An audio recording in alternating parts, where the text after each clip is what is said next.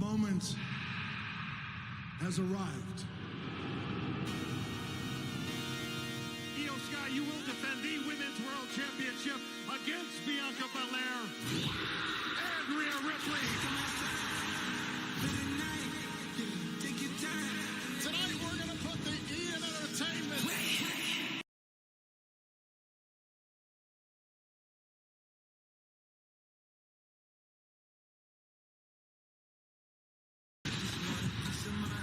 The Intercontinental Championship's on the line.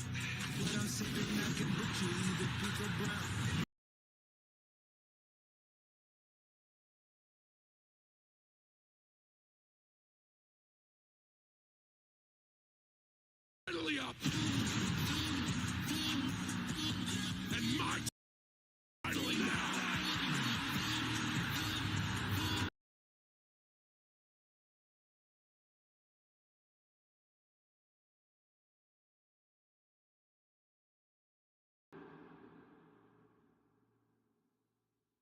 And now, Snickers and WWE.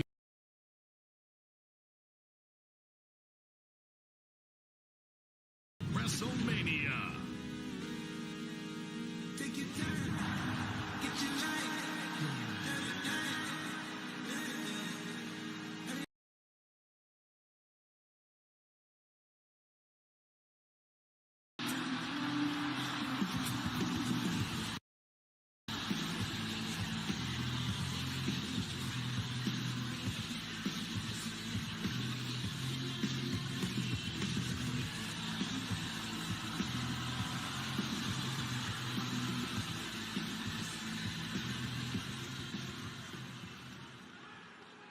The last time Wrestlemania was in Las Vegas was Wrestlemania 9 at Caesar's Palace, and I was 16 years old.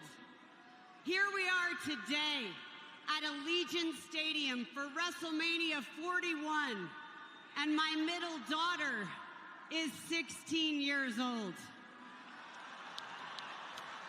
WWE has always been a part of my life, which includes all of you. You are a part of my family because WWE is family. And I am so incredibly proud to say, welcome home and welcome to night 2 of WrestleMania!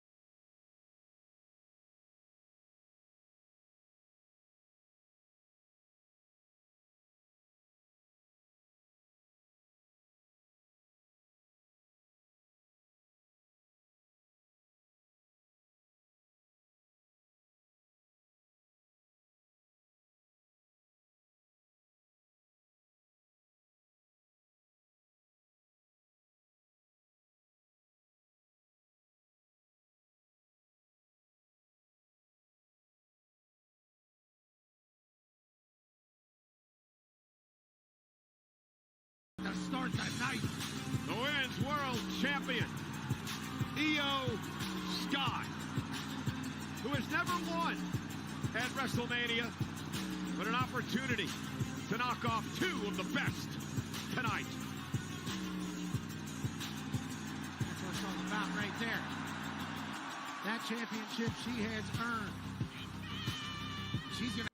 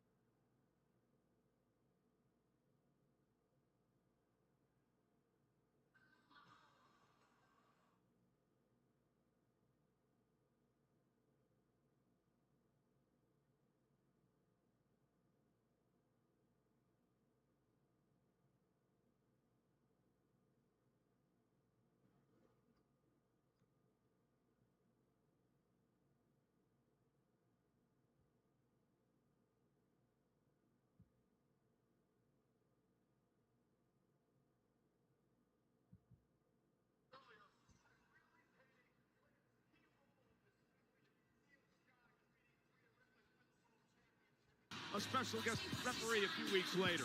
So I'll put it this way, if you win the Elimination Chamber, as Belair did, and you earn yourself a championship opportunity against whomever the champ may be, you expect a one-on-one match. This is not that. This has got a lot harder for Belair, so I get why she's the green. And this is emotional for Bianca as well. That is her stepdaughter enjoying this entrance with Bianca Belair, who has a stellar record at WrestleMania. She comes in at 4-1, but then one loss was in a battle royal. Bianca Belair has always shined on the big stage. Remember the matchup with Sasha Banks in the main event a number of years ago here at WrestleMania. Will this night once again belong to Bianca Belair? Double Dutch happening in the back was nothing short of impressive, which is everything that revolves around Bianca Belair.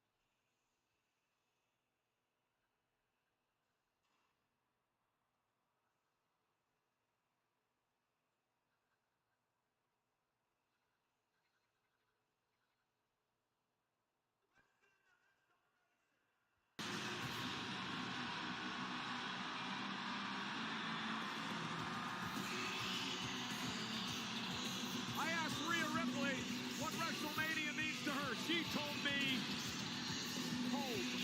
Because Rhea Ripley has been a part of every WrestleMania since the year 2020. She's had incredible moments at this big event. And tonight, Rhea Ripley plans to regain her World Championship. You know, Pat, we're on the Pat McAfee show this past Friday, and we talked about this in the Countdown show. The one thing we've learned about Rhea is the maturation of Rhea Ripley over the past couple of years, and the word confidence now comes to mind. Yeah, confidence in who she is. She said she's resorted to her truest self, her most authentic Rhea Ripley. And with confidence comes comfort. And when you have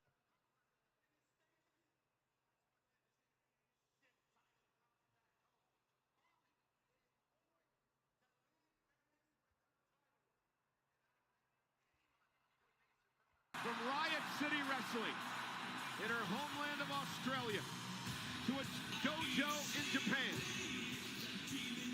to playing soccer and karate and swimming to making the trek to the Performance Center in Orlando, Florida to becoming an NXT UK champion, back to the States to dominate WWE. It has been an incredible career ride for Rhea.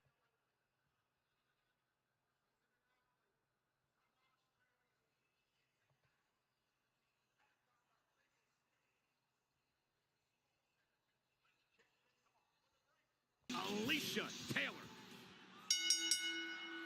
The following contest is a triple threat match, and it is for the Women's World Championship.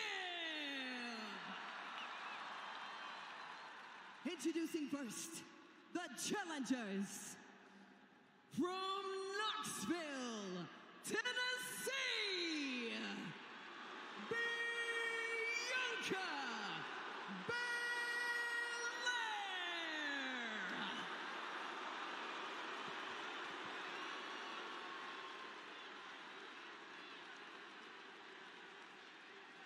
Next, from Adelaide, South Australia, Rhea Ripley.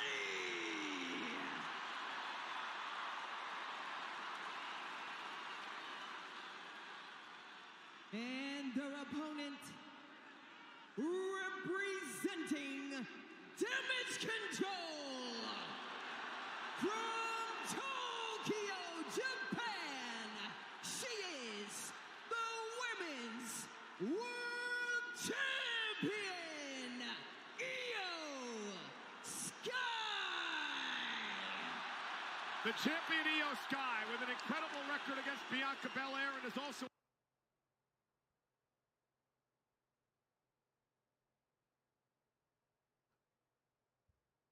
What's going on, YouTube? It's your host, Tony Smiles, for Wrestlemania 2. We're about to see Bianca Belair, Io Sky, and Rhea Mommy Ripley to go ahead and fight for the Women's World Championship. Right now, they're in the ring and they're ready to go.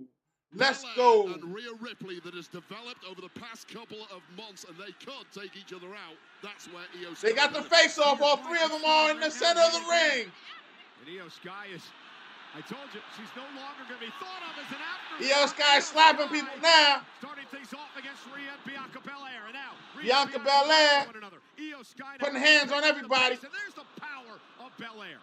Bianca Belair going for a power slam on Io Sky, but throws her to Rhea Ripley for a Hurricane Runner. Io Sky doing backflips in the ring with a drop kick to Bianca Belair. And then Rhea Ripley drops kick Io Sky. Let's go. Let's go, WrestleMania. This is night 2. Now, Rhea Hit the like button, subscribe. Help the channel out, babe. Power advantage of Rhea Ripley there. One drop. All right, they finally got Io Sky out the ring. Now she's resting on the outside. Like I said last night, these triple threat matches, there's no disqualification. However, they be taking turns with each other. It be 2-on-2 the whole time. You know, the third person, there's always a third person that lays out on the outside of the ring to take a break while spots are being happening inside the ring. And a nice kip up by Bianca Belair. Bianca Belair drops kick. Some history in this stadium. Rhea Ripley into the corner. She was involved in a triple threat match for a Io Sky is still outside the ring taking a break. Back in the same This match should have never been a triple threat. Belair now. Io Sky runs into the ring only to go into the corner. Genetics that the EST has shown us many times. Bianca Belair's on the top rope, punching both of them, which is silly because beating the hell out of Io you Sky. can't hit two people. Io Sky can pull her down, and that's exactly what is happening. Pulling her by the hair. By Bianca. We've seen that used as a weapon. It can also be a detriment.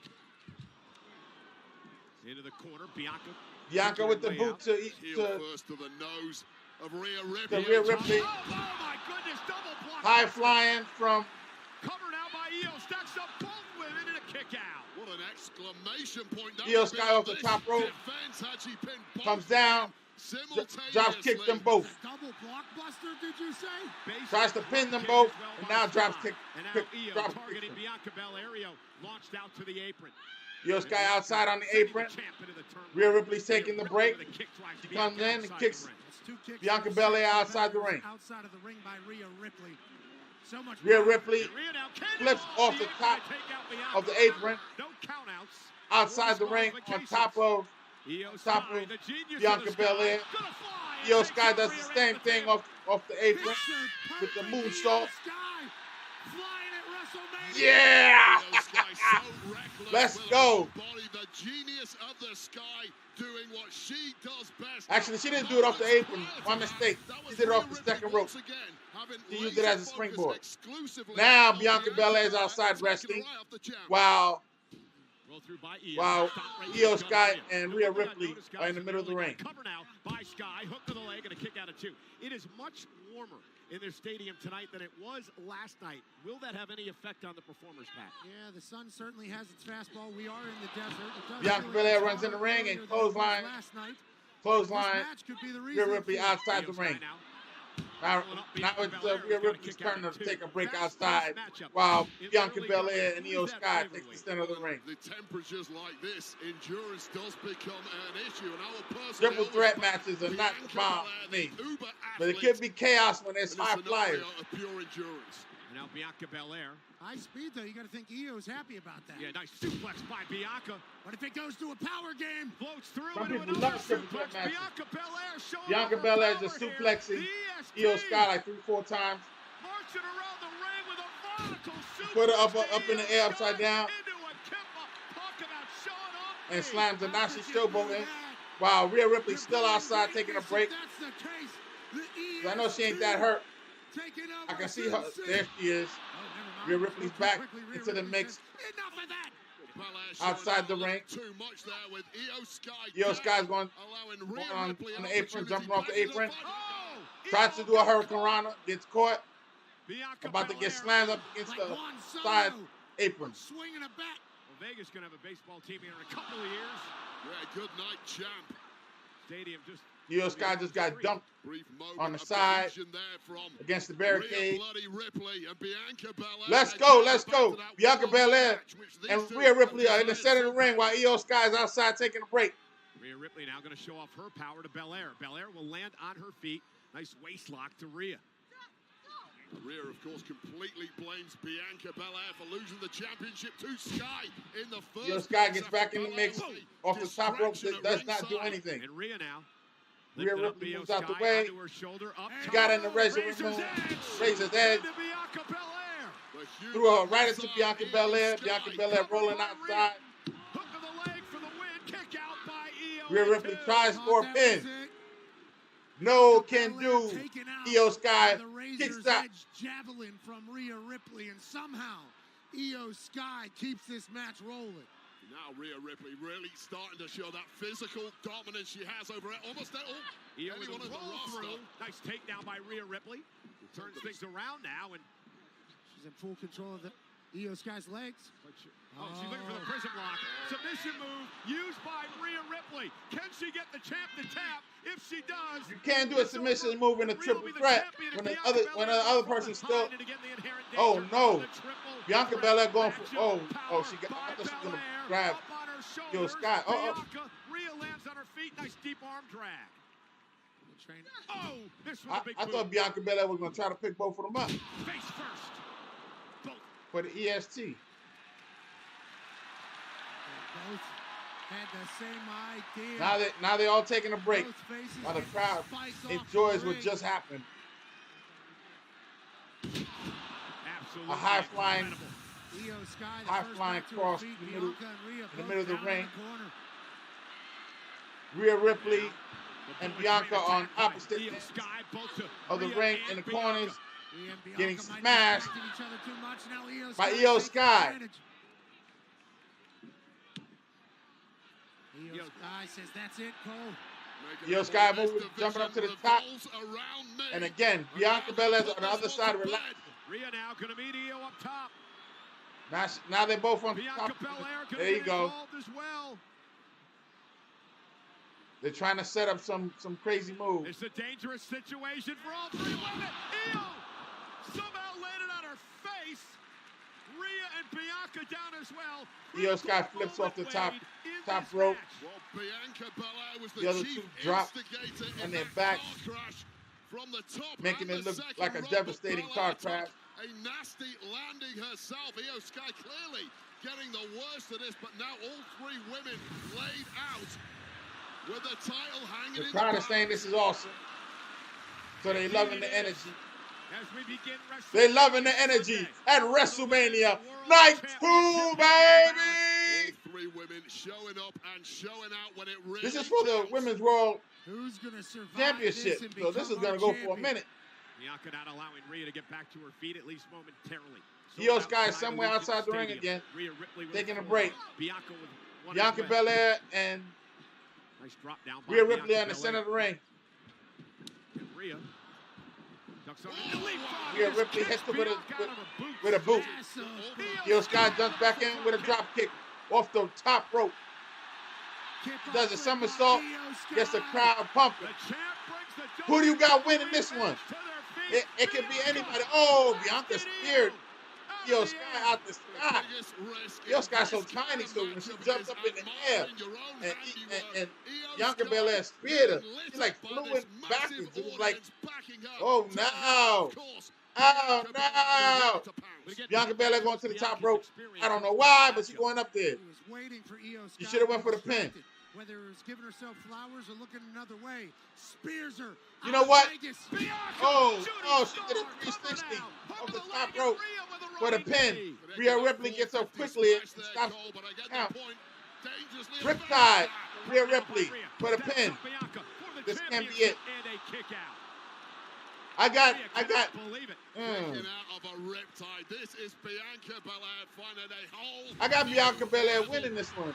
Io Sky thought she had it. I had a couple of matches wrong yesterday, but I got Bianca Belair winning this one. Bianca Belair. And then Rhea Ripley with a riptide to Bianca. I can see a Rhea Ripley taking it. Io Sky will leave without, for certain. She leaving the ring without the belt tonight. Title will change hands. Rhea's going to turn her attention out of the champion Io Sky after Bianca rolled out. Io Sky's a great wrestler. The problem is she's not good on the mic in the US still. Out of the champion. Rhea Ripley.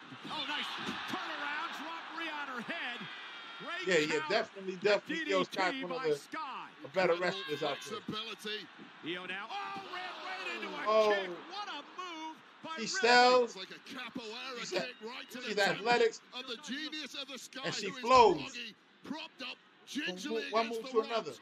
And now, in the worst position possible, what the hell is Ripley cooking up Ripley's here? trying to go for the riptide confused in the and second about to turn be up. broken.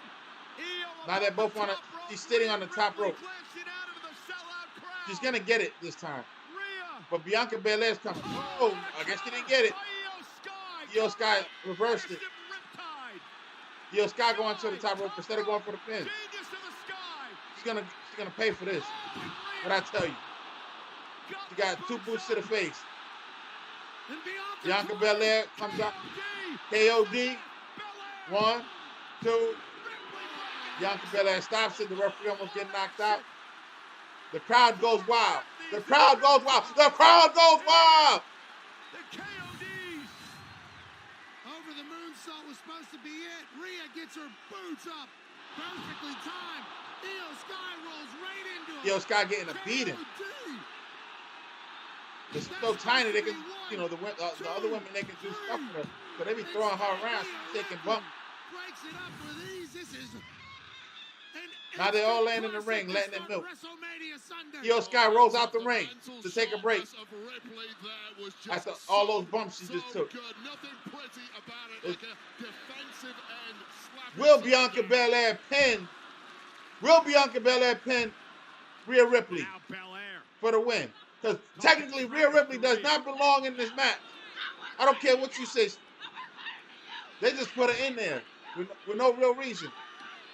Bianca Belair won Elimination Chamber to be in this match. And now the slugfest underway. That was a big right by Bianca. Completely wobbled the knees of Ripley. Bianca Belair should win this. Now Bianca. If she don't, she should turn heel. Ripley block. The bitterness really has boiled over now, Cole. There's some massive shots being thrown here late in the match. Rhea Ripley in the second turnbuckle, bringing Bianca Belair to the top rope in the corner. Looks like she's going to try to suplex, but they're going to do something stupid. They're taking too long. Remember, Io Sky's outside taking a break. Io Sky's outside taking a break. So we don't know when she's going to jump in.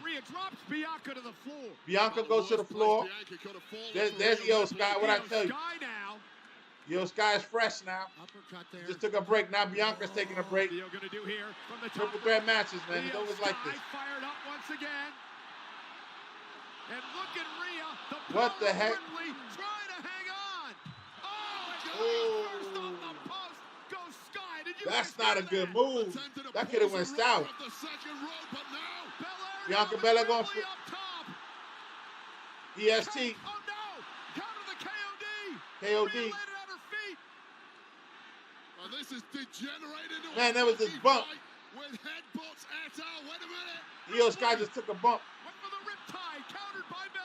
to the top turnbuckle. Oh, Bianca hit her with the hair. Yo, I've seen that hair put scars on people. KOD, is it over? 1, 2. Io Sky breaks it up. Io Sky, she can win this.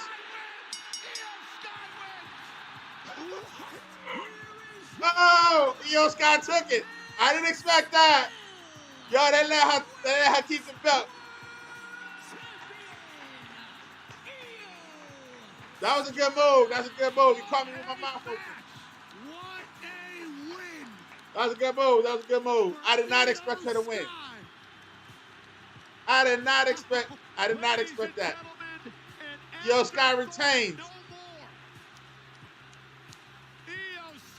Io Sky retains. Retains her world championship on the grand stage. Okay. But that bump she took before that could have been dangerous because Rhea Ripley was on the top. Rhea Ripley was on the top rope on the turnbuckle. Rhea Ripley was on the turnbuckle and she had Io Sky on her shoulders and she flipped her onto the top of the turnbuckle onto the outside pole that holds the ring together. Man, if she would have missed and not hold her hands in front of her, she could have been busted open for real, for real. Don't try this at home, kids. Io Sky retains. Io Sky retains. Io Sky retains. Yes. I'm not mad at that. I'm not mad at that. I thought she was going to lose. I really thought she was going to lose. By Io Sky, our champion coming in. But there shouldn't have been a triple threat match. Walking out of WrestleMania. But it puts doubt. What a brilliant display by Rhea So it was a good move. Bianca Belair in this match tonight. This is awesome chance scattered throughout the entirety. Now, like I said, it's still an opportunity for Bianca Belair to go heel. Sky stands tall as our champ. She's frustrated. She got cheated out of a one-on-one match with Io Sky. Yeah, she could definitely turn heel. She could definitely turn heel. They're on a commercial break now. They're on a commercial break, selling some merch. Go ahead, WWE. WWE. Let's go. Hit the like button, subscribe. What do you think so far? Should Io Sky have won her championship and retained? Or should her mommy should have took it? Or should Bianca Belair should have won? Leave your thoughts in the comments. Yeah. WrestleMania 2 is on and popping.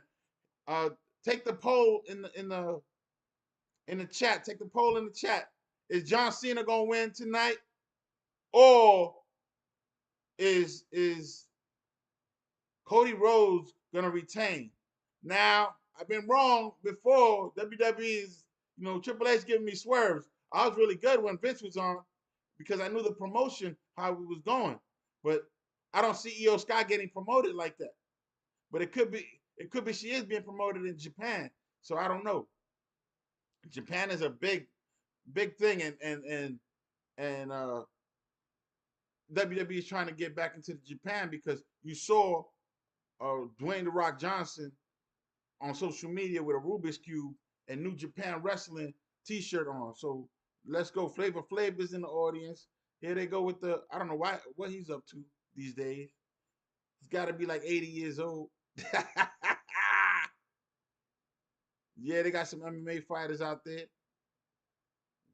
Let's go. Let's go. WWE. They resetting for the next match. Let's go. Let's go. They talking. I don't know who this rapper is. Rich the Kid. If anybody know who that guy is, leave your thoughts in the comments. Let's hear what they got to say. Let's go back into the announce this. To kick off WrestleMania. I'm surprised they didn't announce the Spanish tape yet. All the matches tonight will be wrapped up on the WrestleMania. Usually around this time they talk about the Spanish announce desk. Tomorrow it'll be WrestleMania recap. Sam Roberts, Megan Morant will be involved in that. And thank for a few guys on camera tonight. Well, Money in the Bank cashed in a Clash at the Castle and a Royal Rumble elimination. It's all led to the Sin City street fight between the Archer of Infamy and the Scottish between Warrior. Damian Priest Damian Priest and Drew McIntyre. And Drew McIntyre. Here is the year-long journey that has cultivated this rivalry. It's next. Now they should be telling the story of Drew McIntyre being cheated and whatever, the rivalry. They're gonna get the vignette. So they're doing that now. You know, some of the music is probably copyrighted, so I mute sometimes. So don't cut us off. They don't cut us off. Let's go. YouTube is kind of crazy like that. So right now they're announcing the match, the Sin City street fight match between Damian Priest and Drew McIntyre.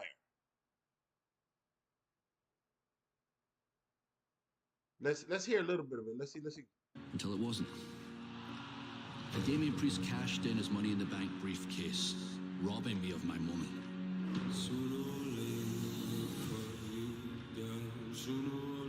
They showed the cash in with Damian Priest. Made Drew McIntyre like does it. Clash at the Castle, Money in the Bank, Royal Rumble, an Elimination Chamber. Avoid my attention. You've got it. Tell them God's gonna cut them down. This isn't about the World Championships. You took that from me. This is about putting you down for good. So you can never take anything from me again. I have nothing now but making your life a living hell. Drew McIntyre. Hey, do you guys think that Drew McIntyre no elevated back to the top of the card? You're a hypocrite. You make excuses. Damian Priest as well. Should he be elevated to the top of the card? Everybody else other than right now they're running that midline card. It's day 2 of WrestleMania. They're the second match behind the women. I want you to stop. But at least the women was victim and become my victim at WrestleMania. The time to pray is now, Drew.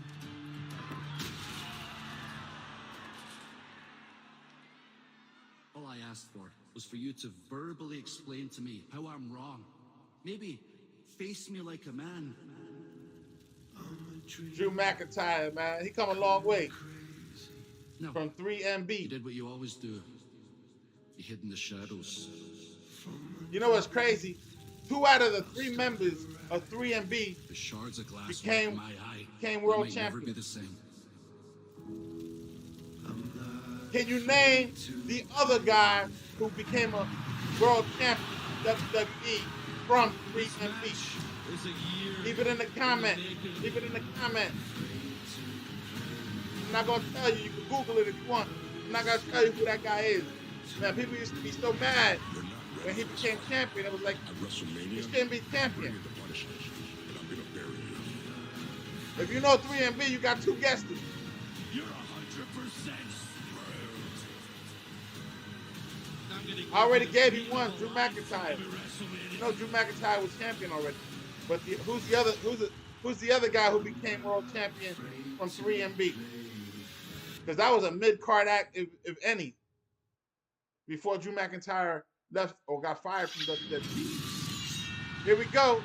Here we go. Here we go. The ring entrance for Drew McIntyre. Let's see if he comes out with the sword. He hasn't come out with the sword in a long time.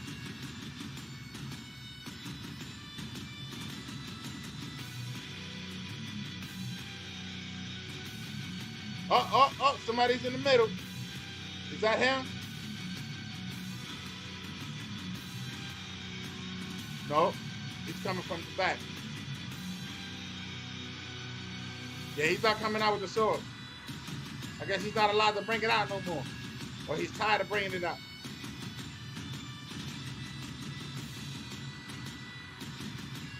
He's got some Irish attire, Viking style, futuristic. There's a helmet and a shield on top of some type of rock-looking fixture. He's posing next to it to get that Wrestlemania picture. I'm sure he's waiting for that pyro to hit. There it is. There it is. There it is.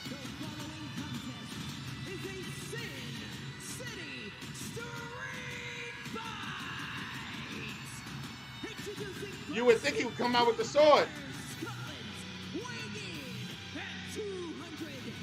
You would think he'd come out with the sword.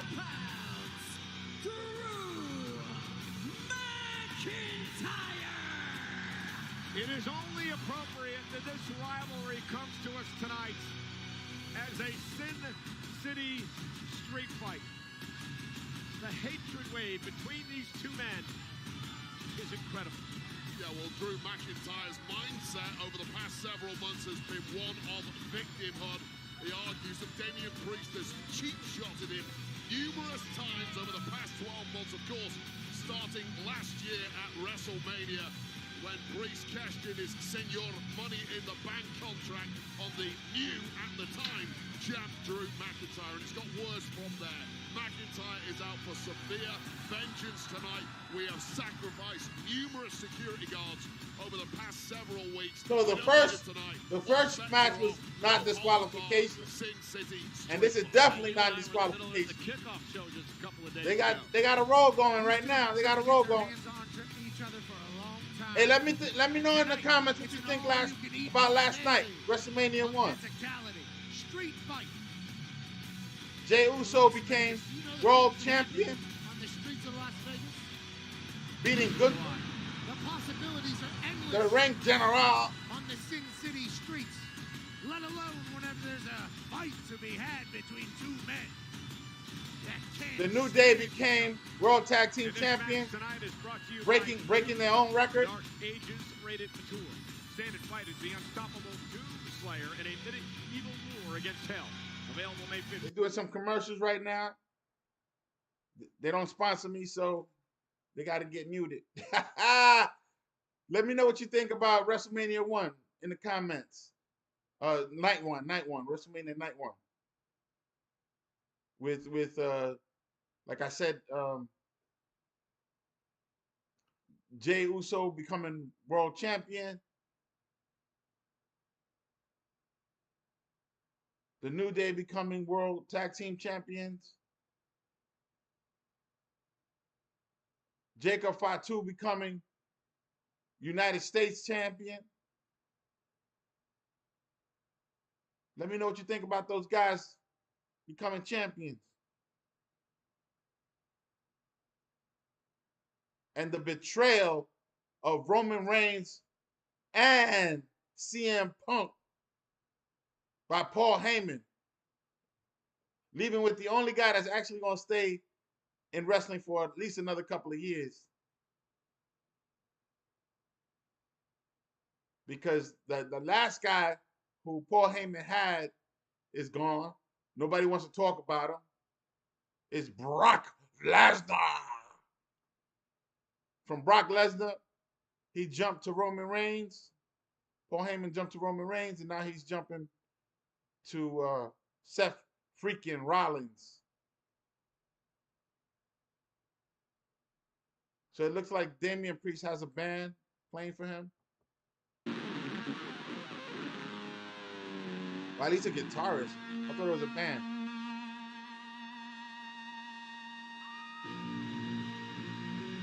Kerry King playing his entrance music. My face is melting cold.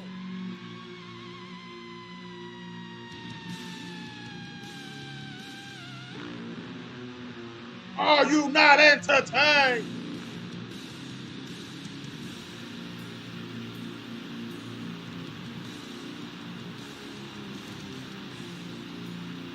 Looks like Damian Priest dropped all that purple background stuff from. He's going with a fire theme.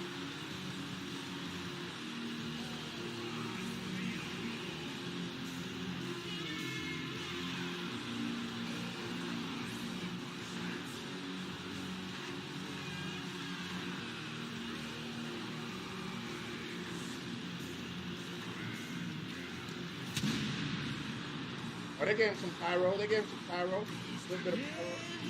Not a lot, but a little. He got the steam. New York City, weighing in at 249 pounds, Damian Priest. How incredible is Kerry King of Slayer? He's touring globally as a solo artist and reuniting. It's crazy. His name is Damian Priest, but his theme is demonic. Including one concert hosted by Damian Priest himself.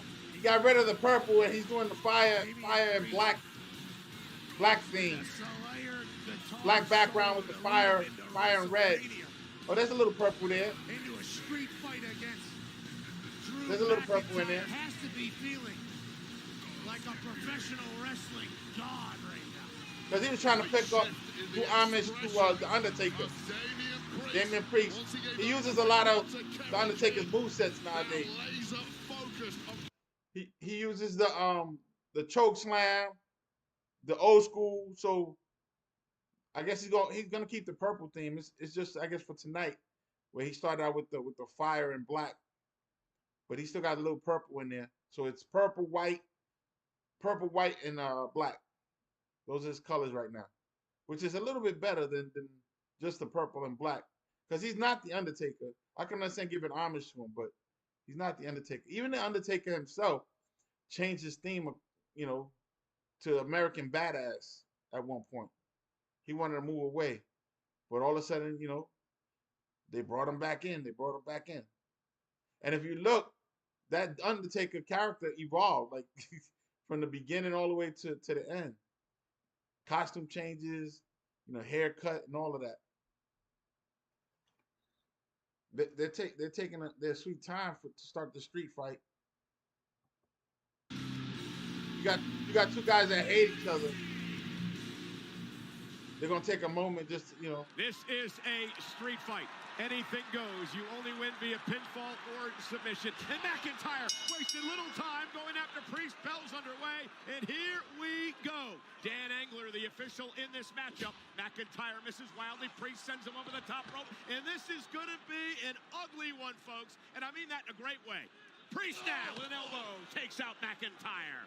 Anything goes here in this Sin City street fight. Priest with a big-time right. Well, McIntyre gave it his best. Now, it's hard to do a street fight That doesn't work, and your opponent because is immediately back on street fights are best done at the end of the night. And again, McIntyre because you can destroy the steps. Take turnbuckles off. You help the crew break down if you do a street fight correctly. Once again, Chairs, barricade. Suplex. But when you're the second match of the night, you don't want to destroy the set.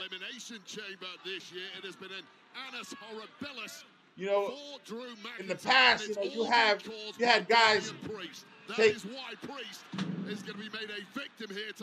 They're gonna be subtle with destroying the set. Because now Drew McIntyre's already dismantling. Been involved in 4 over the years. Dismantling the steps. To hate anybody. Certainly a guy who thinks the world is working against Took him apart and put. And now it's a steel stare that Damian Priest hits off his face. Damian Priest took the other half of the steel steps and hit him in the head.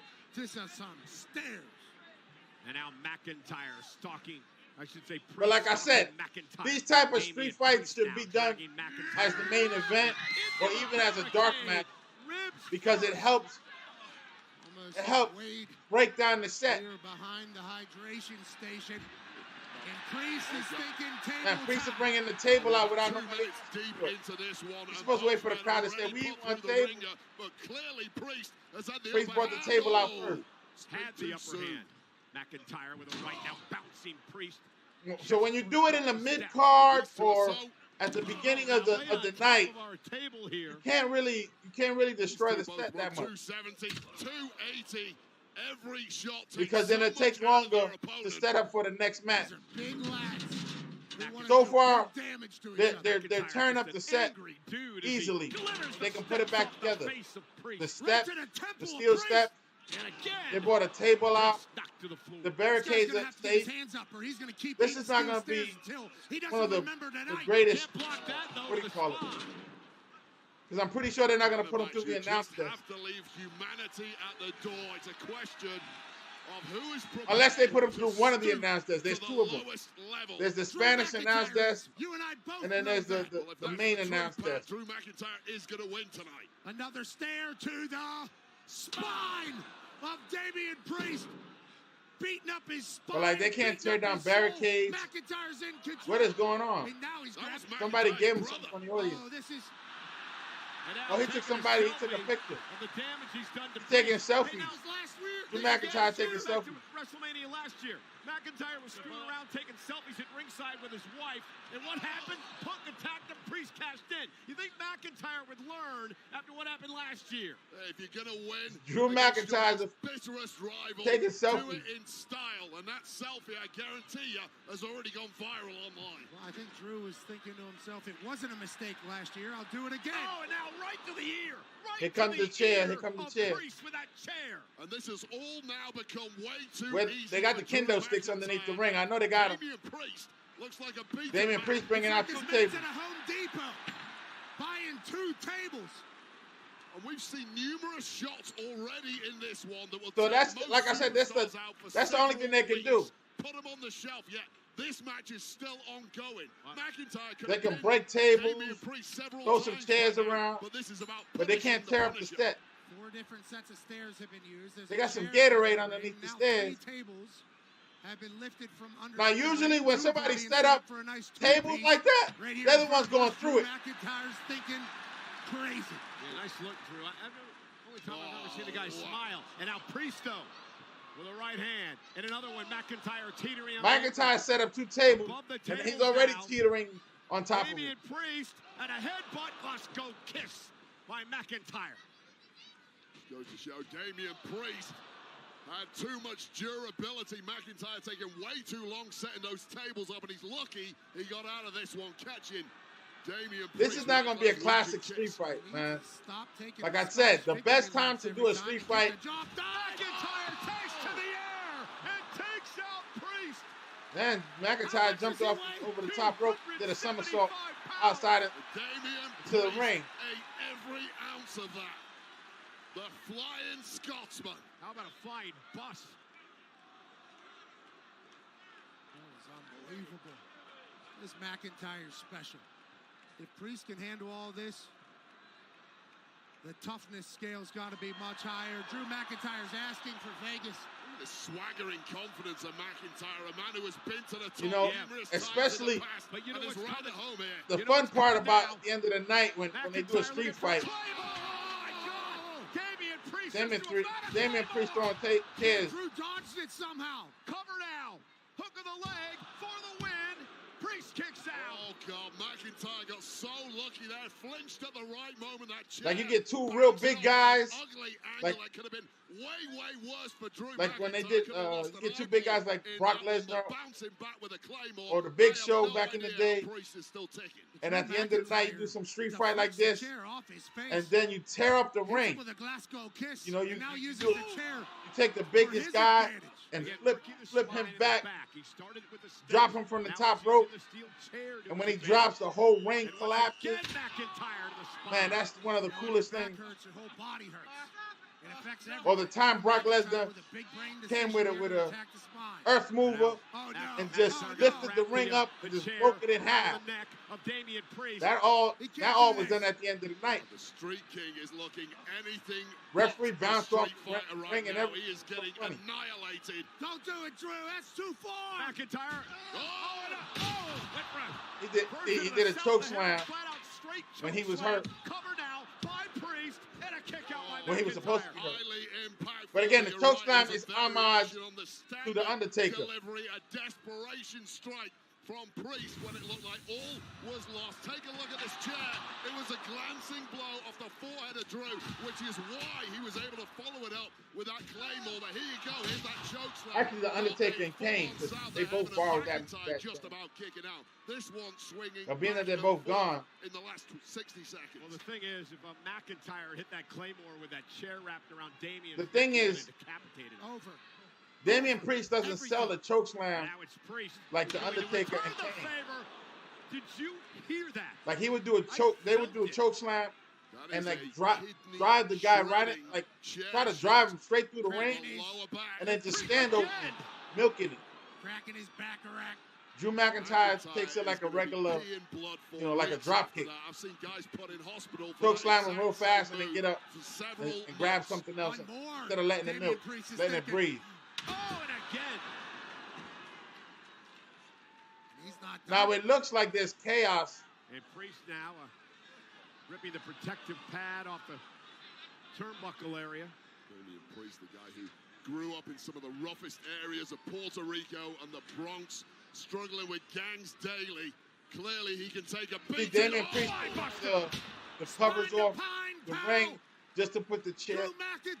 You know, it doesn't work. It doesn't work well being early in the night. Instruments of destruction around the ring can aid you in destroying your opponent. They can also be a massive distraction. And the referee is worthless because of non-disqualification. Allowing McIntyre He's there just for safety purposes. And now McIntyre setting up the table.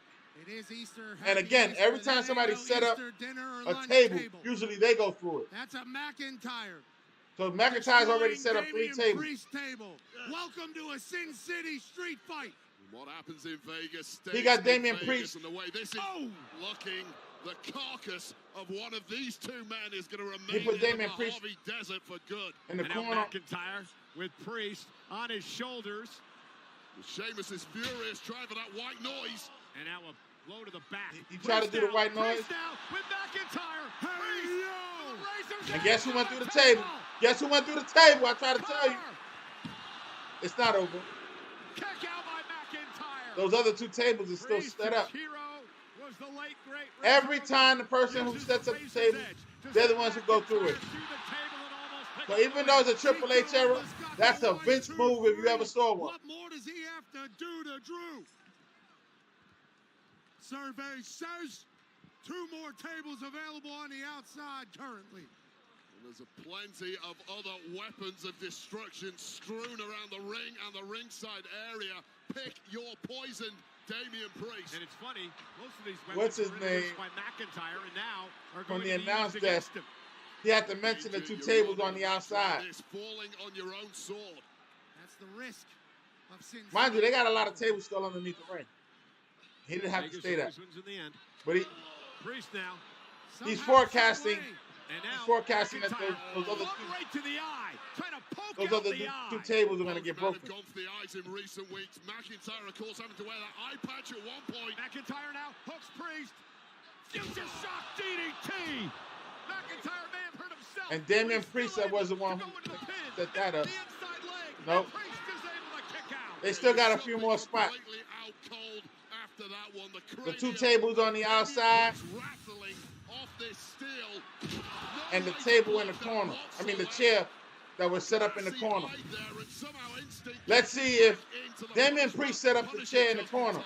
He should definitely be the one going through it. All the crowd said this is awesome.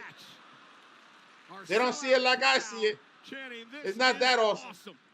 This is Wrestlemania. It's okay. This is okay. This is okay. This is okay. This is okay. This is okay. Looking on at Priest. It's okay. Not impressed, man. Not impressed.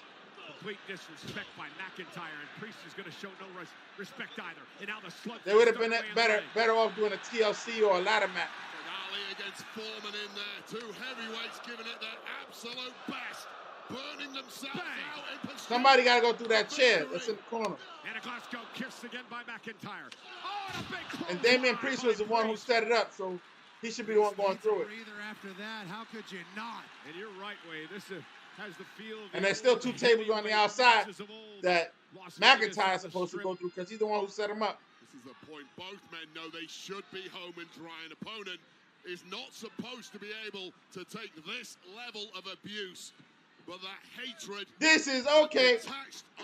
This is okay. Between these two is driving both men forward. Both these men are going to feel terrible tonight and probably for the rest of He's the going month. for the. Body is already screaming stop.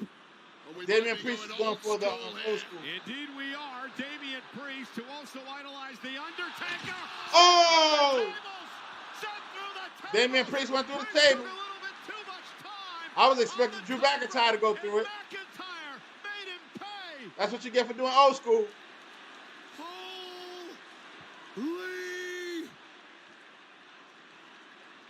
Okay.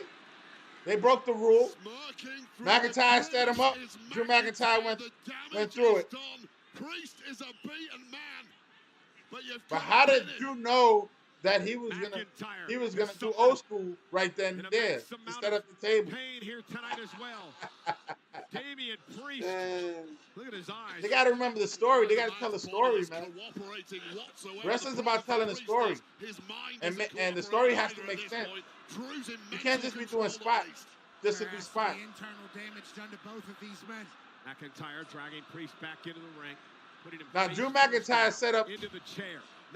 Damian Priest set up that what does McIntyre have that chair. And Damian Priest went through it.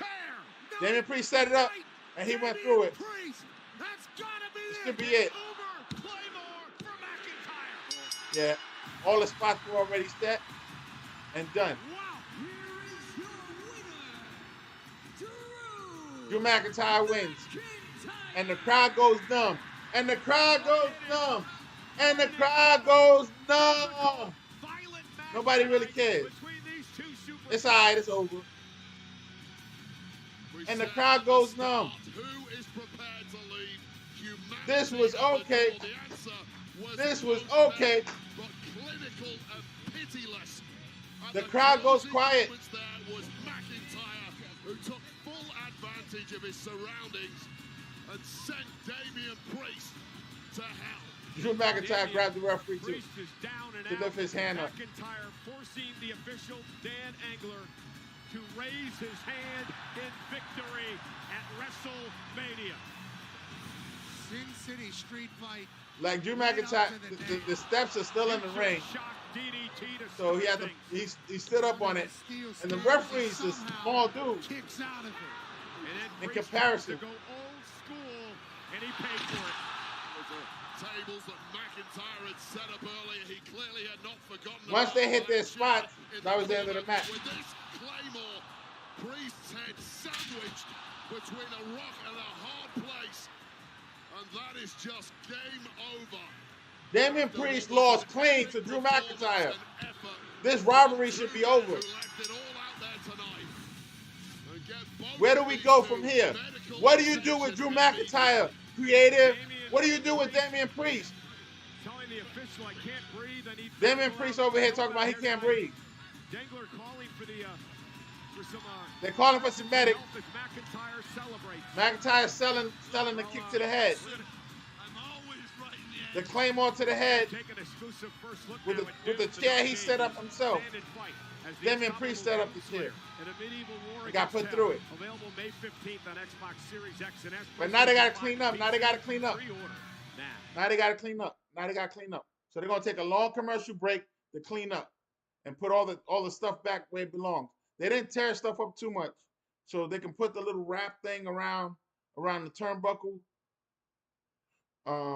The cover around the turnbuckle. They clean up the broken tables.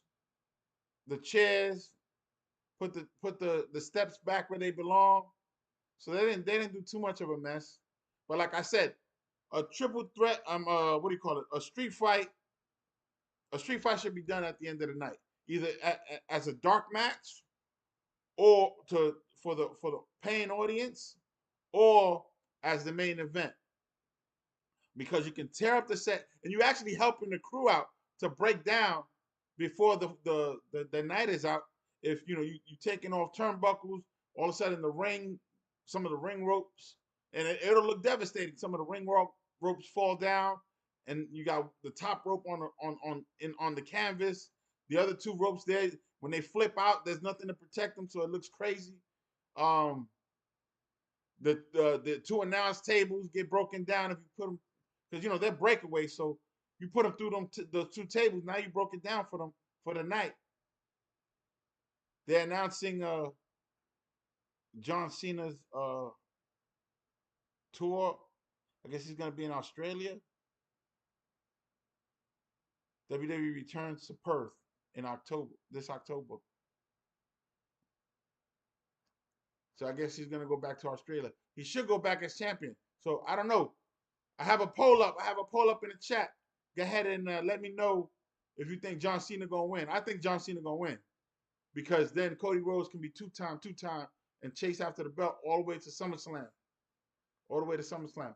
All right, they're doing they're taking the moment out to announce celebrities or pseudo celebrities, because some of these guys are not, that well known.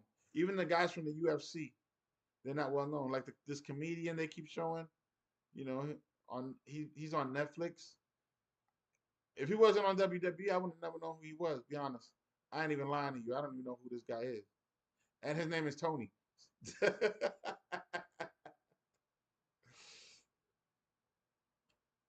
So yeah, tomorrow night is gonna be the Raw after WrestleMania. That should be crazy. They should expand on the stories that's going on tonight.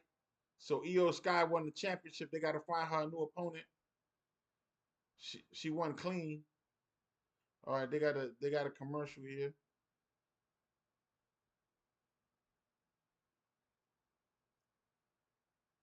So they're on commercial break.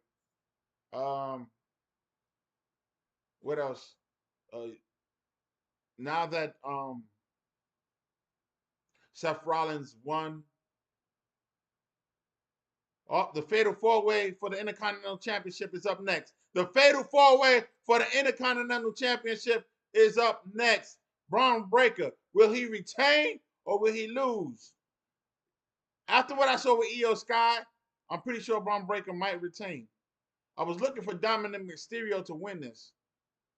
You know what? I'm going to put my money on Dominik Mysterio to win, for the win, because nobody's really expecting that.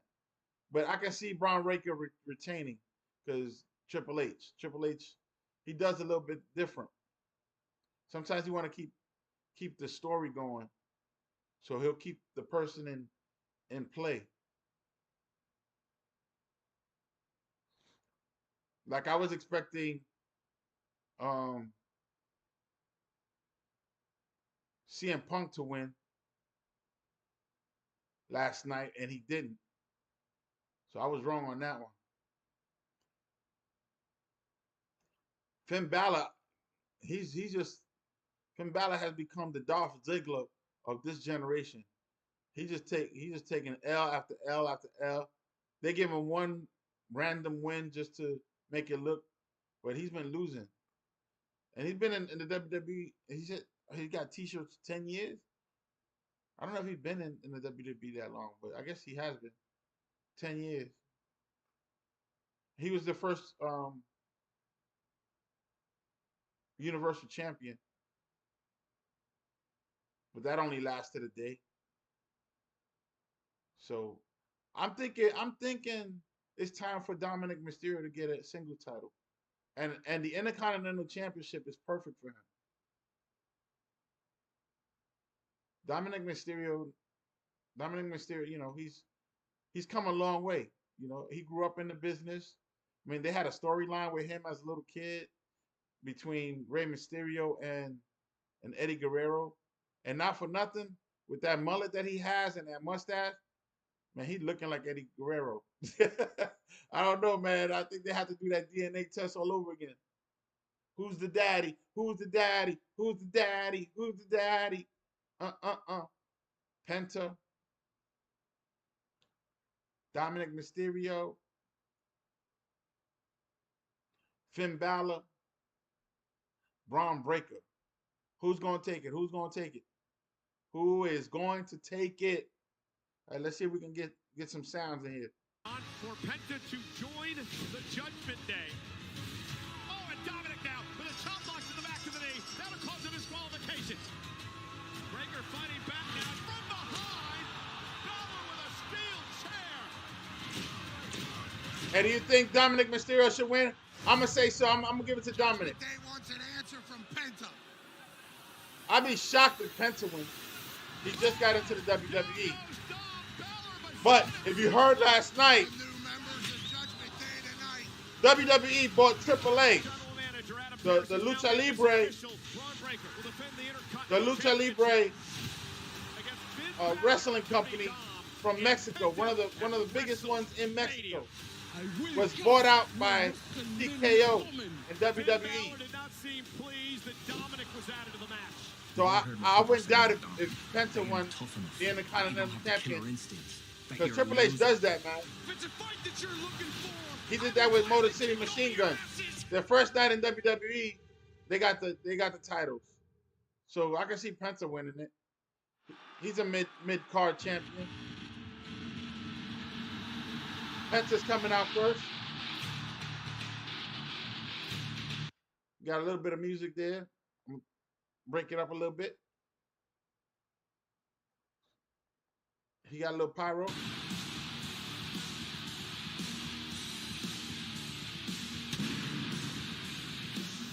Let me know what you know about Penta. Let me know what you know about Penta in the comments. Tell me if you follow him overseas and the independent scene. I think he was over at AEW too for a bit.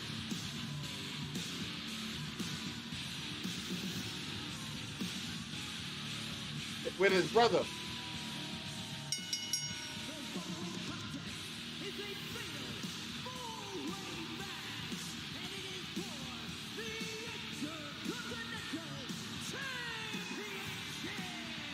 This was weird because you got three out of the 4 guys that definitely could win this. 3 out of the 4 guys that can definitely win this. I don't see Finn Balor winning this.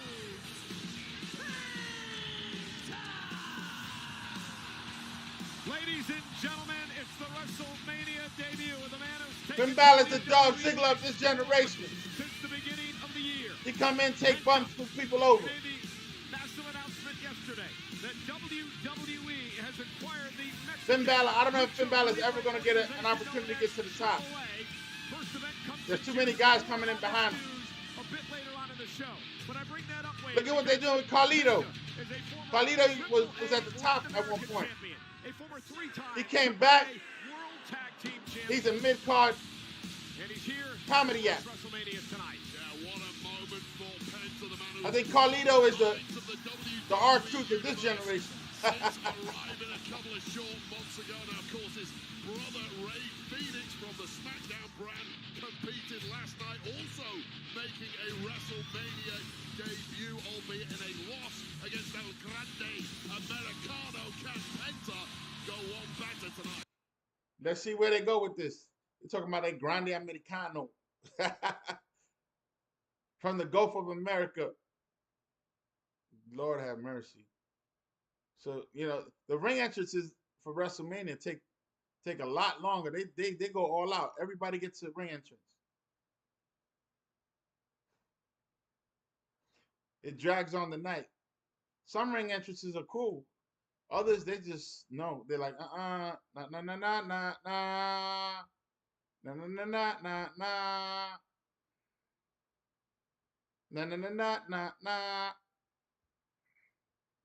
All right, let's go back in and see what they're talking about. Waiting for the next one. Penta's still greeting everybody. He was emotional with his brother's debut at WrestleMania. Said he was going to be very emotional here in his debut tonight. we let him know quickly that Nah. to be here. Just like his brother. It's a shame to Dominik say Mysterio coming out next. this dude is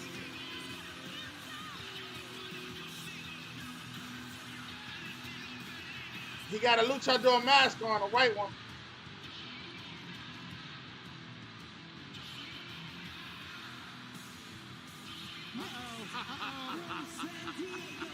He almost got stuck in it.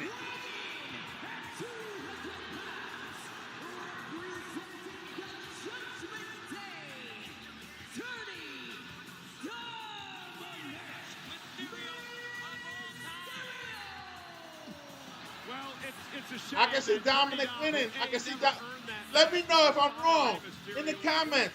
Dominik Mysterio can take this. He got a whole new outfit and everything. A ring entrance. Dominik Mysterio has his own ring entrance. Oh my God! It's like a ghost type thing or a skeleton He type. never earned the darn mask, Wade. But nonetheless, I want to know who placed the sponsor. Dominik Mysterio has an official ring entrance. Because this match is presented by Dude Wipes, Bathroom Brawl. Make sure Dude Wipes is in your corner. Available on Man, they Amazon doing commercials and on me. retailers nationwide. Goddamn butt paper. What's going on, man? They got me already. They still talking about it. They talking about cleaning teeth.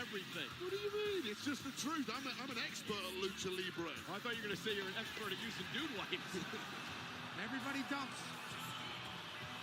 Those people dump dirty doms into the toilet.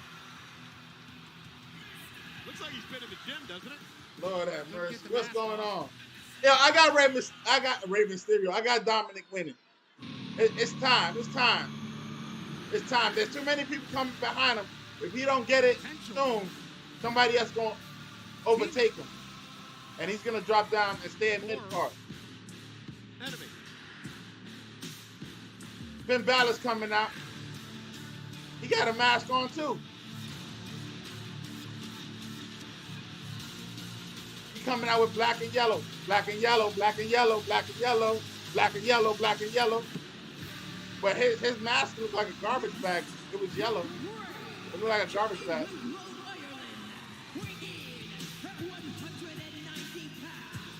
Black and yellow, black and yellow, black and yellow. Hey, you know, Finn Balor really should bring back the Demon. Now that Vince is gone, there's no reason why he can't bring back the Demon. But being that he's been on a losing streak, I didn't even see any eye holes in that particular mask, but the truth is, Finn Balor is here. Finn Balor came out with a mask, a yellow mask. It looked more like a garbage bag. It didn't really look like a mask. For me, Finn Balor has to be the red hot favorite. Finn Balor looking to win his third. Black and yellow, black and yellow.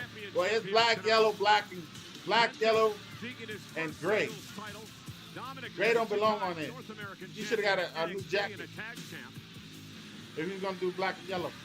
Finn Balor is certainly more than capable. And then say it was an homage the Intercontinental Champion here to NXT back in the day. Balor and Dominik Mysterio, at least in theory, have a massive advantage here if they can team up together and take out their two. They're not gonna team up together. They're not gonna team up together. Beginning this weekend, just like a triple threat. Wrestlemania match.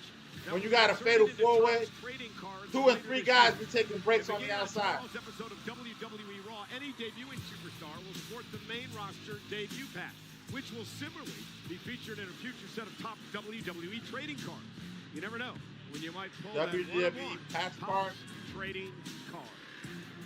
You're gonna want to pull the patch. Man, they got commercials everywhere. They put a patch on Finn Balor's butt pocket. The dogs are barking in Las Vegas, Nevada. The unpredictable. They put a badass. what?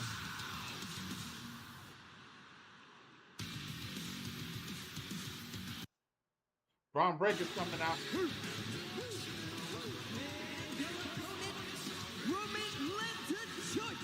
Bron Breaker's a throwback to the 80s wrestling. Like his pop.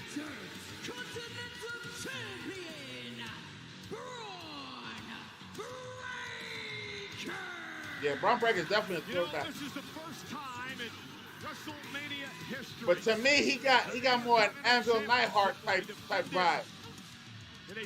Less than his father. You know, he don't give me his father's vibe. I want to shout out my guys, John Cena. Because his father was definitely unique. WWE headquarters in Stanford. But Bron Breakker gives me more Anvil Neidhart vibe. Not do it without them.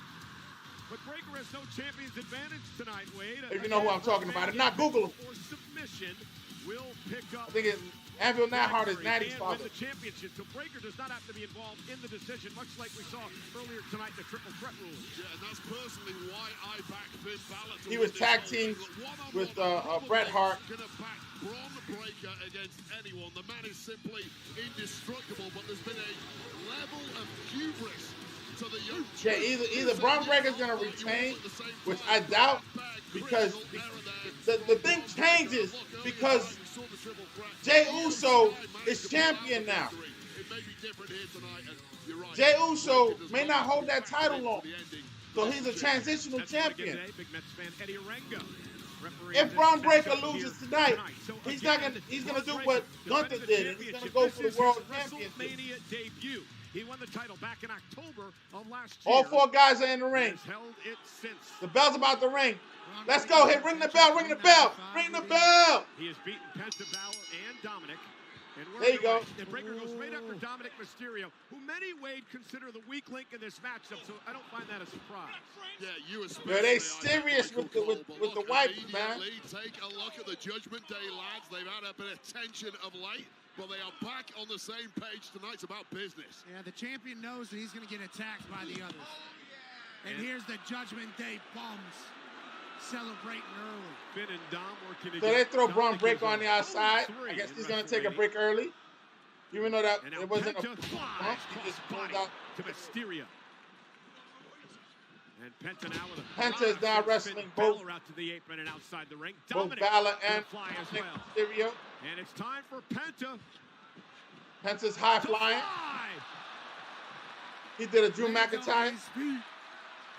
Jumping over the top rope. Penta's vibing at WrestleMania. Bron Breakker's on the other side of the ring. Came back on this side and flew off the he came flying across, flew over the steps. You don't see him flying over the steps, but you can see how much height he has. And he threw it out like a shoulder tackle on Penta. Bron Breakker is a freak athlete. He runs the ropes I mentioned before at 23 miles per hour. Yeah, he definitely reminds me of Anvil Neidhart. Penta off the second. Jim the Anvil Neidhart.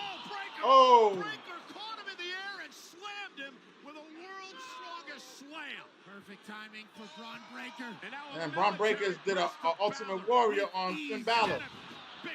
Picked him up straight up in the air like this. 50 pounds of he can do that to all of them because they're all smaller than him. Oh! He just speared Dominik. He broke Dominik in half. Finn Bálor saves him. Dom needs those dude wipes after that connection to his mid. They selling the dude wipes, man. Oh man, they got me pitching toilet paper. Certainly possible after the wow. And Finn might be they lost their mind. They lost their mind with these commercials, man. Back elbow caught Penta. Breakker is all business. I miss the old days, man. I miss the old days. They would keep it wrestling. Vince didn't allow all this extra advertising. Oh, and sling blade by Finn. I'm sure he gave up a lot of money not to do this. But now that he's gone, they're doing everything. Everything he had that kept wrestling clean. Bálor's 1 for 3, so 66% chance failure there. 129.2. Drop toe hold. Penta experience. Oh, and Judgment Day taken out. Cover by Penta for the title. Bálor kicks. Yeah, that was smart of Penta. The second there was one man isolated in the ring. Man, Penta be beating.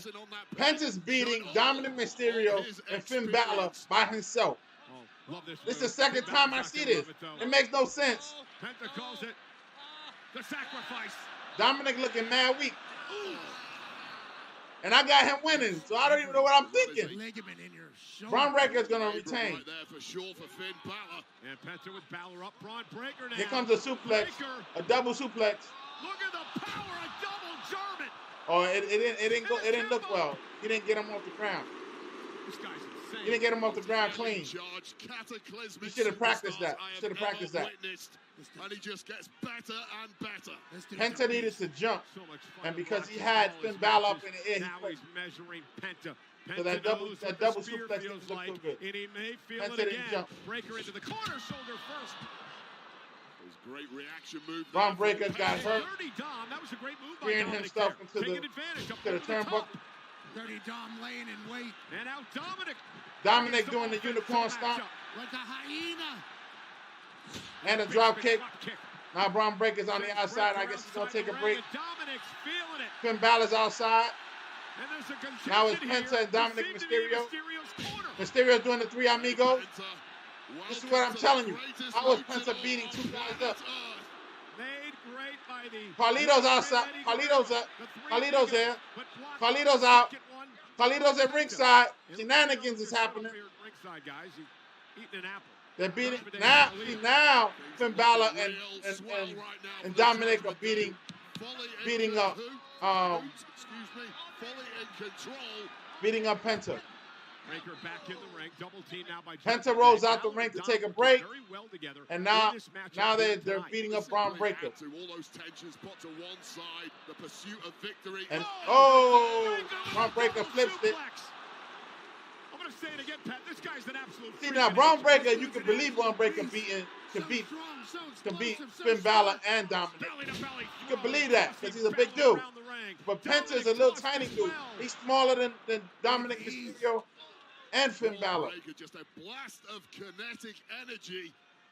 Well, Dominik tried to sneak in from behind, and he was spun around by a clothesline. Breaker's just oscillating around. Breaker's loving this. He does is He gonna do that. Oh, the Steiner.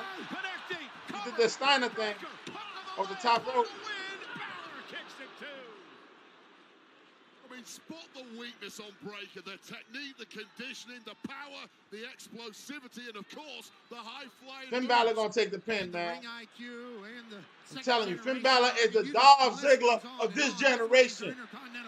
There's no way. There's no way Finn Balor wins anything tonight, even with cheating.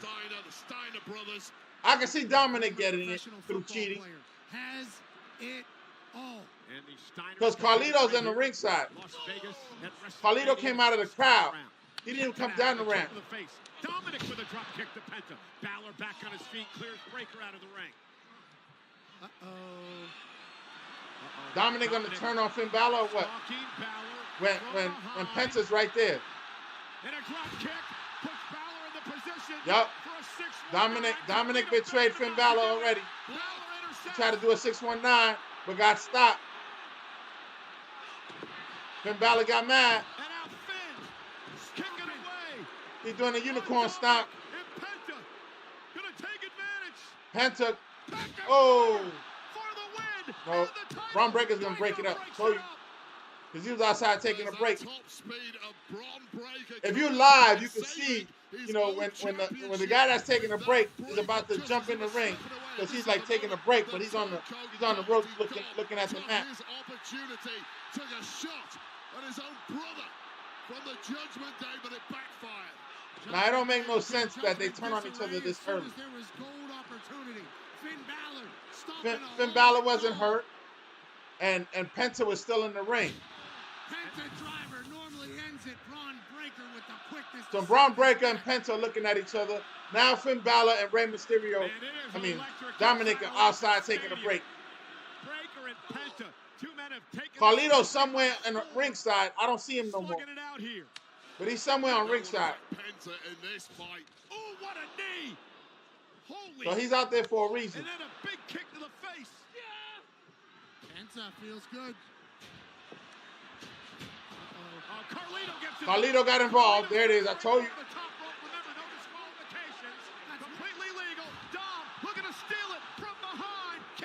That would have been it. That would have been it.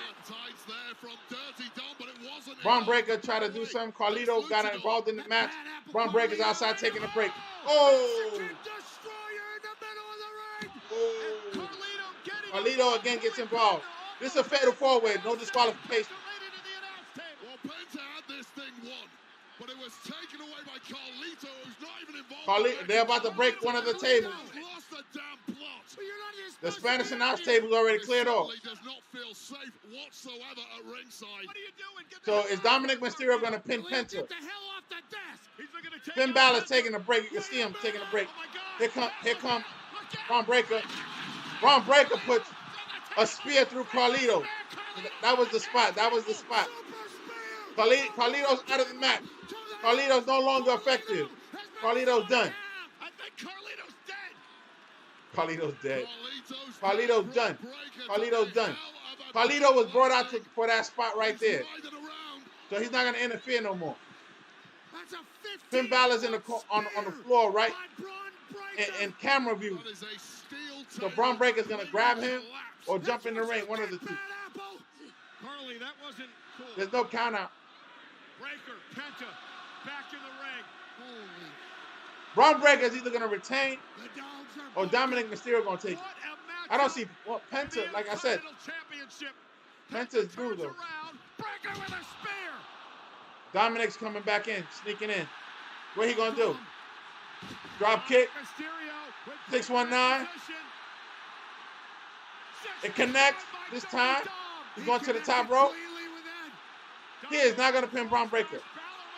Finn Balor stops him because he got out of his break. Penta's taking the break now. Penta's outside the ring.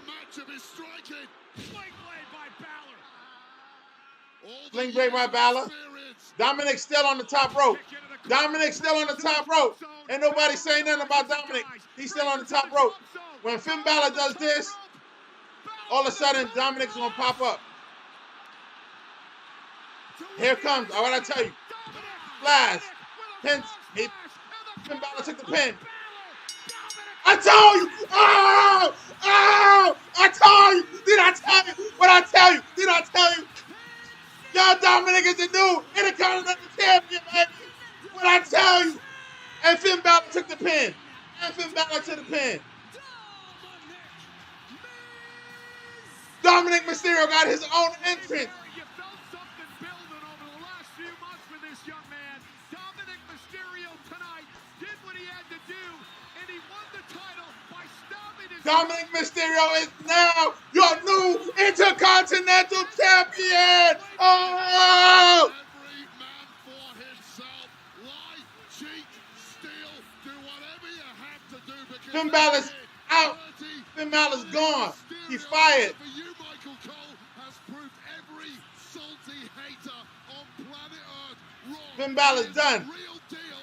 Not only that, he is now your Intercontinental Champion. Dominik is the new Intercontinental Champion. We've seen this dirty Dom do a lot of despicable things. Fireworks. Let's get some pyro. Let's get some pyro. But tonight, What I tell you, what I tell you, what I tell you. It makes sense. It's time. This one because clearly Penta had that thing won, but it was vital. There's a price to pay for getting involved in a match with Bron Breakker, and Carlito may never be the same again after that spear. This is the moment Breakker thought he had the whole damn thing won, but don't take your eyes off Dirty Dom Mysterio. And Dominik beat him with the 619 and the splash. right on Bron Breakker's face. Because Finn Balor knocked him and left him on the top rope. So I knew he was getting ready to jump back up there. Finn Balor hits the double stomp. The coup de grace. Tries to pin. And then Dominik comes splashing from the top rope. And it's a wrap. Finn Balor takes the pin.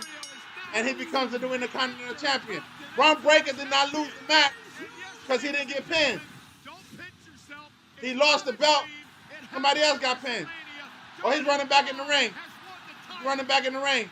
The crowd is going wild. Awkward conversations in the Judgment Day clubhouse later on tonight. But one man I'm proud of Dominik. I'm proud of Dominik. And shining like he's robbed Liberation. This is the best WrestleMania moment so far. So far. 2 nights, this is the best WrestleMania moment.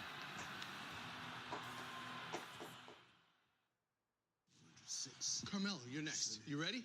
I'm pretty sure Dominik Mysterio is going to go babyface now. He's totally going to go babyface. So what's going to happen to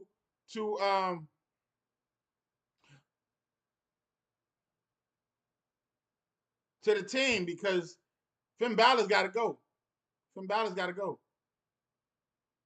Judgment Day. Judgment Day is either done, or Finn Balor's got to go. But Finn Balor didn't attack him after he won. Finn Balor's still ringside. He was watching the whole thing. Like Dominik Mysterio was walking back up the ramp, and then all of a sudden, I guess he got the urge to go back into the ring because this is his first championship. He ran back in. Finn Balor was walking, trying to leave too up the ramp. He ran right past Finn Balor. Finn Balor didn't do nothing. So let's see how that plays out. But Dominik Mysterio is your new Intercontinental Championship. And you got to go back, man. There's a lot of great. Ultimate Warrior had the Intercontinental Championship. Honky Tonk Man. Rick Rude. Ravishing Rick Rude. A lot of guys, a lot of top guys. Mr. Perfect, a lot of top guys had the Intercontinental Championship. I'm not going to mention Miz, but yeah, he had it too. Let's go. They're discussing what's going on. Continental Champion. Ladies and gentlemen, they're going to do more celebrities.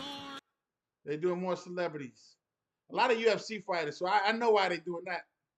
UFC fighters are not really celebrities. If you don't watch the UFC, nobody's going to know who they are. But because UFC and WWE are owned by TKO, they're going to cross-promote, which is a smart thing to do.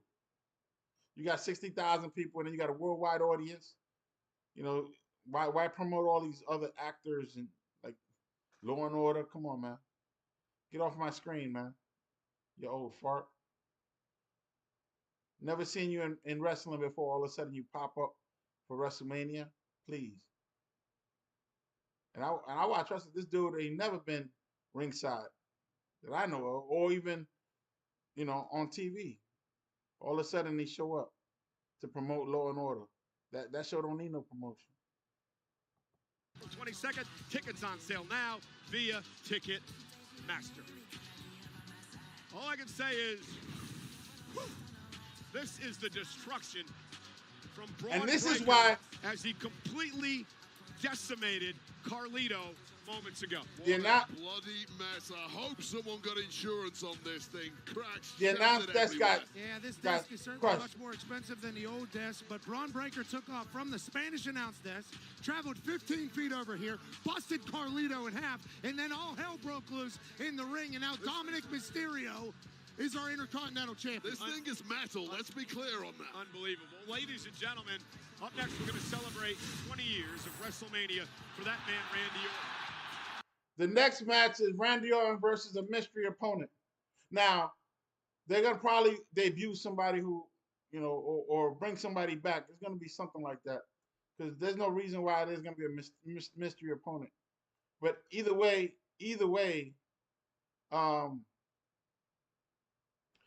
going back to the Bron Breakker versus Carlito situation, if the match before that would have broke those two tables, they would have had to set it back up in order to do this spot that was already set up from before. And that's why the Sin City street fight didn't work. It was meh. It didn't work because they couldn't destroy the set. Destroying the set is part of it, And usually the crowd calls for the tables. We want tables. Because they see everything but tables.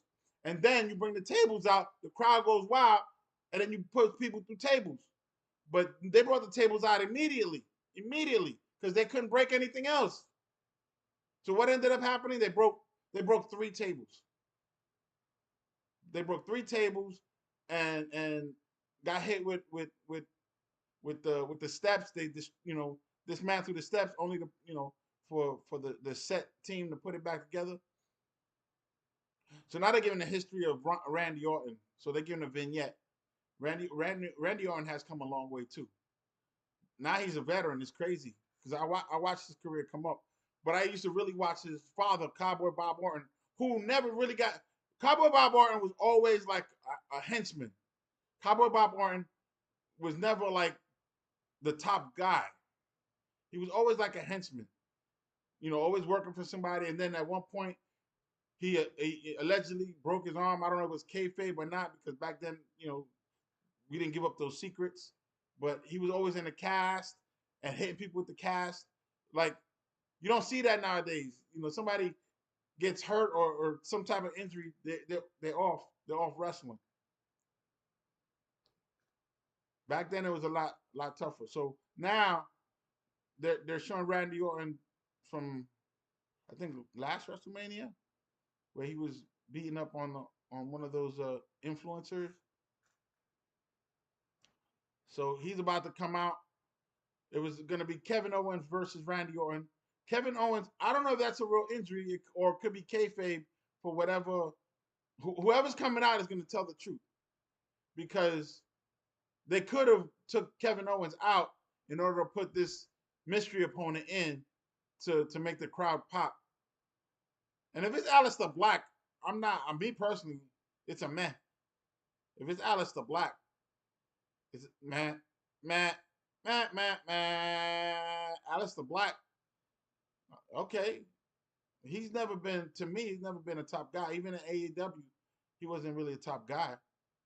That's why he left. He wasn't really utilized. He was always part of a team. You know, he's like the Wyatt Six, or not the Wyatt Six. What they call? Yeah, the Wyatt Six.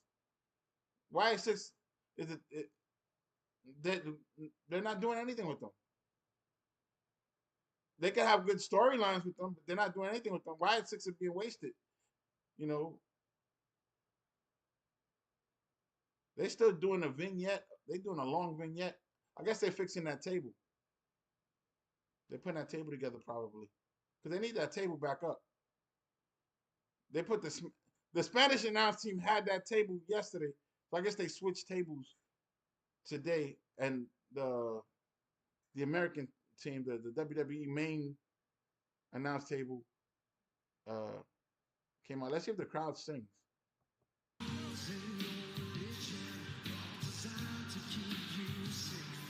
Randy Orton is on his way out.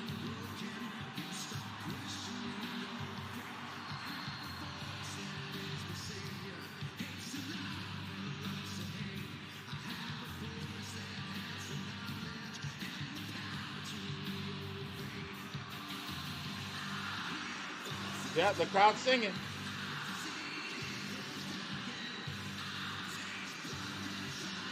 I hear voices in my head. Meow, meow, meow. Sister, they talk to me. Talk to me, talk to me. The crowd is singing. They got the noise meter up. But they messed up because they're making it into a commercial, and those colors don't go with the noise meter. You need yellow and red.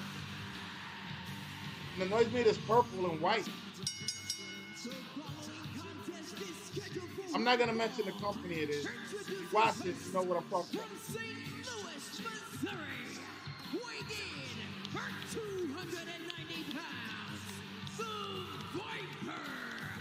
Randy Orton!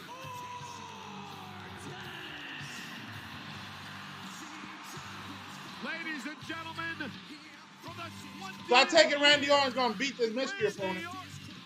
Has graced us with his presence. Or this mystery opponent is gonna beat him, because either he's debuting or returning guy. A legend. The person should be Nick Aldis. Nick should be coming out. It should be Nick. The crowd will scream if Nick comes out. Nick needs to come out. Who wants Nick to come out?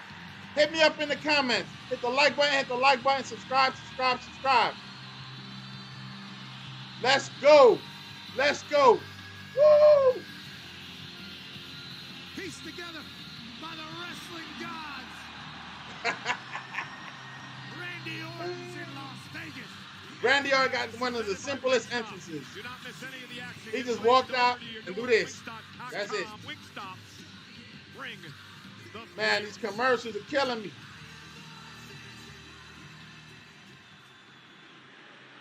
Tonight marks my 20th WrestleMania.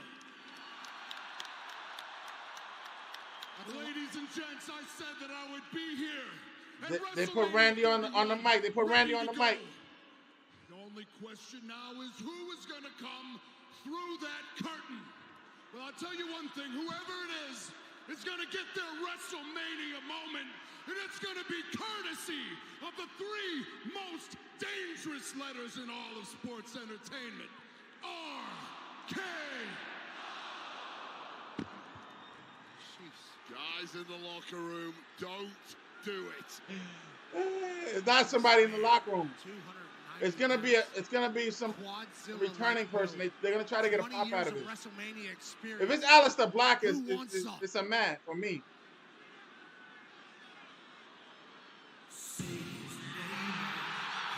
Oh no! Oh no! John Henry.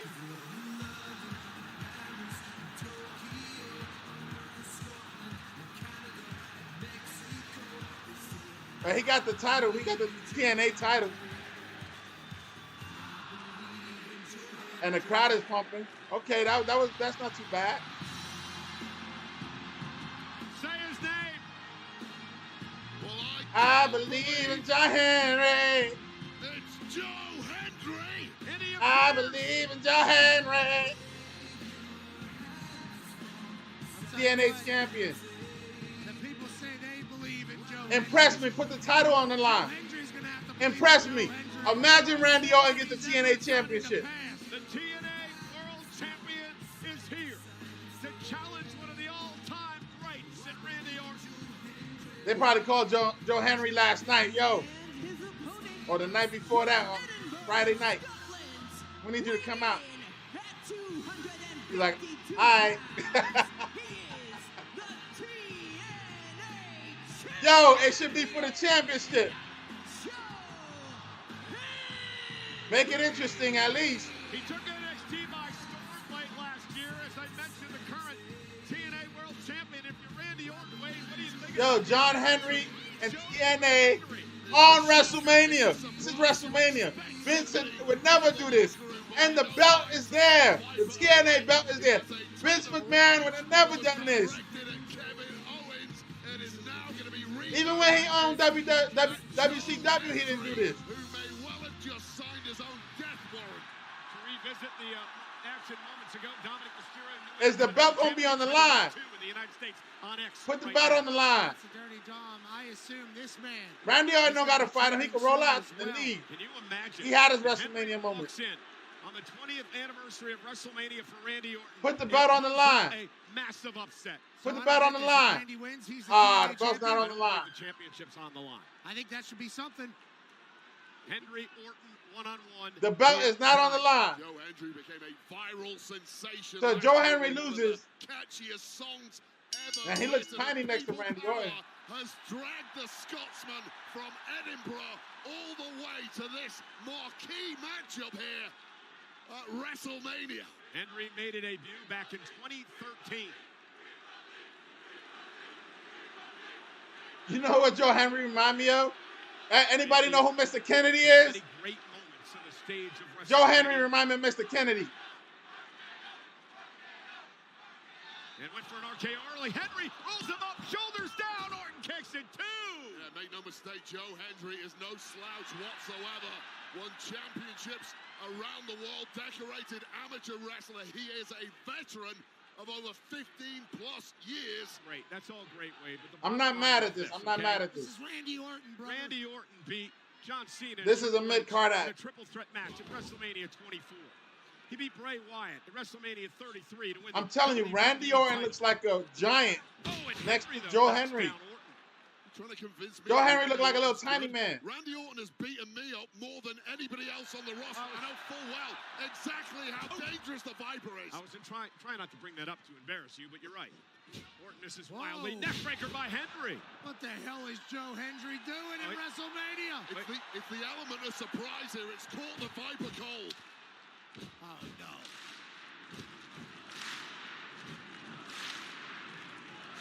It's hard not to get involved. It's hard not to fall into the trap. He got the crowd clapping. Randy Orton just for a second. Staring down at Henry saying, what are you trying to do? He poked him in the eye. Referee behind the back, Orton missed that. And the WWE's Apex Predator. Joe Henry had him like a choke slam, but he's so tiny. Randy Orton looked at him like, what you doing? And he poked him in the eye. His father used to do that a lot. Cowboy Bob Orton like poking people in the eye. For Joe Hendry. Remember WrestleMania 10 years ago? Randy Orton delivering that awesome RKO to Seth Rollins as Rollins came off the top rope. This is a no contest. Figured out who the hell Joe Hendry is. Randy Orton gonna bury the TNA champion. Now it's clinic. Randy Orton's gonna bury the TNA champion. Randy's having fun. They should have put the belt on the line. At this point, Joe Hendry can't hear a thing. His brain. They should have put the belt on the line. Oh, he's going to that place. The Viper coiled, ready to strike. Those who believe in Joe Hendry can believe. Went for the RKO. Henry now scoops up Randy Orton. Joe Henry. What? For that freak of nature fall away. Joe Henry was holding Randy Orton.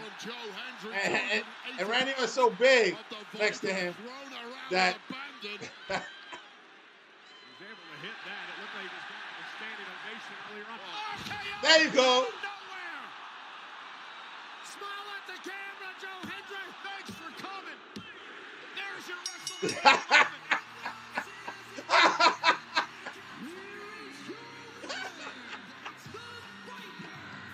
Yo, Randy Orton just buried the TNA champion.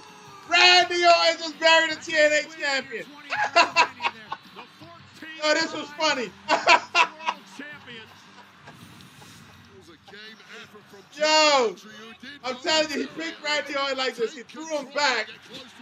And Randy Orton looked so big, he holds him like he was covering him up. He did a stupid pose. And Randy Orton did an RKO, and that's the end of the match. Joe Hendry couldn't help but smile to all the people at home that have believed in him to get him to this WrestleMania.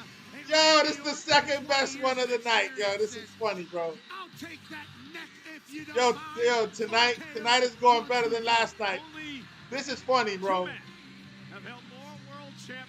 Now he gonna shake his hand. Randy Orton gonna shake his hand now. After burying him. He gave him the rub, though. That's the rub. Look at this. Joe Henry getting a rub. He gonna RKO him again. Gonna RKO him again. Joe Henry got the rub. Joe Henry getting the rub. Randy Orton patting him, shaking hand, raising his arm. For the TNA World Champion, Joe Henry. Yeah. Is he gonna give another RKO? Wanted any piece of this version of Randy Orton. I think we know what's coming. He did it again. For good measure. I believe in Joe Henry. Welcome to Mania, Henry. Yo, Randy Orton buried the TNA champion. That's some shit Vince would do. That's some shit Vince would do. Yo, he gave 2 RKOs. He picked him up, shook his hand, raised it, and they gave him an RKO. Again. You can play for a trifecta.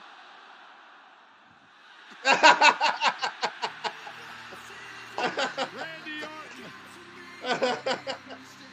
Yo. Who has made WrestleMania his home. Randy Orton crazy. He having fun, man. That's good. I remember when Randy Orton didn't have fun wrestling. He took it as a chore. Oh, shit. Oh, that was funny, man. He should be proud. He should be proud. If he wakes up. Randy Orton just buried the TNA champion on WrestleMania. Buried him. Because this match didn't even go that long.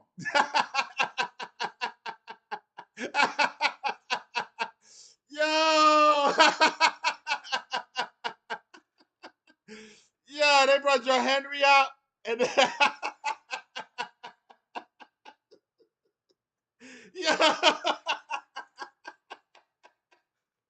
Yo, this is the second best match of WrestleMania. Because it's just so stupid. Oh, shit. Oh, shit. Oh, wow. Wow. I am your host for this evening, Tony Smiles, for the second night of WrestleMania. And this one was definitely a mid-card match. But the TNA champion just got buried. It should have been for the title, because it would have been crazy Randy Orton holding the TNA championship in WWE. You gonna bring it out? Okay. Put it on the line. Like, the match shouldn't have started without that being put on the line. Oh, man. And then Randy Orton rejecting it at the end, like, oh, here, take it back. He's like, I'm good. That would have been funny, man. But he buried the TNA champion. He gave him the rub. He gave him...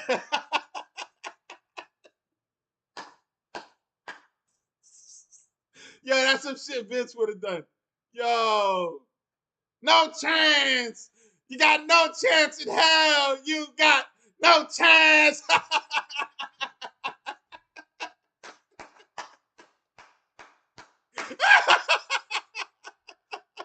Oh, wow. Yo, they talk about Money in the Bank. Oh, coming up. And the AAA, the new AAA event in June. Oh, wow. The AAA WWE event, because now WWE owns AAA, the Mexican Lucha Libre match. Oh, man. Oh, shit, I'm still laughing. This is so funny, man. Yo, Randy Orton buried. I mean, Randy Orton didn't even break a sweat. Usually he break a sweat. Yo, and then he gave him the rub. He picked him up, shook his hand, raised his hand. Joe Henry acting stupid. Oh, man, no, they're not. They are doing it. No, they're not.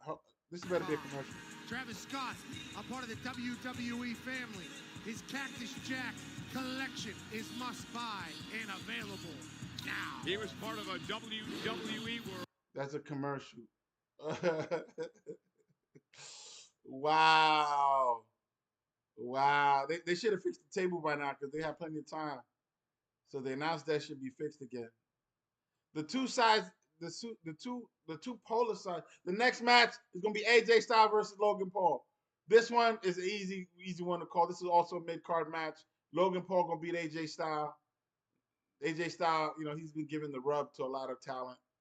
He's the next Dolph Ziggler of this generation. He's the next one. AJ Styles might be retiring soon. They were talking about AJ Styles. He's on his last legs, because he came to WWE late. He was out there. He was the TNA. Yo, he was the TNA. He was the TNA. He was the TNA champion. Right? AJ Styles. Yeah, the irony. The TNA champion gets buried right before AJ Styles comes out. This might be AJ Styles' last WrestleMania, man. And the TNA championship got buried before him, and now he's gonna lose to Logan Paul, who's a pseudo wrestler. They keep calling him a wrestler, but he's a part-timer, man. He's there to bring ratings up. He knows he's being used.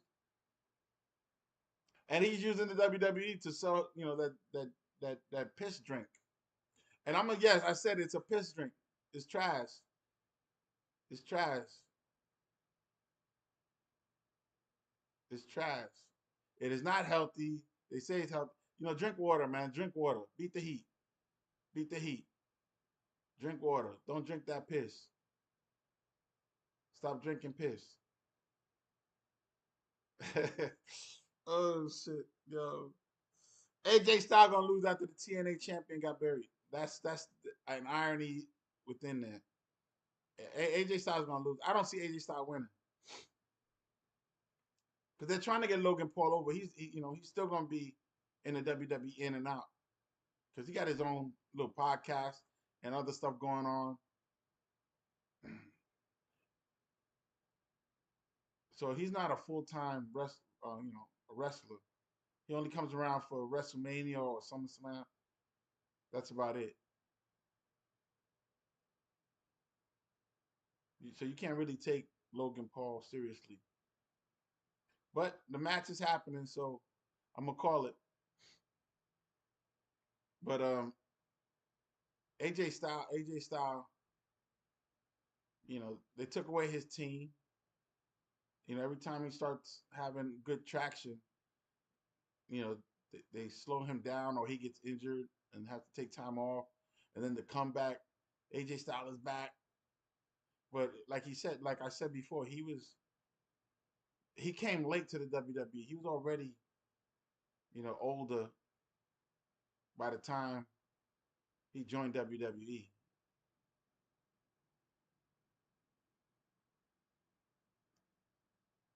He's up there in 40s, mid 40s. So he's done a lot of high flying stuff. He's had a lot of injuries, and I'm pretty sure his family wants him home. Usually when you got a wife and kids at home, it makes it hard. Some wives are like, I'm tired of fixing you up, and you going back out there and getting hurt. They don't. Family life is serious sometimes. You don't want to lose your wife after you invested, 10, 20 years on them. Here we go. Logan Paul is ready to come out.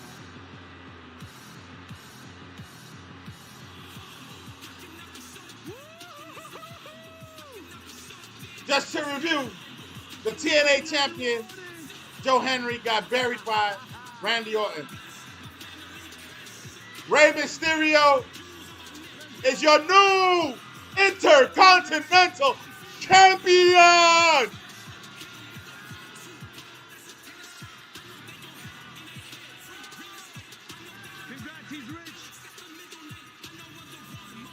It's crazy. Logan Paul got a championship before Rey Mysterio. Dominik Mysterio. So you got to remember, Logan Paul was United States champion. And he disrespected that belt. Like, I wouldn't want to use that belt after he had it. He did things to it. He did private things to that belt. He did things your mama don't need to know about on that belt.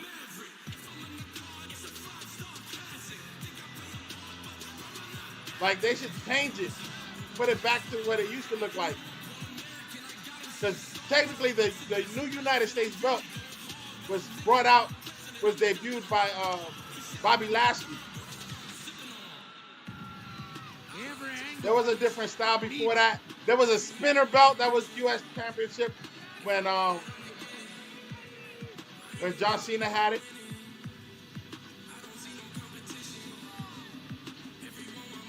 Wow, they doing something crazy with Logan Paul's entrance.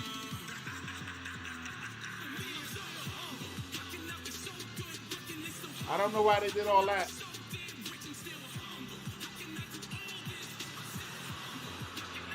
The crowd is quiet. They're not even booing him.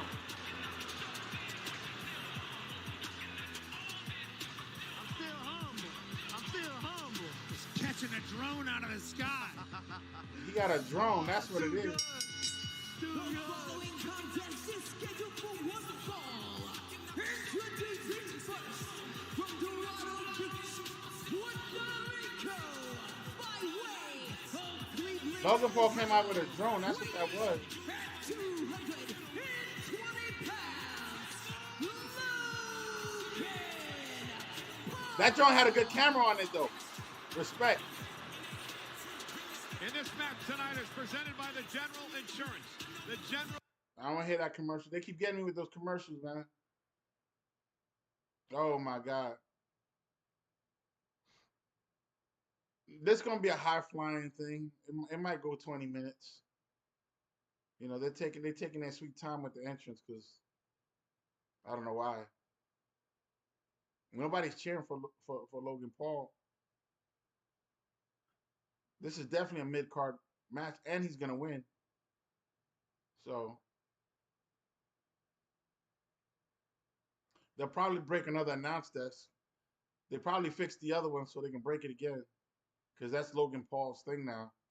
He likes to jump off the top turnbuckle to the outside.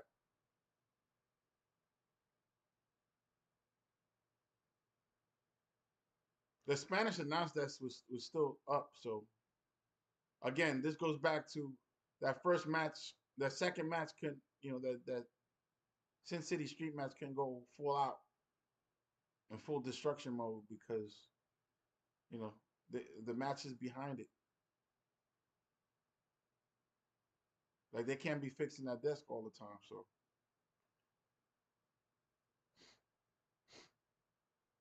like, you're getting rid of the kayfabe when you keep fixing the desk. The desk comes back. Oh, didn't they break that desk? Oh, we got a new one. No, you didn't. That's a breakaway desk. We know it. AJ Styles coming out. He's enjoying the walkout. I'm telling you, this is probably his last WrestleMania. And he's not main eventing, so he's been lowered to the mid-card section. He's not one of the top wrestlers anymore. You got Carmelo Hayes out there. They're pushing him up. They're both on SmackDown, so Carmelo Hayes is moving up. AJ Styles is he's just another veteran. And AJ Styles could be the next Dolph Ziggler. So if he's not already, because he's putting a lot of people over.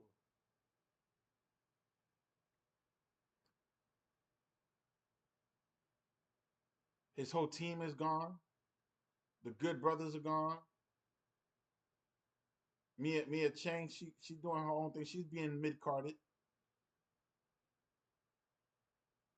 Then I let her win the United States Championship no time soon.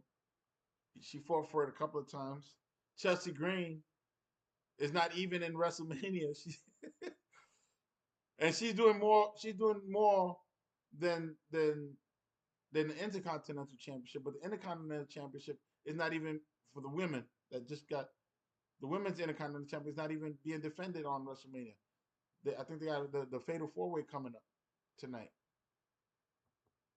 And now he's found himself eye to eye with a phenomenal one. Mediocre people also like to blame others. Logan Paul blames no one as he locks up with AJ Styles to start this match. If you're Paul Wade, what's your strategy against the veteran? Well, you simply got into the head of AJ Styles already. You can't match his experience, but you can match his athleticism, and I don't say that lightly because AJ Styles is just otherworldly athleticism.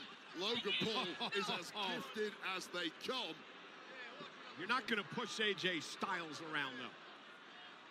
But I think Logan Paul's okay with a little bit of a fist fight as well. This is actually a great matchup. Well, I'll tell you right now, Logan Paul on several occasions over the past couple of months. Logan Paul's going to win. No doubt about it. AJ Styles. AJ Styles going to put him over. Logan Paul they're going to have a 20-minute match. The same way as the rest of us. Mind you, AJ Styles can carry anyone. So when Logan Paul thinks differently, it makes it very difficult to figure out and outmaneuver. The thing about Logan Paul is he's always developing, always learning. He knows he's new to the game, but he wants to get to the top as fast as possible. Tremendous aptitude for WWE as Logan Paul hangs on and says, not quite AJ. AJ now going to be launched out to the apron. Styles with a well-placed shoulder to the gut and slides underneath Paul. AJ very they're doing a lot of holding. Styles with a shoulder block. A lot of rope. A lot of rope. Gave him a little two-piece talk after Will. That's Vince's wrestling, though. Around into a drop kick by running back and forth off the rope. Logan a bit out of sorts in the early going. AJ's just waiting on him here. I ain't mad at that. AJ's 3 steps ahead of Logan Paul at this point.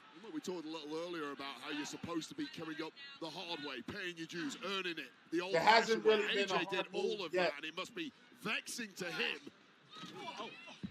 But somebody who didn't they fixed the desk. AJ Styles just ran into the announce desk. So when that break happened, they fixed AJ Styles now using the apron to his advantage. This is all fiddly move. Tie up your opponent in the apron, blind behind him and attack him. And that's what Styles is doing here. Well, it was a veteran trick from Styles. You noticed he was favoring that rib cage. He was simply playing possum, baiting. This is a regular match. That's not really Paul big. into it and then catching him with that apron trick. You talked about that long road. That's crazy. These announcers just got light, and they break away, and then you can put it back together with the lights coming back on. In your orbital bone, Logan Paul. Like I know Logan Paul's been in some boxing fights in his time. He's never been struck quite like that before. Those are the things that Logan Paul is experiencing for the first time. Every time. AJ Styles Logan Paul's on the outside. They milking this. Thousands of times. There's new stuff being presented. There hasn't been a real on the biggest move yet. stage at a regular basis. See, like Paul just pushed him up against the barricade, Yeah, and AJ Styles sells it like a major injury. Is a massive strength. We've seen it A time fake and time uppercut again against from the likes Logan of Paul. Roman Reigns. He's very difficult to keep down. AJ reversal sends Paul now. AJ throws him into the He also barricade. has an unflappable confidence in himself. I don't know what AJ's Might be doing looking because at he's the so audience. humble. Might be because he's from Ohio. Might be because he has had success at everything he's ever done. So they letting it breathe. They letting it breathe. How to fail. They do one move, Face first off the apron and then by they let it Styles. breathe.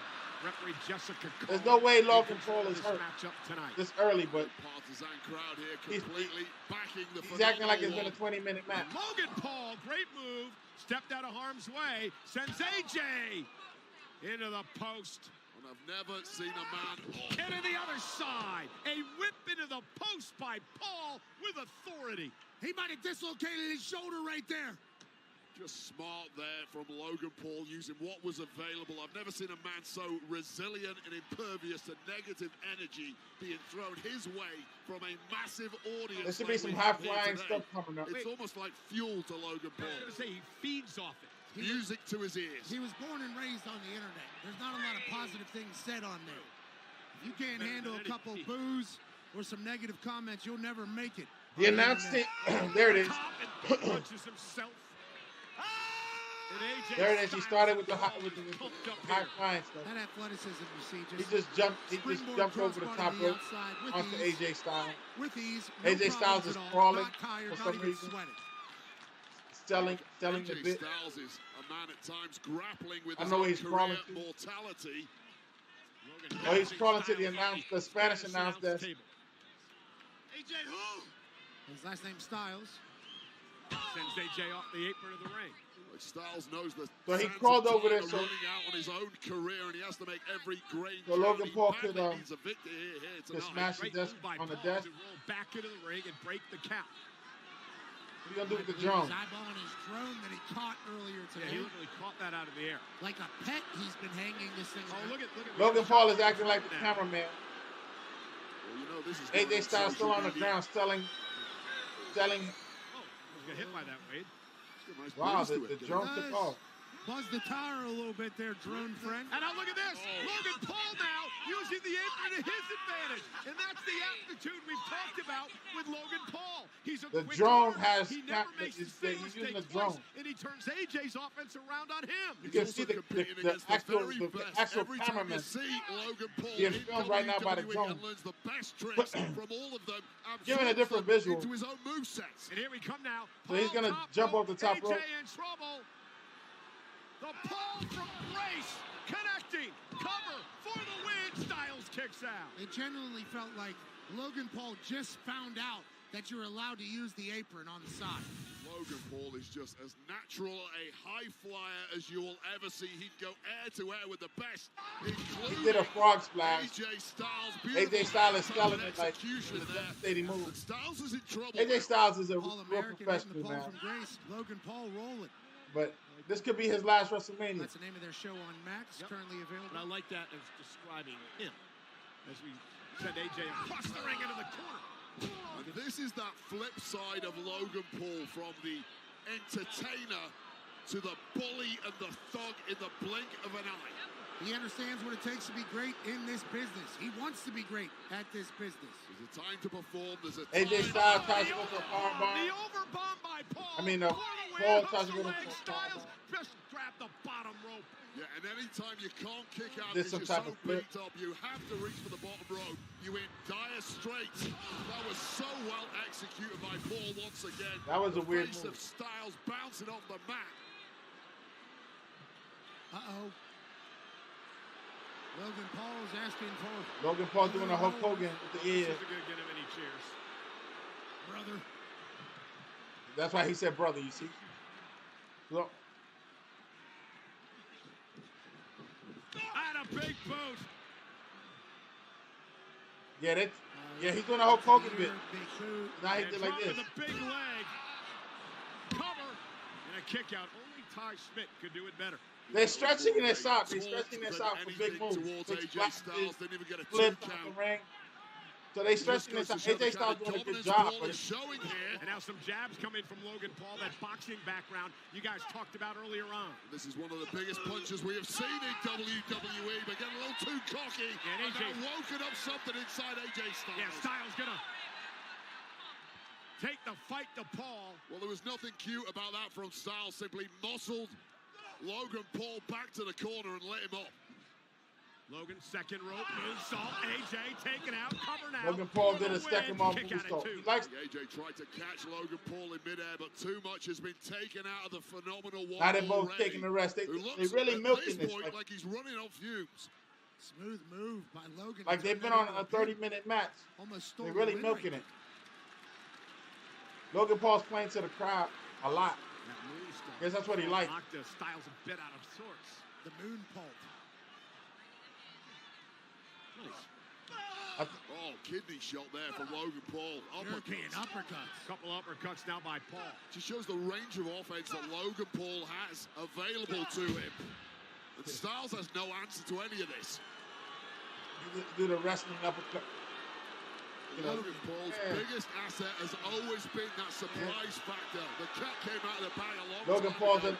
Nobody should be shocked about this performance from Logan Paul. When are we going to accept like if the match was over? He ain't an outsider. He is the real deal, and he's doing it under the brightest spotlight of them all. And he continues to evolve. AJ Styles is selling it. He's on the ground.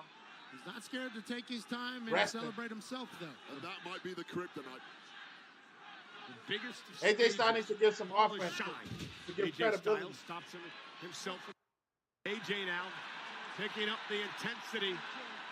Logan Paul doesn't realize that Styles did not go into the corner. And he will now as AJ unloads to the clothesline. AJ and here comes Styles in a phenomenal one. Clothesline. These are not devastating moves. Representing an entire industry in a lot of people's eyes. Styles with Logan Paul up on his shoulders. That's vintage Styles there, and knee right to the back of the neck. This is a different Styles to the one we've seen over the past 25 years. He's packed a hell of a lot of muscle on that frame, and he's using it to full effect now, powering Logan Paul around. Earlier today, he's got to keep up with the kids. He's very jacked, and at this moment, he needs to end this. AJ into the corner. Don't let Logan Paul get a second win. Starting to pick up his offense now. Beat him down, AJ Styles, if you want to win. Styles vertical suplex, drops him right on the back of his head. Goes to a brain buster on that one. Cover now. And a kick out by Paul at 2. So AJ Styles does this. Men have to figure out what the hell they have left. Vertical suplex into the brain buster, dropped him right on the back of his head. You really feel like Logan Paul slipped on a banana. So AJ Styles does a suplex, too braggadocious, pins Logan Paul, too much spotlight, and then you can't do that. He acts like he's hurt. AJ Styles. So they take it like 2-second right breaks for the lap. replay. AJ Styles has made him pay for it. What's he thinking now? Looking for the Styles clash to put Logan Paul away. Logan, though, able to turn it around. Close to a low blow there from Paul, but AJ lands on his feet into the corner. Logan Paul. Paul has this thing that's called the pulverizer. It's a weird looking move. It's a weird looking suplex. Logan Paul is the one who's really slowing AJ Styles going for the old zone. plastic off the top rope. And Logan Paul caught AJ. AJ was going for the phenomenal forearm, and Logan Paul caught him. And a rolling senton by Paul. Rolling senton. Somersault off the second rope. That was 3/4 of the ring. And a kick out by Styles. That was incredible. Oh my God, that was the aight. longest lion salt I've ever seen. I saw how far AJ was away. He can't possibly be trying this, can he? Oh, yeah, he can. That's what the Maverick does. He shocks, he awes, and ultimately he's back in control. Logan Paul gets some air, man. He gets some air. But he's tall. Sold out tonight. Over 60,000 yet again He in gets some Allegiant air. Stadium in Las Vegas for WrestleMania Sunday. But he needs to fight a luchador. Like that truly is a cheat code to the very top of the industry. It moves so slow. They're not big guys like that. Right here. AJ Styles not a big guy. Logan Paul's not a big guy. They're moving mad slow. Again. Here's the thought. Here's what Logan can't do. Can't keep getting caught up and celebrating himself. Because you're going to get caught at some point by Styles. Yeah, but he's going to do a lot of great things. You can't celebrate Styles everything. has Logan, been acting like he's been hurt the whole match. Well Even when he does his own moves. Backflip off of Lands on his feet. After he does a move, he gets hurt. Logan up. Looks like he's going for the Styles clash. Logan Paul able to grab the ropes to counter. AJ Styles and a kick by AJ. in the And corner, another which is one. weird. Point of the Usually spine does that in there. the middle of the ring. Toe So it to the looks like it's going to be a spine. Logan Paul move. No protection, but somehow Paul fighting Because back. AJ Styles never does the Styles clash in the corner. We're at the point in the match now where it's crucial. What is driving you? Logan Both Paul's men in gonna jump. agony. And look at that. That clothesline. He does a flip and a Took the leg clothesline. down by Styles. A slingshot clothesline. Lariat. Yeah, like a Almost slingshot Styles away. clothesline. He does a Man flip off the driven rope. and by clothesline. fame against the man driven by passion, and right now is the man who wants the spotlight the most, Logan Paul, who's looking But like he's selling it. closing He's doing in on it. victory. Pat, you know better than anyone what Logan Paul WrestleMania does for your brand. Didn't do that slow. Absolutely. He And did it unlike fast, so Logan it Paul's worked. brand, it's already on top of the world. Because everything else jumping is into the ring with a Buckshot flip lariat to do a though in the middle of clothesline. WrestleMania to end AJ Styles. If that the could've other been guy's it. not That positioned should've in the been right it. place, Logan Paul's it could playing look his really greatest awkward. hits right now, and AJ Styles is still AJ Styles in makes this it work, match. man. Titanium AJ Styles loaded making it work. right hand. One of the biggest punches in the history of our game. And he's lining it up on the phenomenal one. As that plate in the right hand from a prior injury has used it to his advantage. Styles ducks underneath. AJ Styles. And Logan AJ Styles Paul up pick Logan top. Paul up. Down goes Logan Paul. Styles. It's not cover. it. Is it enough? Near fall for AJ. It's not it. AJ Styles does some weird. Just like that, the Weird power experience slam. of AJ Styles almost puts Logan Paul on his back for good. At this point, you got to be wondering who has. He picked up Logan Paul like Bianca Belair does the KOD. Not only that, it's also Or on who his has shoulders. the deepest playbook, and you have to give the advantage there to the phenomenal one in his 25 The plus crowd is years yelling for of AJ Styles. experience. Who has I don't think the AJ move? Styles gonna win. He's gonna do some Who has move. the power to put Logan this Paul's gonna away? reverse it, and that's gonna be Who's walking out of WrestleMania? this is gonna be a clean loss for winner? AJ Styles. Logan Paul has barely moved for the past That's how I 11 see it. But Triple H has swerved me before. Styles off the top rope. Got caught by Paul, who got his knees up and Logan with an opportunity. AJ Styles did Veteran the got stomach, baited in there, and now he's somersault going to pay the price. from the apron into the ring. Logan Paul. Here comes the pulverizer. Logan Paul gonna pull one out of AJ Styles. Oh, he's playbook doing. Oh, The ultimate with a insult. Styles clash. he's doing the Styles clash. Paul. Going for the pin. AJ able to roll through though, and AJ Styles now gonna turn things around into a Styles clash of his own. But he's not going for the pin. AJ said, "You think you're gonna do that to me?" AJ Styles didn't sell Logan Paul's Styles clash. What oh, look at this idiot. That's Oh, that nah. Jeff Here we Fool. go. One of Logan Paul's entourage. You always This is seems to getting get old. involved in these matchups. This damn Jeff. This is getting old. Plan B for Logan One of Logan Paul. Paul's When that podcast wasn't members working. Snaking Is- around this damn Oh, Jeff. wait a bringing- minute.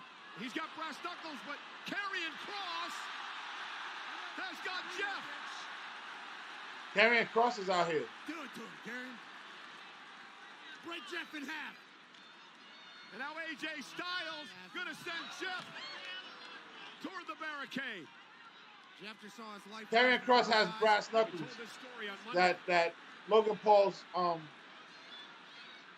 Please, Alan, listen to me. Please, just put it on. Please, Alan, please. I don't know Please, what just put it on. Karrion Kross is doing out It's there. not about me The winning. referee should be It's about counting. you. This is not a Put it non-disqualification on match. and blast It's him. past 10 minutes. AJ Styles outside the ring. Please. Please, Alan, put it on. And AJ Styles will use the brass knuckles, but a deliver right into Karrion Kross. Kross has been begging AJ Styles to do the right thing and try to beat Paul tonight. Trying to corrupt the mind. So he wants him to go back to his AJ Styles going for the industry. The phenomenal elbow. Now setting up for the phenomenal forearm top. Phenomenal forearm. Paul. Bang! Paul with that Here we right go. hand. Into The pulverizer. That's it. That's it. Logan Paul beats He beat him clean. Kross's plan backfired. But it was getting old with the brass knuckles. That was getting old. I don't know why Karrion Kross came out, but I guess they wanted their spot. But I told you Logan Paul was going to win. They dragged this on too long. And it turns out that was a major faux pas. What a victory for Logan Paul. This was less than match. After that previous match where cheat at all. Only used his titanium fist in the pulverizer.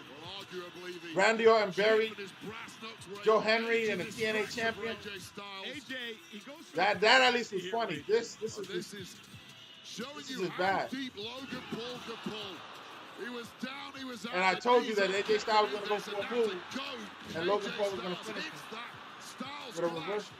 Wasn't the greatest executor, that's why immediately AJ got back on top. And then AJ Styles hits him with the Styles Clash, and usually AJ Styles rolls him over and pins him. And then he doesn't do anything. They do this whole skit with the brass knuckles. Karrion Kross comes out. He tried to get AJ Styles to use the brass knucks, and AJ said, why don't you take a seat? AJ Styles punches Karrion Kross in the face and then loses the match. It was completely the wrong thing in pursuit of victory. One right hand later, and then this perfectly executed pulverizer. Perhaps now the greatest move in WWE. As if you didn't hate Logan Paul enough already, he pulls that out. I wonder how many people are going to blame Karrion Kross for that loss. I blame AJ Styles. He had the opportunity, he refused to take it. Why don't you just give some credit? Yeah, AJ Styles could have pinned him after the Styles Clash, like he normally did. It just looks bad. It looks bad. Welcome back. It's time for the lightning round. Like that last part of it, it didn't really tell a good story. Like it was getting redundant. Logan Paul every pay-per-view, one of his friends or whatever comes with a brass knuckles, and then he punches and then he wins. It's getting old, like really old. It's so old it's boring. That used to be a good move back in the day. Now it's just super stale. People don't even know, people don't even use brass knuckles anymore. I don't even think they sell them anywhere. You got to like buy them from somewhere. I'm not even gonna say where you can buy them, but like back in the day, you could go to the store and buy them. So it was a thing.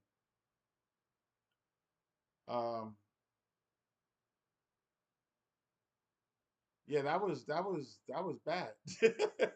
And I knew Logan Paul was gonna win, but they dragged it on too long. It went too long. It went too long. And I know AJ Styles don't want to get squashed with a short match, but it was bad. They did one move and then stopped. The cadence was off. I don't know. It was bad. There was no story there. Like, the high flying, backflips. They're impressive, but so much. Now we know he can do it. No one really cares. They're fist to death. They're doing some announcements on some shows. This part is getting kind of dry. I guess you can go to the bathroom right now. Go get a beer. Come back. I didn't mean to say that. Drink responsibly. Don't drink that piss water. That's piss water too. I'm just thinking classic wrestling. When they take these long pauses, and in the events you don't hear the announcers. So in live events you don't hear the announcers. If you ever been to a live event, you know what I'm talking about. You go and you don't hear the announcers. Something's like missing. All you hear is the crowd, whatever they chanting. And sometimes you can start your own chant and get the crowd to do it. I forget what they call it. The. I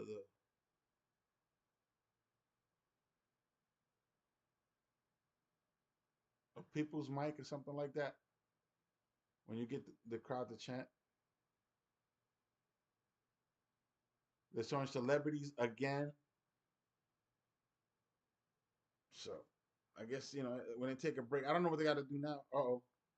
Hey, look who's there.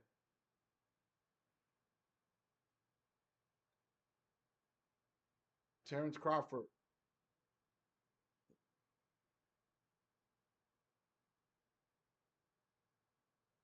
Yeah, this is just, I don't know.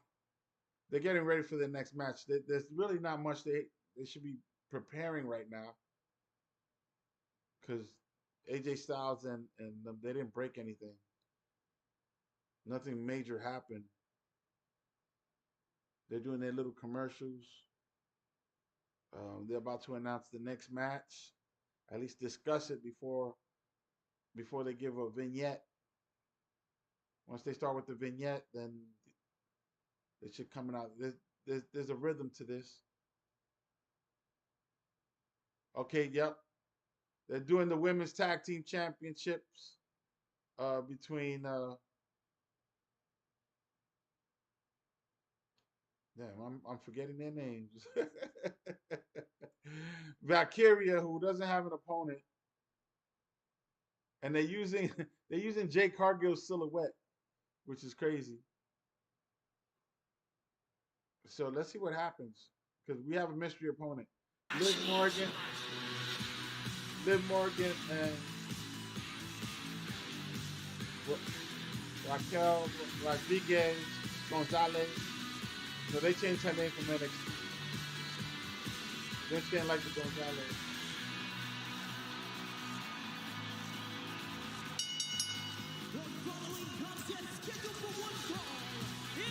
They should win this match. There's no reason for Valkyria to have titles. Now, if Natalie comes out, it's trash. Natalya, I'm talking about. She's the Dolph Ziggler of the women's division. Natalya takes bumps for everybody. It's everything that nobody wants. Liv Morgan's got to be happy. Her boyfriend Dominik Mysterio won the Intercontinental Championship earlier on tonight. Now Liv. I don't see them losing the title. You guys saw the Countdown show earlier today. Courtney Kelly in a very interesting interview with these two. Liv got very defensive when Courtney started bringing up the attack on Bayley yesterday. Liv said the thing is, Liv Morgan and Raquel Rodriguez Gonzalez, they shouldn't lose the belt. I'm going for them for the win. There's no reason for them to lose the belt. The match between Bayley and Valkyria should have been for the Intercontinental Championship, and they did that on television. So, you know, if Chelsea Green couldn't be in WrestleMania, Chelsea Green should be the tag team partner. Have the U.S. champion, because these two titles just got, you know, released at the same time, mid-card titles for the women. Chelsea Green should come out. It should be Chelsea Green and Valkyria. You know, now you got four titles, 4 women title belts being displayed. You know, that's a commercial within itself, just so you know. So they can sell these belts on their website. But I don't see them losing. This is a throwaway match for WrestleMania. So she's coming out. They're probably gonna milk it. She's gonna have a crazy entrance with the feathers and the woo. Let's see if the crowd gets involved. Wait, have some respect for our Intercontinental. It should not be Natalya. Natalya should not be in this. I know Natalya's in Vegas. First, she is the Women's Intercontinental Champion. Natalya's in Vegas, so I hope she don't come out. Nobody want to see Natalya come out. Respect Lyra Valkyria in singles competition. However, she's heading down to the ring now with whoever a partner may end up being. It's going to be a hastily thrown together tag team against Natalya shouldn't come out. Let me stop you there.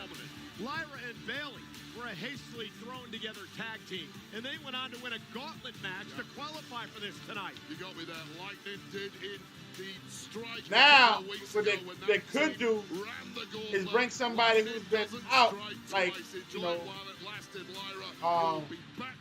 Becky Lynch, and they both lose, but Becky Lynch has been gone for a while. She says she's not wrestling no more. Who will it be? But it could be her. When they got surprise people, they sometimes bring somebody out like Joe Henry.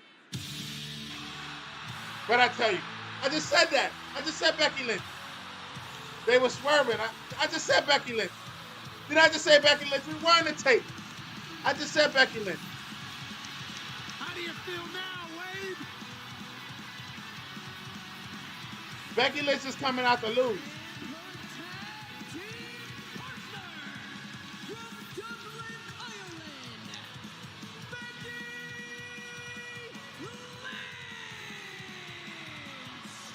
She didn't get the pop. She didn't get the pop that everybody expected. The man has come back around to Las Vegas. Some girl is crying. And Liv Morgan has got to be beside herself. The last time we saw Becky, I've been wrong a couple of times. Triple H be doing some crazy shit, but I don't see the Intercontinental Champion.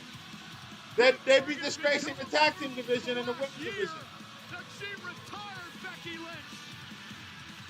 Becky Lynch been swerving people the whole week. No, the jaws did not go hit the ground. The jaws did not hit the ground. Rewind the tape. I told you right before she came out, I mentioned Becky Lynch because she's been swerving people talking about she's gonna retire. She's thinking about retirement. That was, you know, you lying. You're on social media lying. So come on, man. I said Becky Lynch. They did all this. They put Valkyria together with Bayley just to get Bayley out of there and do this bait and switch, just to get Becky on WrestleMania. But I don't see them dropping the titles. Like, technically, this shouldn't even be for the tag team championship because Becky and what's her name, they're not tag team partners. And Becky don't need the tag team championship. She don't need it. She don't need it. She's had it already. And being that the Intercontinental Championship for the women is around Valkyria's waist, she don't need to have two titles. She's not that impressive. Let's go. Question, Wade. Nothing biased about that. Times in a row, and it wasn't asking, it was taunting. So this is interesting. Lyra, Valkyria, Becky Lynch have become great friends over the last couple of years. Lyra. If Charlotte Flair could come back and lose, guess what? Becky Lynch could come back and lose too. There's absolutely no reason for it. They're not even doing a full announcement. They didn't even do a full announcement. They didn't even do a full announcement. You know, usually they do that big card match. They didn't do a full announcement. They just grabbed the titles. It's a throwaway match. Becky Lynch is not competing in the last 12 months. How rusty is she going to be? That's another thing.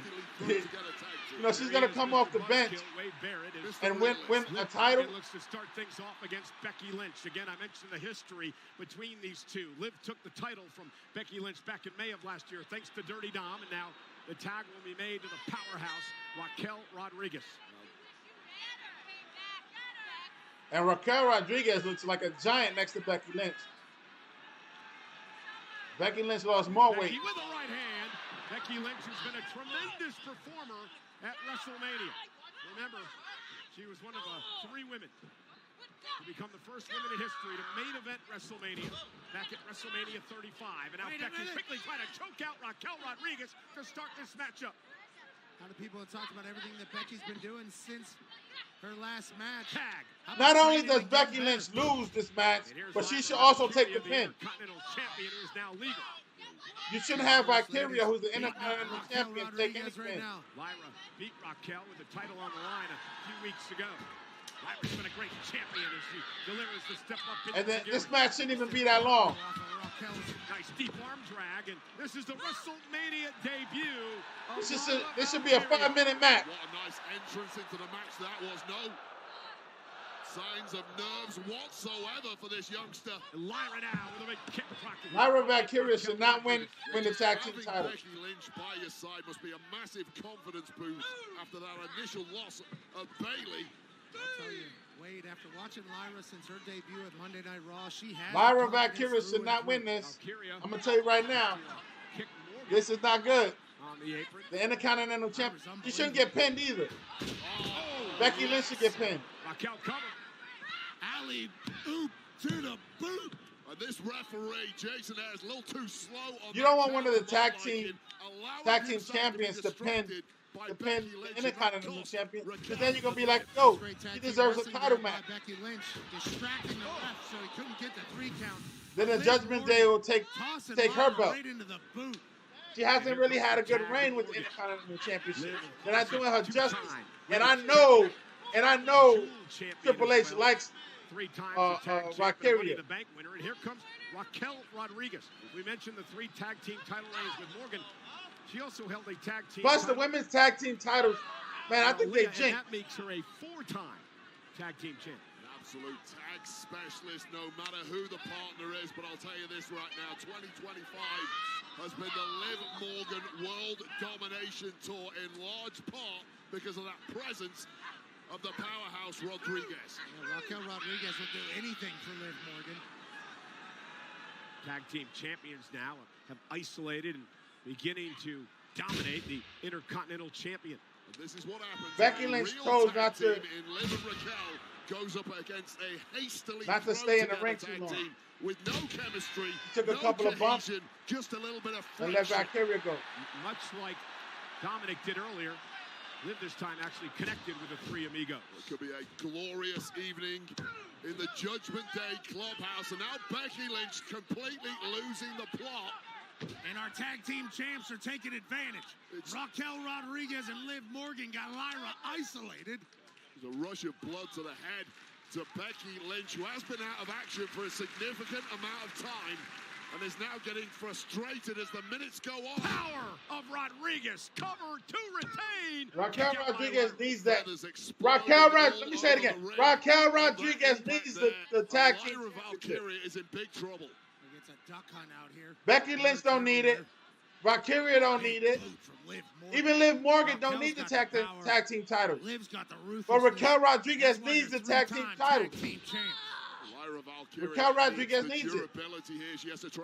There's absolutely no reason why Raquel Rodriguez should lose the title. This is classic tag team wrestling here, isolating the opponent, frequent tags in and out. That's exactly why they've consistently won tag gold, held on to tag gold. Raquel Rodriguez needs the tag team championship to stay relevant. There's no tag there to Liv Morgan, risking a disqualification. Oh, God. Kick right to the ear by Valkyria. And if the Judgment Day breaks up, Lyra needs a tag bad. Rodriguez is going to need that. What time in there from Liv Morgan. Just an absolute menace out here, Liv Morgan is. She just made Becky angry is all she did. And Becky Lynch no-sell that last spot. She no-selled it. Runs her right into Raquel with a boot to Becky. Classic cat and mouse right there. Well, the officials lost completely. Becky Lynch thrown out in the ring. She's going to take a break. Settle things down again. The officials lost control, but more importantly than that, Valkyria has lost all control. There's a big slam by Rodriguez. But Valkyria shouldn't take the pin. Yet again, and Lyra kicks out. So as long as Valkyria is in the ring, this match is not going to be over. Titles thought it was over. How could you not? What a commanding performance it has been from Becky Lynch needs to be in the ring, and she's going to take the pin. Or into the spotlight when you're next to Liv Morgan, but Raquel Rodriguez, this is a major coming out party. Lyra, great move, hanging on to the ropes, trying to battle. This is a nothing burger match. By Valkyria, but a great Intercontinental champion. Oh, posted, shoulder first for Raquel. Tag made. Here comes the man. Becky Lynch versus Lynch. And Becky gets versus Liv Morgan.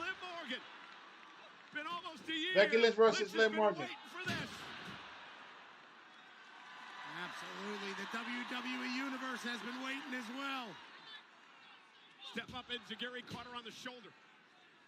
Didn't Catch it clean, but adds another right Becky, to the face. Liv Morgan and Raquel Rodriguez are on polar opposites. This move was like a... No signs of ring rust whatsoever. Unmatched finesse from the man Becky Lynch going. There's got to be ring rust. Her stamina needs to be low. Rolls through her. Liv Morgan.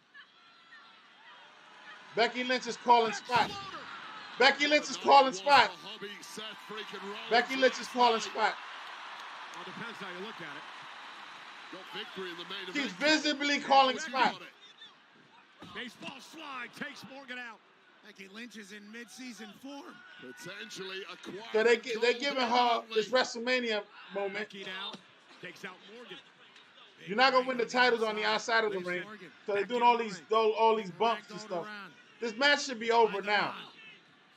Liv Morgan just scrambling and everything she's trying is failing. And now into the disarmer.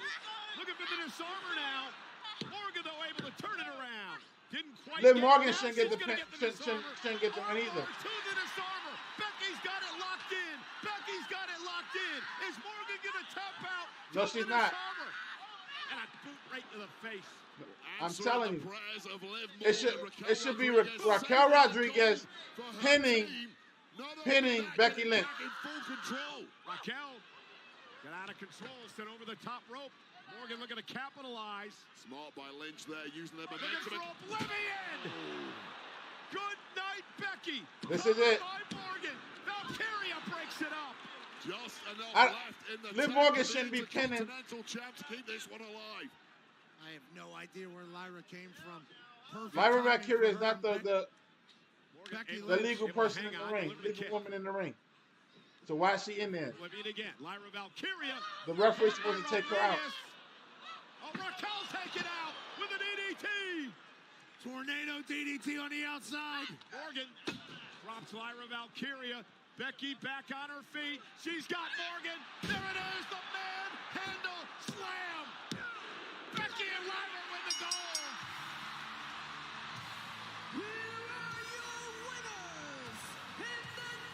No reason for it. No reason for it. I'm telling you, those tag team titles are cursed. Why?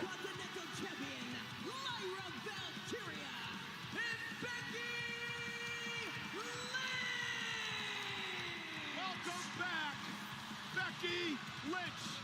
And remember, back at WrestleMania 35, when Becky won, she became Becky 2 belts. Guess what?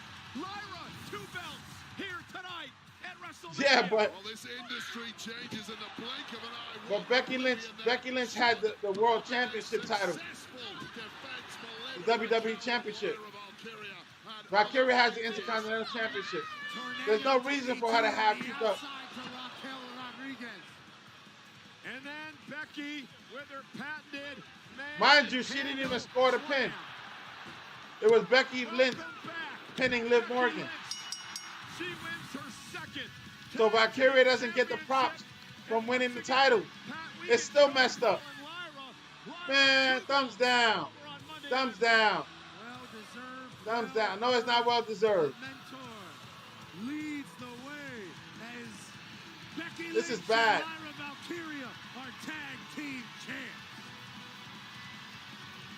This is like terrible.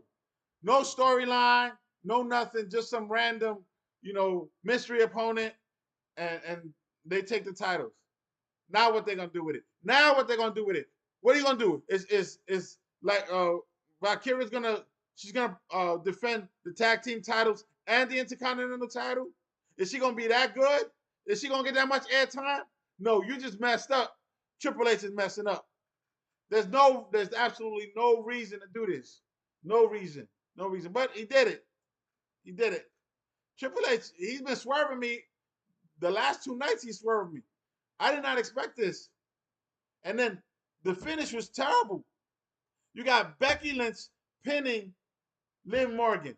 Okay, if Liv Morgan's going to take the pin because you want to keep Raquel Rodriguez strong, then it should have been Valkyria pinning Liv Morgan, giving her the rub. Not Becky Lynch. Becky Lynch don't need that. Becky Lynch don't need it. Wow. Wow. So the tag team, the women's tag team titles have changed hands. Like I said, Raquel Rodriguez needs that. So Raquel Rodriguez should fight for the Intercontinental title then. Force her to defend it. You're going to hold 2 belts, you got to defend them. NXT just went through that. NXT just went through that. And what's her name had to vacate. NXT just went through that. Old girl won both belts. They gave her like a week or so with it, or less than that. And then they made her vacate.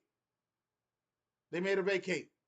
She had to give up the North American Championship, the North American Championship. She kept the NXT Championship.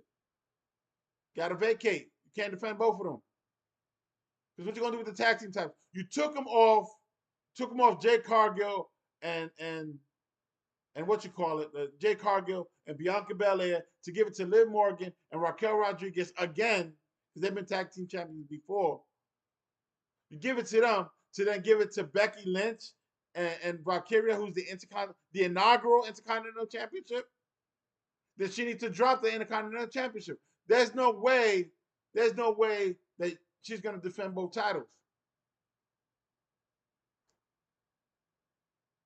Someone else in the back should have won the tag team titles off of Raquel and Liv Morgan.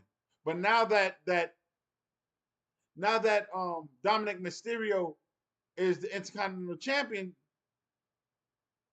there's one belt in the Judgment Day. And now there's tension between Finn Bálor and Dominik Mysterio. So they might go into a program together because now Finn Bálor is going to feel betrayed or whatever. Carlito's going to side with Dominik, or the group is going to disband. Because Dominik now has his own ring entrance music, his personal own ring entrance music. He got a whole thing. So let's go. Let's go. and they're showing Randy Orton burying the TNA champion again. Joe Henry, he got buried, man. It was just bad. They should have put it for the title, and then Randy Orton should have went over there and lost it or whatever. But whatever, man.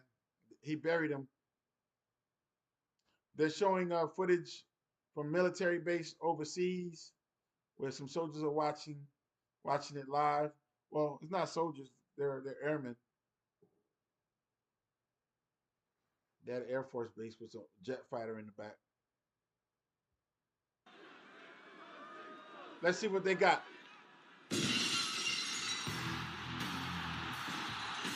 Stone Cold. Stone Cold. A two-time Hall of Famer. You know, he got inducted into the Hall of Famer. He got inducted into the Hall of Fame this week. And not even for himself. It was like for a wrestling match. Like they're inducting people for wrestling matches now. I wonder what he's coming out for.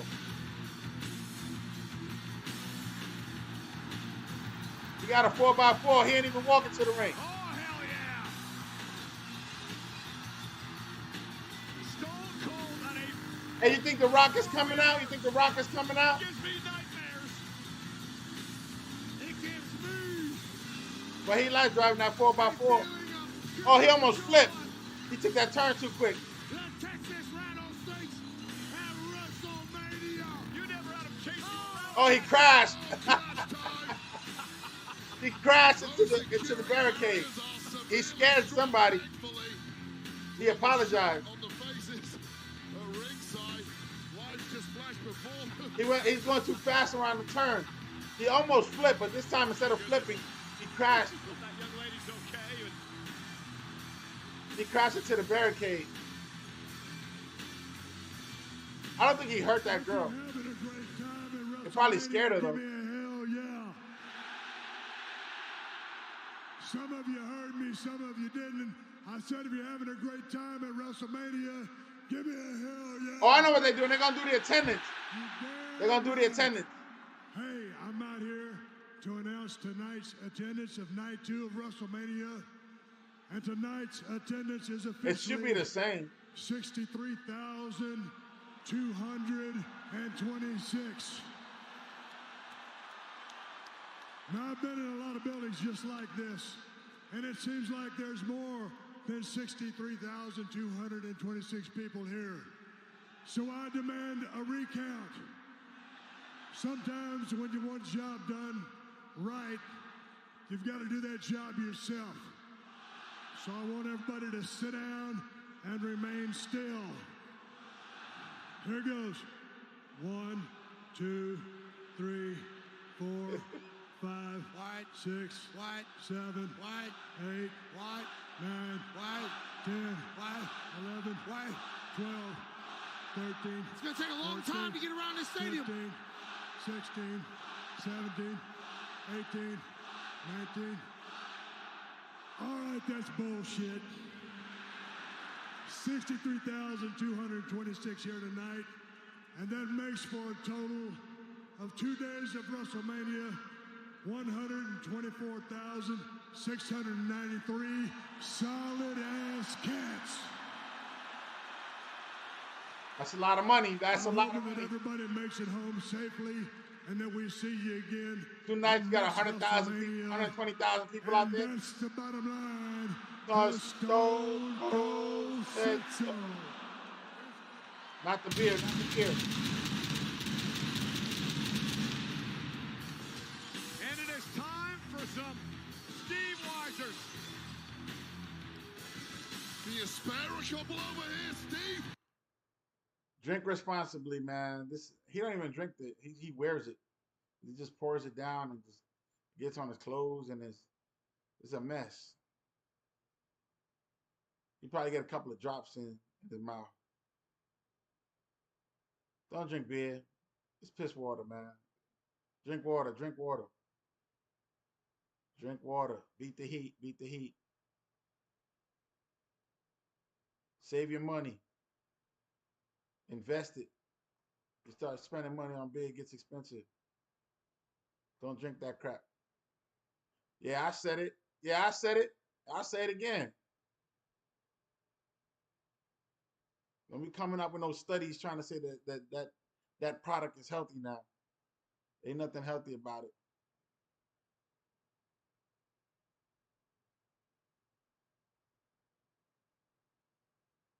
Oh, I hope that girl didn't get hurt.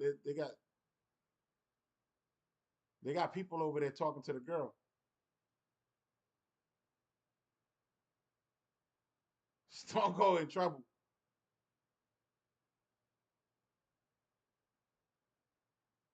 Maybe she did get hurt. Got hit. Because when he hit the thing, if she was standing there, she kind of probably fell backwards. Stone Cold apologized twice.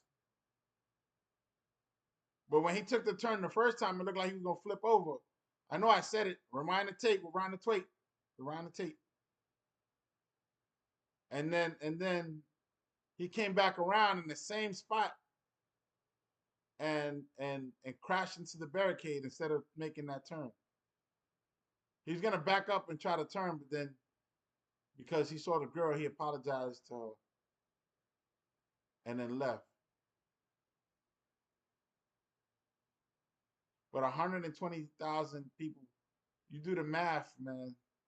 If the tickets, the cheapest ticket is $400. Even if you calculate that times $400, you know, we talk about $400,000. Just said $400, but they're not all $400.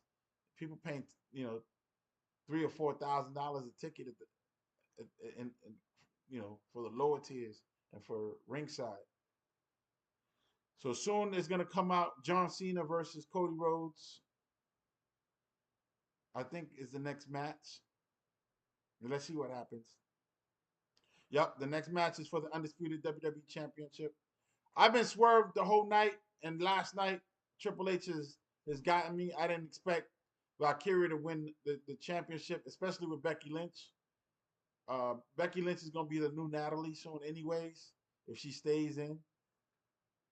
She's going to be every time they need somebody to fill in, she's going to be the fill-in spot. She was talking about retirement, but she obviously not retirement if she's the tag team champion at this point. They're talking about, they're doing the vignette for John Cena, telling his life story. I guess they're going to take a break here, because while they're showing this, they're doing other things. They're preparing for whatever they got to do. Any pyro or anything that has to come up, they're setting that up. Like then when they fix the tables, like the ringside tables are fixed, they're up and running. They're talking about The Rock coming out during the Elimination Chamber situation. And The Rock you haven't seen The Rock since the Elimination Chamber anyway. So we don't know why John Cena and The Rock, they didn't, John Cena could have completed the story there. But every time he's come out, he's just been bashing the audience with really little success. Oh, you done this to me over the years and this, that, and the other. Nobody want to hear that. We want to hear the story. What's the story? Why did you turn on Cody Rhodes and sell out to The Rock? What is the connection? Because the bloodline is done. The bloodline is done. Remember, the boss, the final boss came out because the bloodline was feuding with Cody Rhodes. Cody Rhodes finished the story. The bloodline took a seat back. Roman Reigns took vacation. Solo Sikoa created a new bloodline that cultivated in Roman Reigns coming back for the Ula Fala. Last night, Roman Reigns got buried. He took the pin too. He got buried. Paul Heyman buried him. And so he left with Seth Rollins at the end of the night.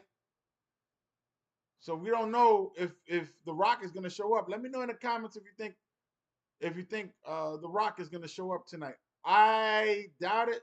But again, me and Triple H are not in the same wavelength.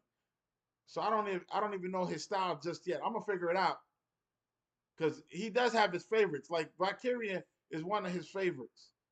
Carmelo Hayes is one of his favorites. Ron Breaker is one of his favorites. So when Triple H has favorites, Cody Rhodes is one of his favorites. So when Triple H has favorite wrestlers that he clicks with, he's gonna push him to the moon. And some of the young talent that he likes, like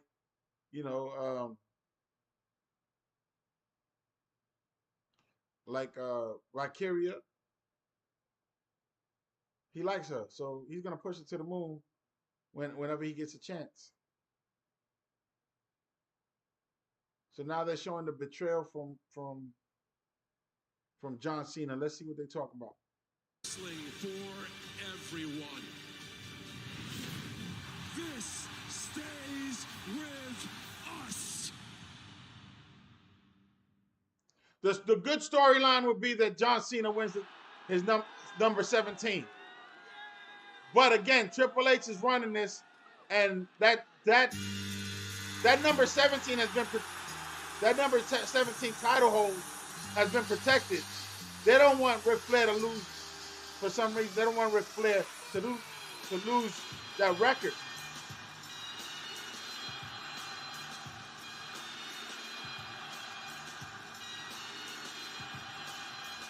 And remember, Ric Flair is a mentor to Triple H. So it's possible that he won't give John Cena 17. But for a good storyline, breaking the record is essential for the new era. Break Ric Flair's long-standing record. John Cena is the best guy to do it. There's probably not going to be another wrestler in a long time to build up those title losses and wins for the next generation. Cody Rhodes is not going to be champion forever. But if you want Cody Rhodes to start building that road to number 18, then he has to lose the belt and win it back. Lose the belt and win it back. Lose the belt and win it back. It is John Cena's final WrestleMania. It is his final John Cena wins this by SummerSlam. Cody Rhodes will be a 2-time champion as opposed to a 1-time champion. To win a record 17th world title. What you don't want is to scale him down and have Cody Rhodes fighting over the World Heavyweight Championship during this time. You don't want to scale him down. He's the face of the product. You want him to lose to John Cena, clean or whatever, or shady, preferably, because he's a bad guy. Let me know who you got. The poll is still open. The poll is still open. Once the bell rings, I'm closing the poll. Let me know who you got. Let me know who you got. John Cena or Cody Rhodes. I got Cody Rhodes losing. I got Cody Rhodes losing. Champion. Those things are so good. Wade, we talked on the Countdown show today. You give John Cena absolutely no chance to win tonight. I give John Cena the chance to win. I give a chance. John Cena can win this. John Cena can win this. He needs to win it because he got a whole tour coming up. Unless you want him to go face again, and he loses and then congratulates Cody, give him a hug, give him the rub. But it'll be a whole waste of heel turn to have him go face all of a sudden.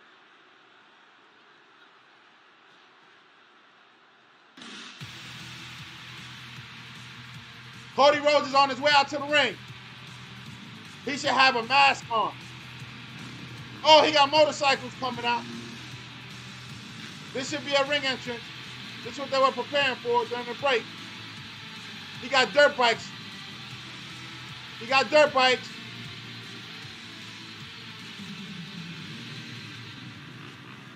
He got 8 dirt bike riders. He got the mask on. I told you he was gonna have the mask on. Wrestling has more than one royal family. He got the mask on. That's the oh wow. Oh, yo, his mask does the Tony Stark thing from Iron Man. It opens up. That's funny. I wonder how he controls that. Is there a button or like he, tilts his head or something?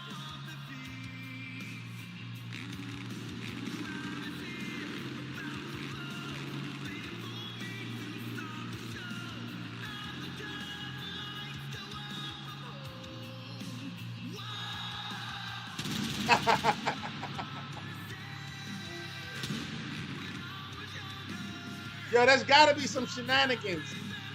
Again, they're giving them 50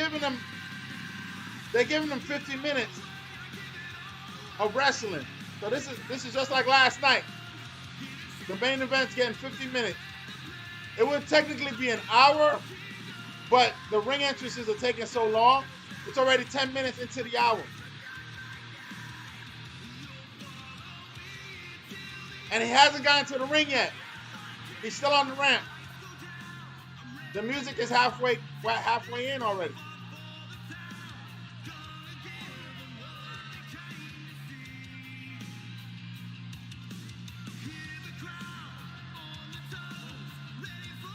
He's got to get to the ring before the next whoa. There it comes. Firework.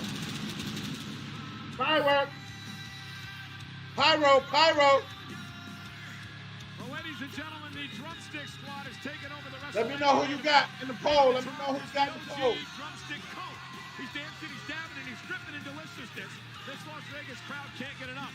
But that's why drumstick is America's favorite. It's crunchy, chocolatey, creamy, and crispy. What more can he ask for? Drumstick is the ultimate snack. Well, ladies and gentlemen, Cody Rhodes' mother, Michelle, his lovely wife, Brandy, and his daughter, Liberty, are in the front row tonight. Cody Rhodes with his daughter, Liberty, soon to be 3, in his arms, looking on as her daddy tries to stop John Cena from making history tonight. There's his sister as well. Cena trying to win a 17th World Championship that would break the record that he now holds with the Nature Boy. Ric Flair for Cody Rhodes. It is about being Cody Rhodes. Cody Rhodes. Generation, something that John Cena did over a decade ago. Cody Rhodes hopes to keep the title. John Cena hopes to steal it away. It is our main event of WrestleMania. WrestleMania!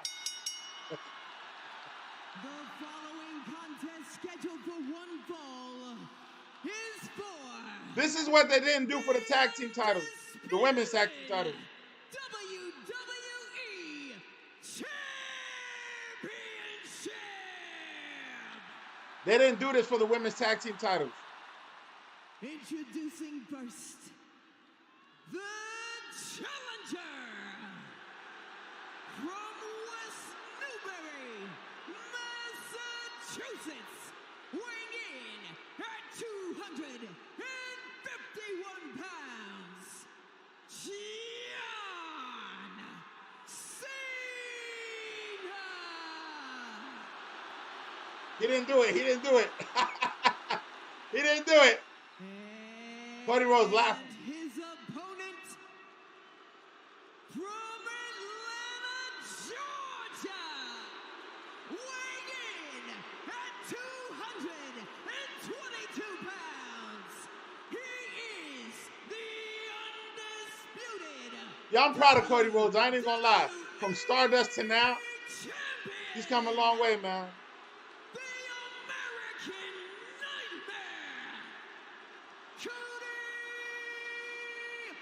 Like, he's believable as the man.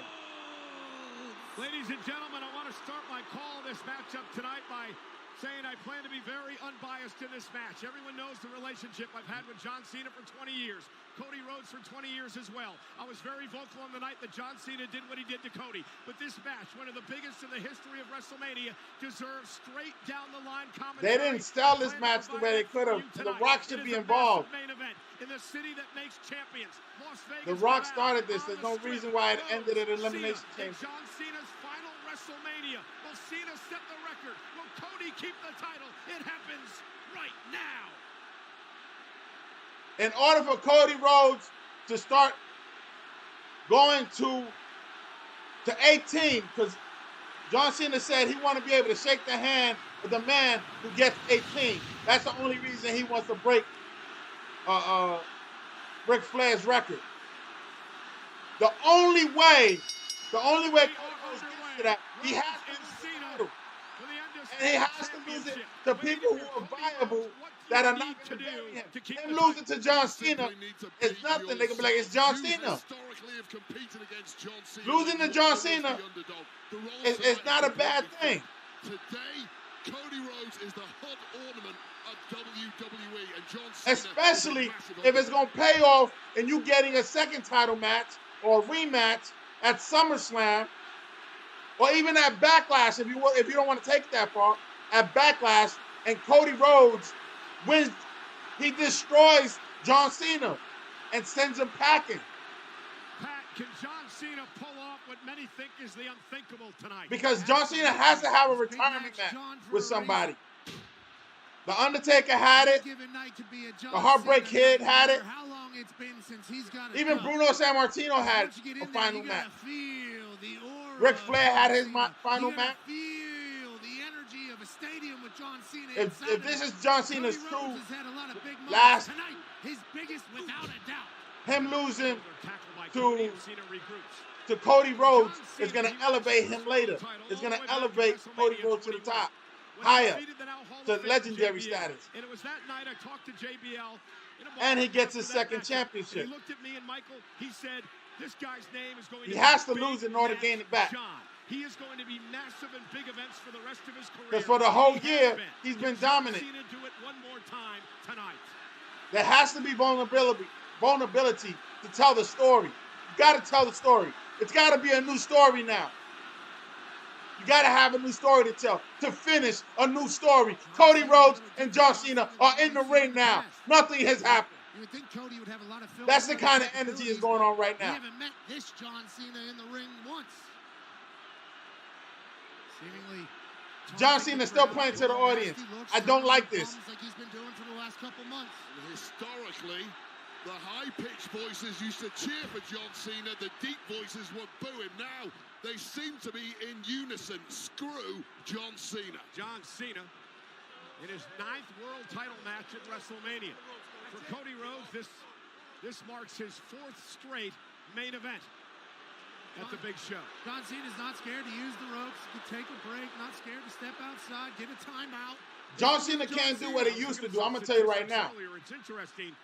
He's been wrestling for the last couple of months. But Wade, those numbers can probably sporadically. That was well over a decade. So I don't know how his stamina is. This marks his 4th straight main event at the big show. John Cena's not scared to use the ropes, to take a break, not scared to step outside, get a timeout. This is the new John Cena. I was looking at some statistics earlier. It's interesting. Cody's 0-4 against Cena in his career, but Wade, those numbers can probably be tossed out the window. That was well over a decade ago. What was that? Stardust? Who else are we talking about? A very young Cody Rhodes. This is a different animal. Cody Rhodes! Cody was a scared little boy. It's like he's missed the last 8 years of growth of Cody Rhodes, who has turned into absolute. If John Cena loses tonight, then what are you going to do with him for the rest of the year? He has to win. It's the better. It's the better thing for business. A nice headlock takedown by Cena. And then have Cody Rhodes chase for the title. Definitely. The best thing to do is to have a crazy finish where Cody Rhodes is being cheated out of the title. And then he comes back and says, yo, I got cheated. I deserve a rematch. John's got to regroup. And then John Cena don't give it to him as a heel. Is that age? Is that age and rust? It's ring rust.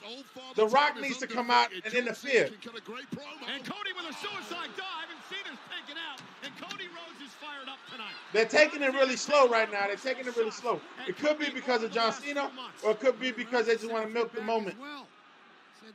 Because they got almost a whole hour to entertain. Watch the clock. Watch the clock. And now the meanness comes out of Cena.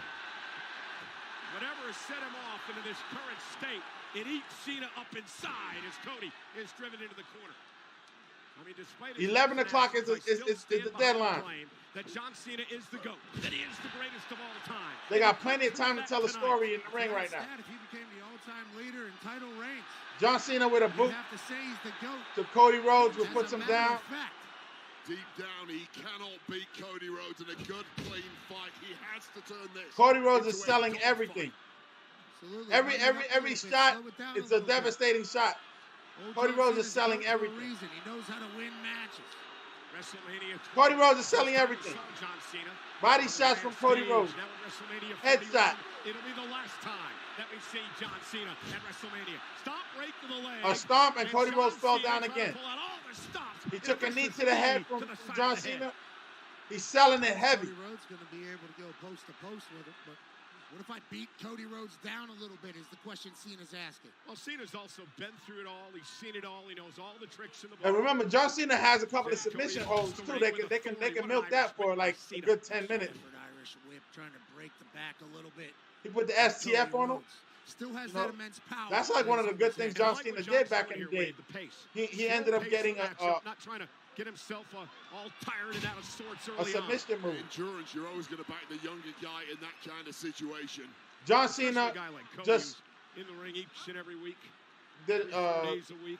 A classic move where you pull. Got to get him out of that for a night. You pull the opponent and have him hook himself underneath the lower rope. For what you have to do inside the wrestling ring. Oh, you can do miles and miles and again, on the treadmill. Absolutely. It's early and when you get to game speed. And Cody Rhodes is selling everything. When you're getting a big boot from John Cena. The likes of John Cena. And Pat, what we're seeing here is this getting and John Cena playing with him a little bit. Oh, and a clothesline. A clothesline, a really slow clothesline, Cody Rhodes flipped upside down. He's selling everything. The last time I saw something like this, he did it again. An easy clothesline. Cody Rhodes is doing a 360. The last time I saw this was I think it was The Rock versus Shawn Michaels. And Shawn Michaels was selling everything. It was so funny. He was overselling. One clothesline and he would like flip outside the ring and fall into the apron. And wait, it's also the legacy of Cody's family. A boot, he would do a backflip. It was crazy. Look it up if you don't believe me. Look it up. Look it up. Father Dusty Rhodes had with Ric Flair, one of the greatest rivalries in professional wrestling history. And I asked Cody if he felt something like that. I don't know what the discussion was backstage. I don't remember exactly what happened. But in that match, Shawn Michaels was just goofing off and overselling.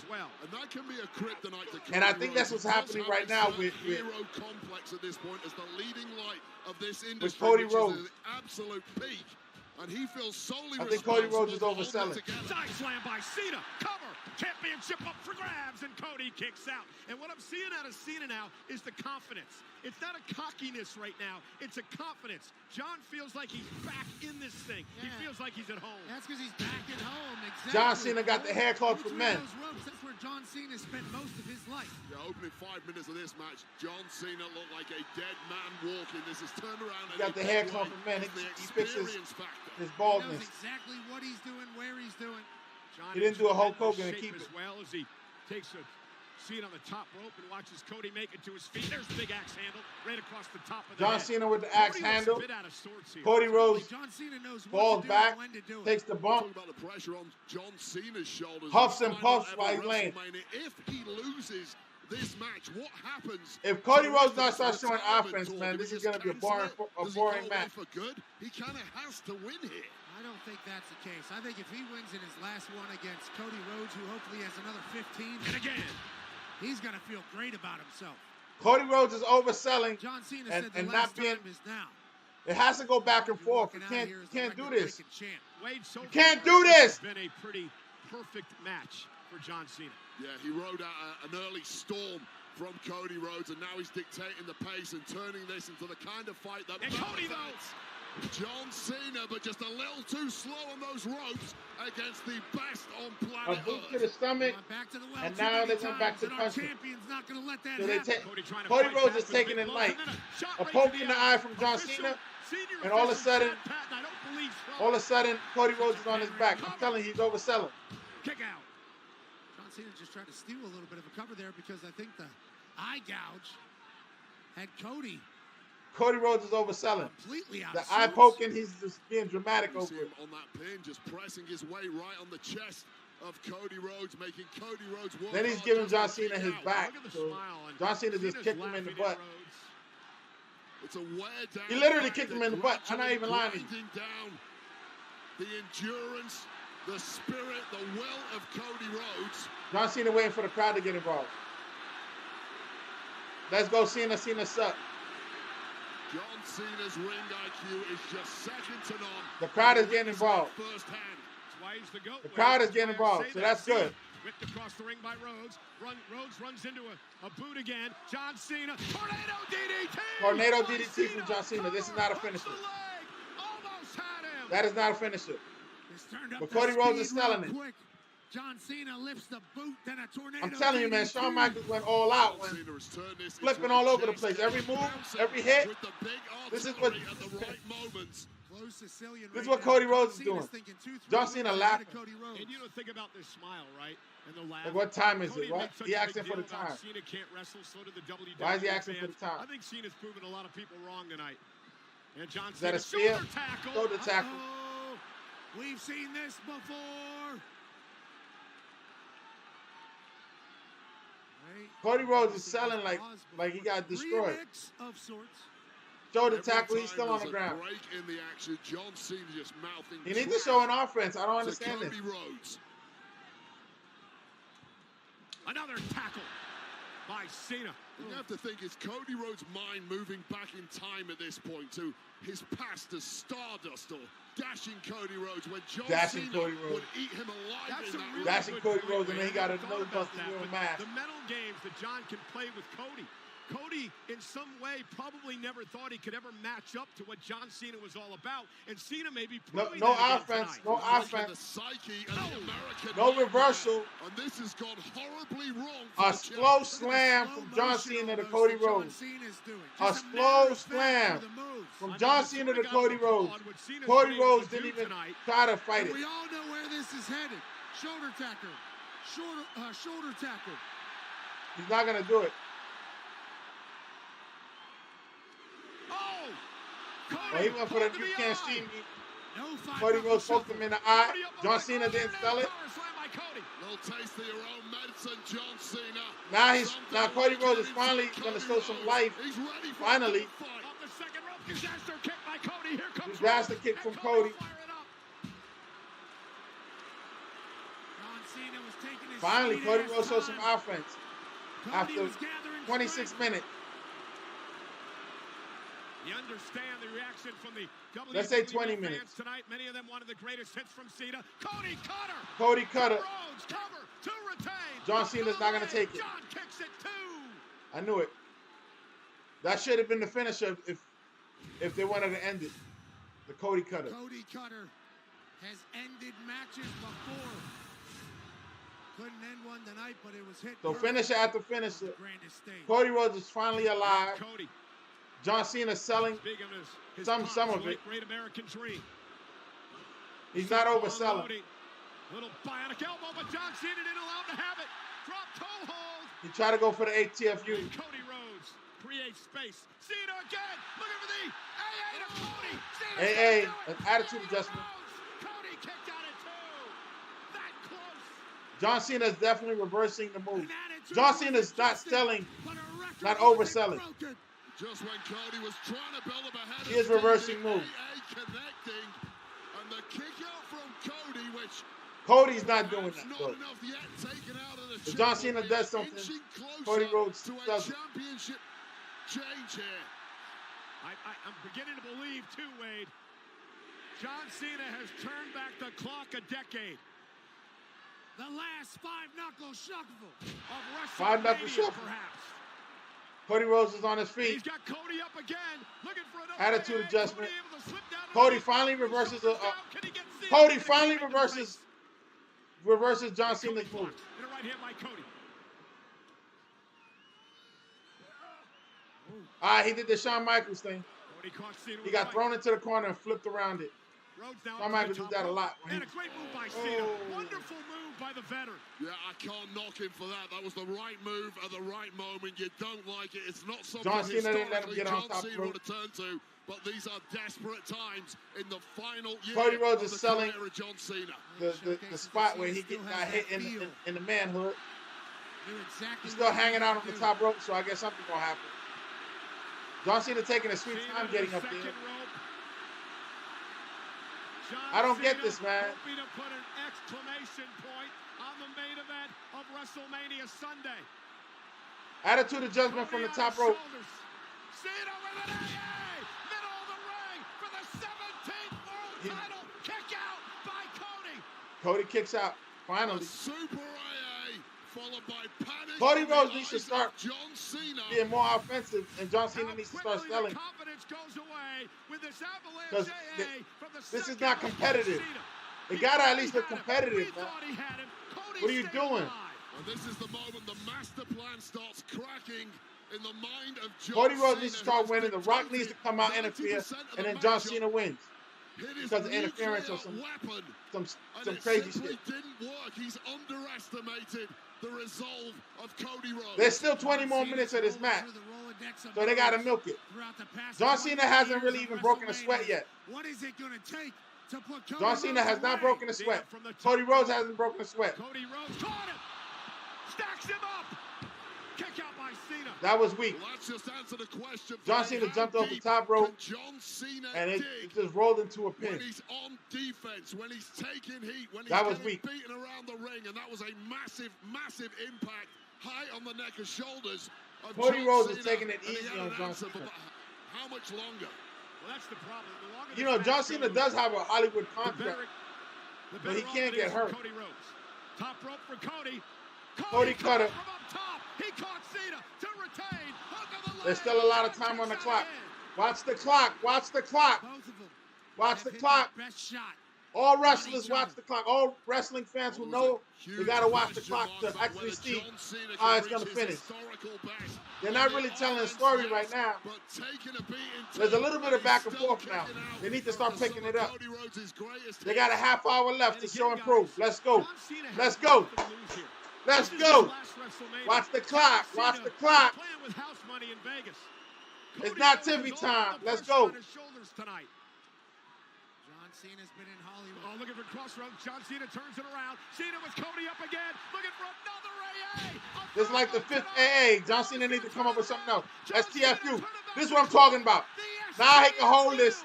He can hold this for like 5-6 minutes. Cody Rhodes scrambling for his dear life. Scrambling to keep Cody Rhodes is running to the rope. And Cena's letting him do it. In the old days, when the guy got close to the rope, John Cena pulled him back and he grabbed him in FTFU again. It's not even locked in properly. And that's his move. There you go. He's pulling him back. And then he locks him back in. He did it. He did it. Get the hell out of there, Cody. Cody Rhodes. You can hold this for you can hold this for 10 minutes. I'm telling you. You can hold this for 10 minutes and watch the struggle. The funny thing is John Cena's not holding his neck at all. Cody trying to dig down deep. John Cena's not putting it on him like he's supposed to. Everything he worked for to finish the story last year. Cody Rhodes' head is moving freely. He's supposed to hold it. Can Cody make it to the bottom rope? And he's going to pull him back. I'm telling you. This is a perfect. I told you. Reversal. The referee's knocked out. Here goes the shenanigans. Here go the shenanigans. There's been so much sucked out of him already. Cody Rhodes is going to get the pin right now. It's going to be a 10 pin. And the referee's knocked out. Here we go. Here we go. The shenanigans about to happen. Last half hour.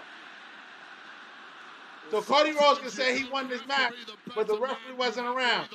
Perfect, perfect, perfect wrestling. Let's go. Let's go. Now you're telling the story. Taking out the referee.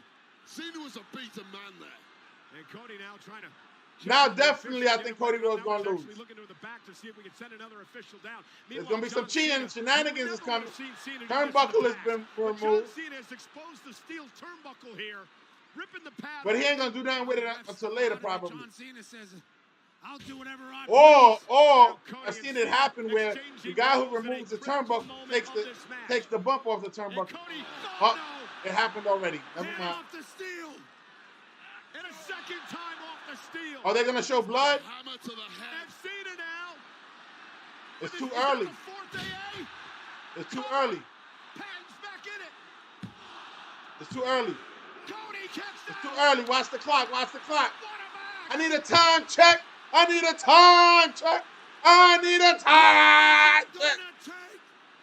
And now John Cena is beginning to believe what Cody Rhodes is all about. Well, this elevates Cody Rhodes because he's taking all these finishes and from John Cena, and somebody's coming out. I told you the shenanigans was going to start right now. Oh, man. Travis, what's his face is coming out. That means The Rock is coming out. Because he should stand on the top of the stage. John Cena is laughing, sitting in the middle of the ring. The referee's in the corner, back up. And Cody Rhodes is dead center in the ring laying down. The Rock needs to come out now. Because this guy is not going to do anything in the ring. And we know what Travis Scott did to Cody Rhodes back in Elimination Chamber. Travis Scott ain't going to do nothing in the ring. He ain't doing nothing in the ring. Why is he coming out? Ain't taking a sweet time coming out. They're waiting for him to get down. John Cena's smiling like, why? You know, Cody Rhodes got a receipt for Travis Scott. They're killing the whole 5 minutes on him walking to the ring. Come on. I thought he was gonna stand at the top of the ramp for The Rock to come from behind.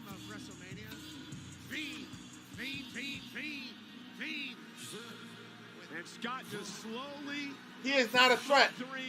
Down to the ring. Travis Scott is not a threat. Cody Rhodes is a beaten heap in the middle of the ring.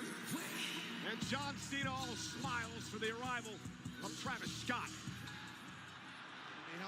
Travis Scott is on the apron.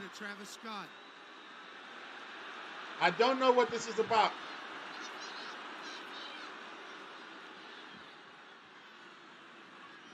Cody Rhodes has been laying in the center of the ring the whole time.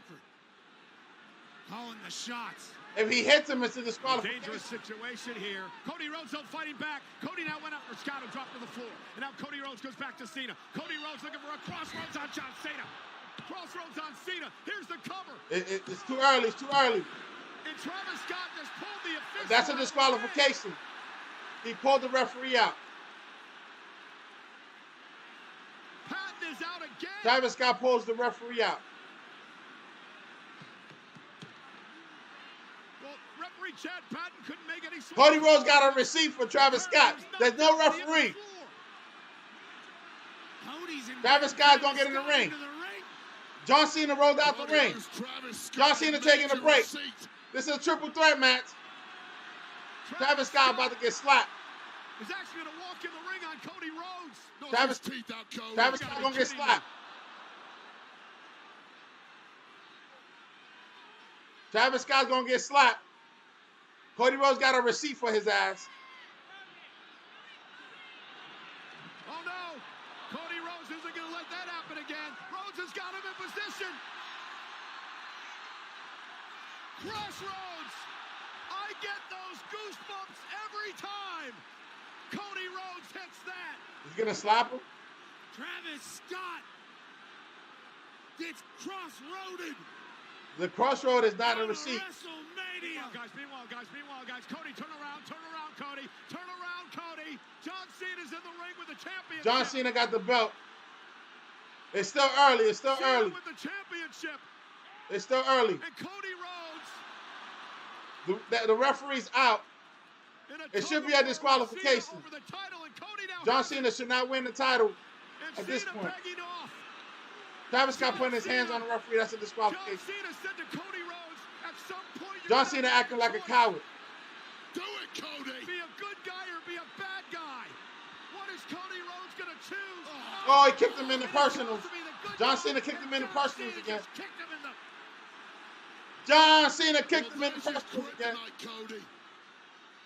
Cody Rhodes is still selling more than John Cena's selling. He's about to get hit with the belt. There's still no referee, so it don't matter. Watch the clock. Watch the clock. Watch the clock. Cody Rhodes wanted to do it fair and square. John Cena didn't give a damn. Chad Patton is back. You cannot be a perfect. John Cena hit him with the belt. It's too early. 1, 2. Oh! They did it early. Oh, something about to happen. Something about to happen. John Cena's the new champion. I told you. There's still time on the clock. What's going to happen? Let's go. They cut it early. Still time on the clock. John Cena's the new champion. John Cena's the new champion. I'm telling you, this is the story right here. This is the story to tell. John Cena winning with some shenanigans, bro. John Cena 17 times. 17 times. Woo! Woo! They're calling John Cena the greatest. John Cena 17 times champion. There's still 20 minutes left. John Cena is the greatest. Didn't win 16 world titles being a nice guy. He was the dirtiest player in the game. John Cena did the same thing tonight. And he John Cena is the 17th time. He broke the record. Travis Scott came out to assist. Check West and Chase Beard. The Rock didn't show up. He used the title. Travis Scott did not get that receipt. And here we are, celebrating the greatest of all time when it was all said and done. It is going to be an interesting Pat McAfee show tomorrow morning when John Cena appears at 12:15 Eastern to talk about what was an incredible main event up to the point when Travis Scott arrived. It should have been a disqualification when Travis Scott pulled the referee outside the ring. But it wouldn't have been the way Cody Rhodes was selling. It was just too extreme. Like I said, the last time I saw something like that was Shawn Michaels overselling. But this was the moment of truth. Remember John Cena? Cena had said a little bit ago that, Cody, you're going to have to make a choice at some point. Do you want to be the good guy or do you want to be the bad guy? Cody decided he wanted to be a good guy, and it cost him the championship because John Cena had no issue tonight being that badass SOB. And because of what he did, John Cena now stands at the pinnacle. They told the story. Now we got a story for Cody Rhodes. Now Cody Rhodes needs to go chase that belt and become two-time. But he is not the leader of this industry. Not after this. And the way he lost, I didn't think they were going to do it this early. There's still 15 minutes left in the game. Spat back in the face of anyone who stood shoulder to shoulder with John Cena. Hey, Wade. They got the 17 up. Here comes the pyro. I love John for many, many years, and I still respect him. Yo, 17 times. Yo, John Cena got the belt over his shoulder, bro. This is crazy. John Cena got it. I told you it's a better story. It's a better story. I don't care. I don't care. It's a better story. Travis Scott is trash, though. Cody Rhodes needs to come in now and smack him in the face. The over 124,000 that showed up at Allegiant Stadium. They cut it early, I guess, for the after show. Everyone that attended every event here in Las Vegas. Let's see what happens. They cut it short. We're not done yet. We got Monday Night Raw, the Raw after WrestleMania, tomorrow night here in Vegas. So Travis Scott was the shenanigans. The Rock did not make an appearance. They're calling it a night. Triple H did it again. He cut it short. If they go to the after show, we're gonna stick with it. We're gonna stick with it. But John Cena is now the most winningest champion ever. He beat Ric Flair's record of 16 times. He is the 17-time WWE champion, 17-time champion. We are going extended. We are going extended hours. John Cena is still in the ring. There's still time on the clock, but the show is over. The WrestleMania is over. Now we're going to the after show. I guess they cut it short because last night they stayed too late. Travis Scott is walking up the ring, and he's supposedly the hardcore champion. So if he's a hardcore champion, remember, that's defended at any time, any place, anywhere. People need to come after him. He's showing his face again with that belt.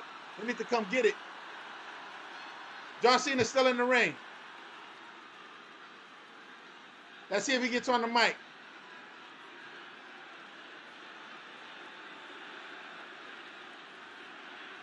Yo, John Cena did it. This could go all the way to SummerSlam. It's a good look.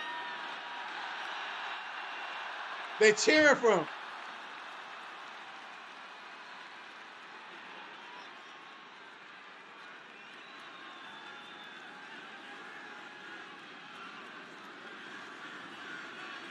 Okay.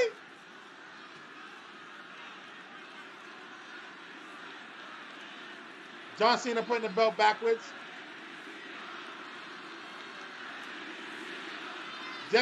John Cena put the belt on backwards.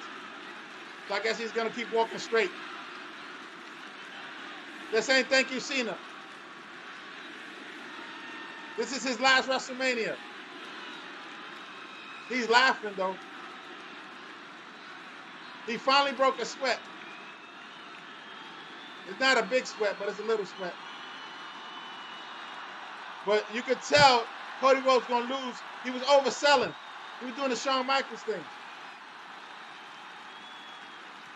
I think it was Shawn Michaels versus The Rock that happened. Shawn Michaels is overselling. Like, all right, if he's going to win, he's going to win. But, like, there was no real back and forth.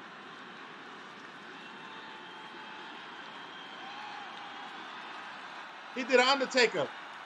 Went all the way to the top of the rope, on top of the ramp, looked back over his shoulder. He's walking away, but the WWE title is facing us.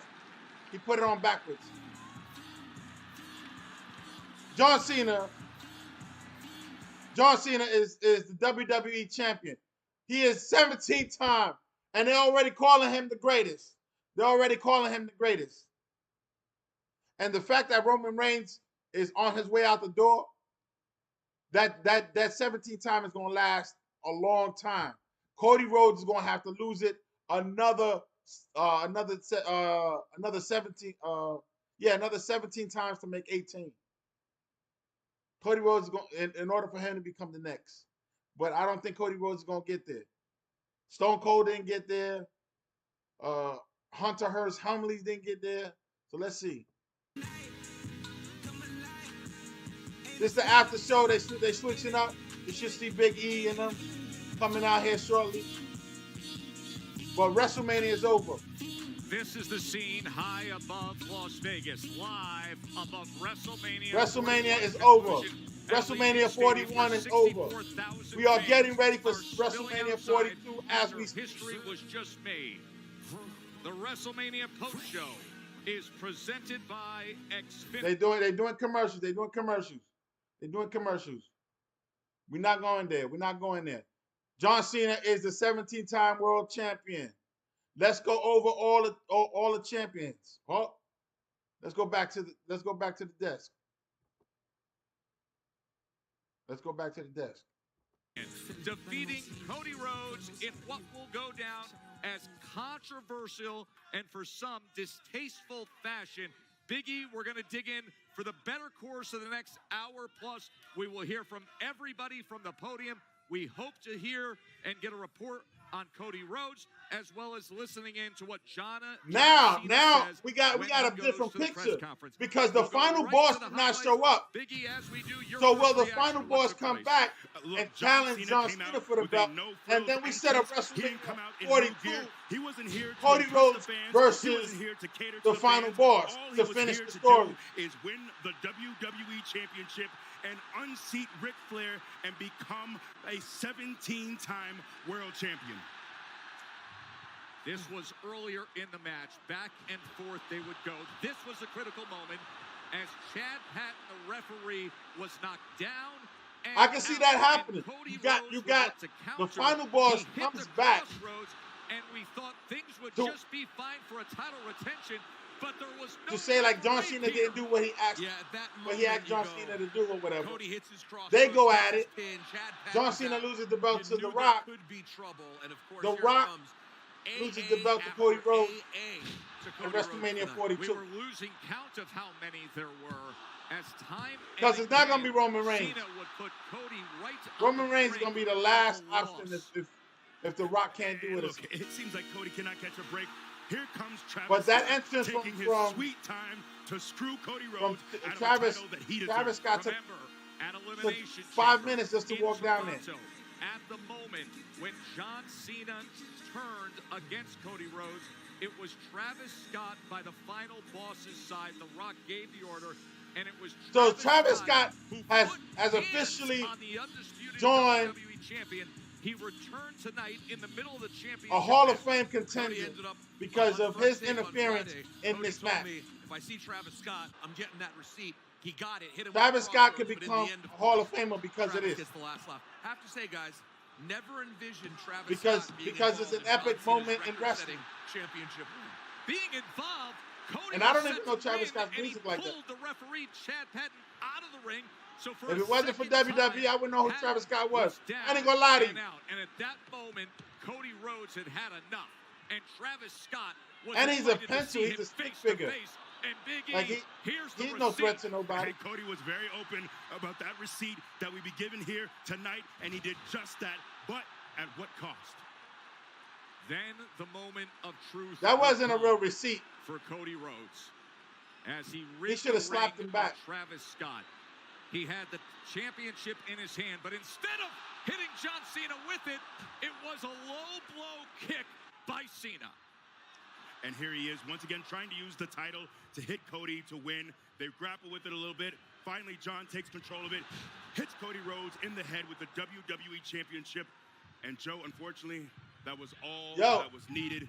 Chad Patton, the referee, finally gets back in the ring.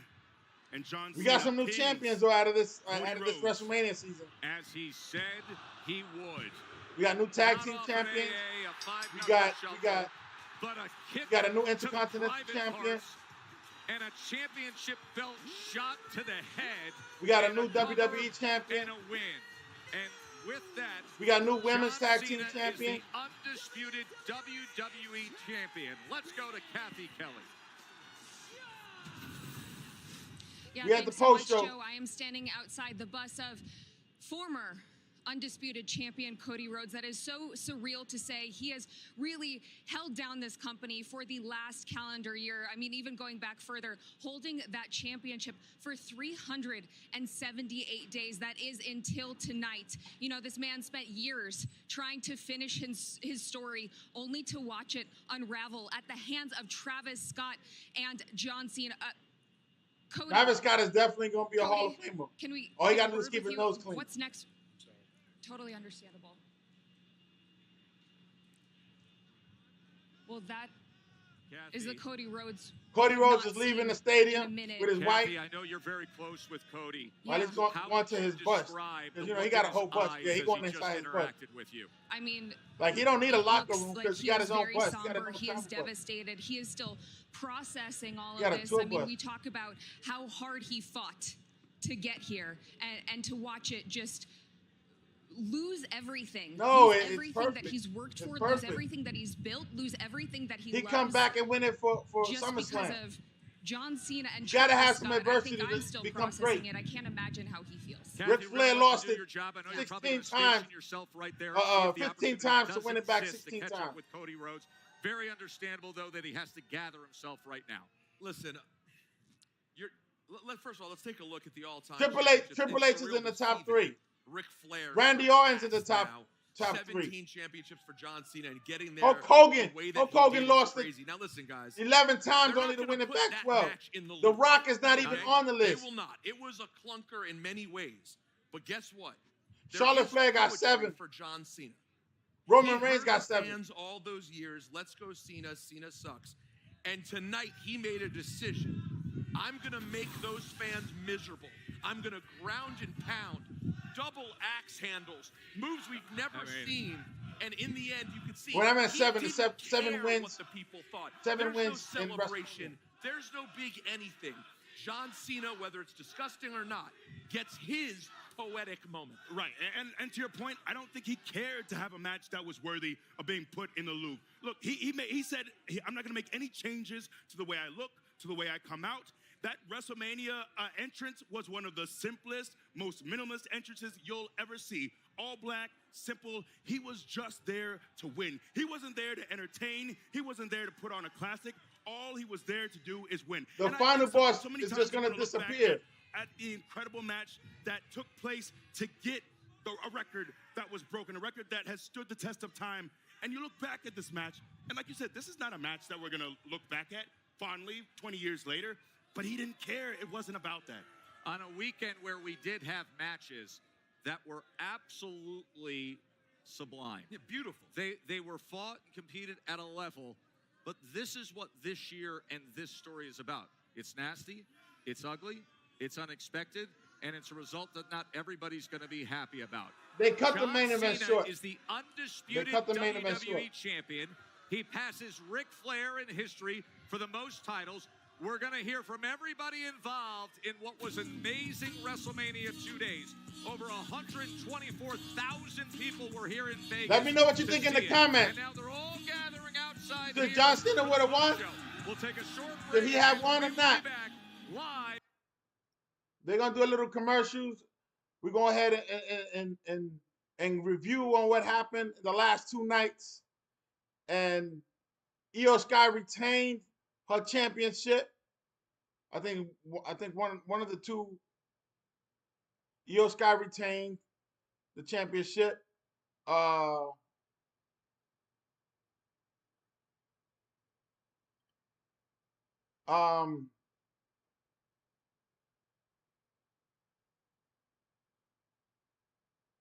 As you saw, John Cena just won the 17th time. So Cody Rhodes lost his championship. Jey Uso is now Intercontinental world champion.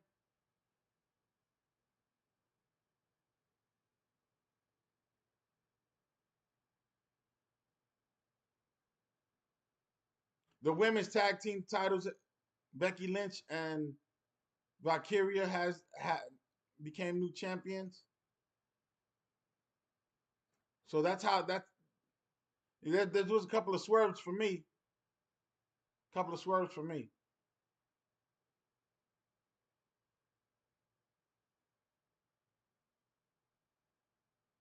Let me know what you think in the comments. Hit the like button, subscribe.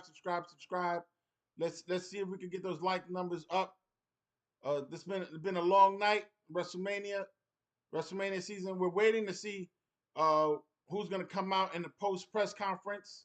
We're gonna go ahead and stick around for that. Thank you for tuning in. It's been amazing 2 nights of entertainment.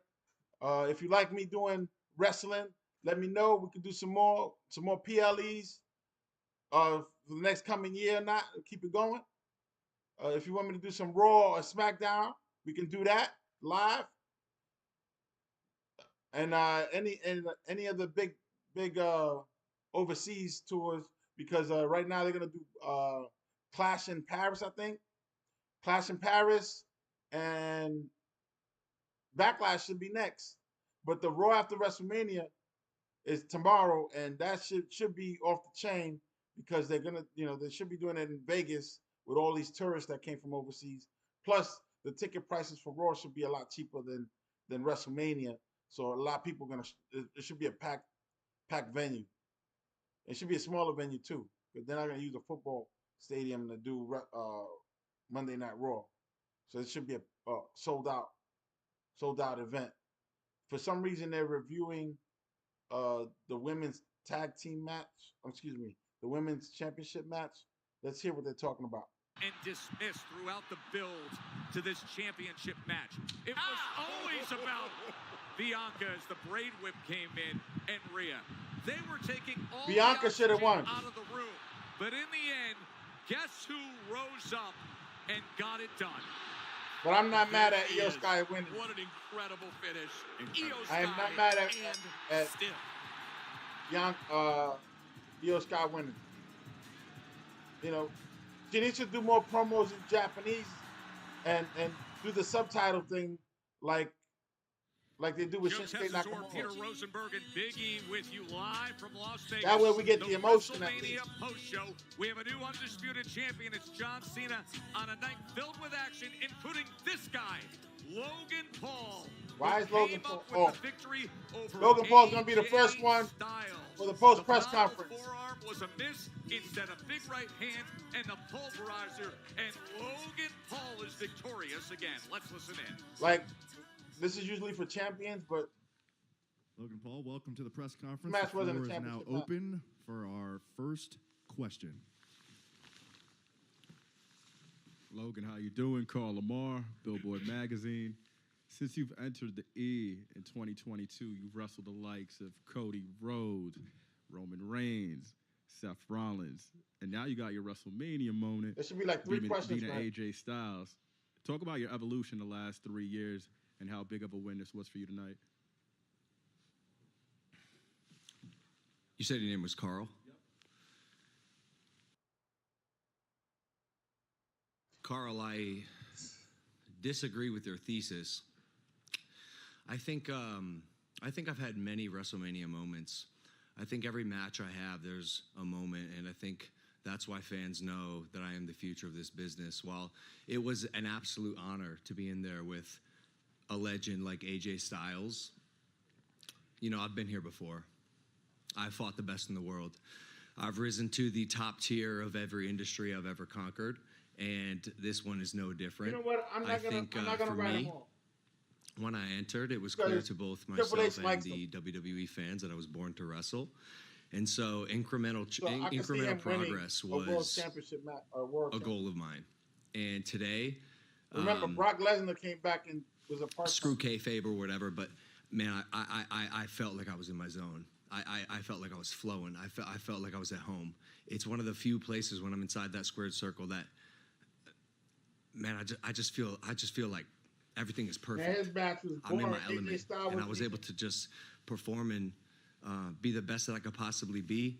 And I think for every person on earth, when you're in that pocket, man, that's like a life accomplishment. And to do it with someone like AJ Styles, like, I'm so grateful to have wrestled him, but I'm so grateful that I think I continue to show people why I belong. AJ Styles gave him the rub. Next question, right side, front row. Hey, it's Adrian Hernandez of Unlikely. Logan, after beating AJ Styles, I know a lot of people make comments about your schedule. What's next for you? What you mean about my schedule? What do you mean, AJ? Sometimes people are like, hey, he's not here all the time. But okay, AJ. Adrian Hernandez. Adrian, yeah. I was about to beat up a second AJ today. Adrian. Yo, I'm available. I'm here. I signed up to be a WWE superstar. When Triple H calls me, I answer the call. And whoever he wants to put against me goes from professional wrestler to victim. It's been that way for the past year. And I'm in my fourth year of wrestling in the WWE as an outsider, by the way. And get him out of there. And the person who the show is over. They Seth cut it Rollins, short. One of the best in the business.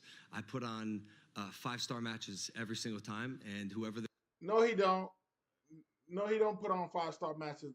This was not a 5-star match he had with AJ Styles.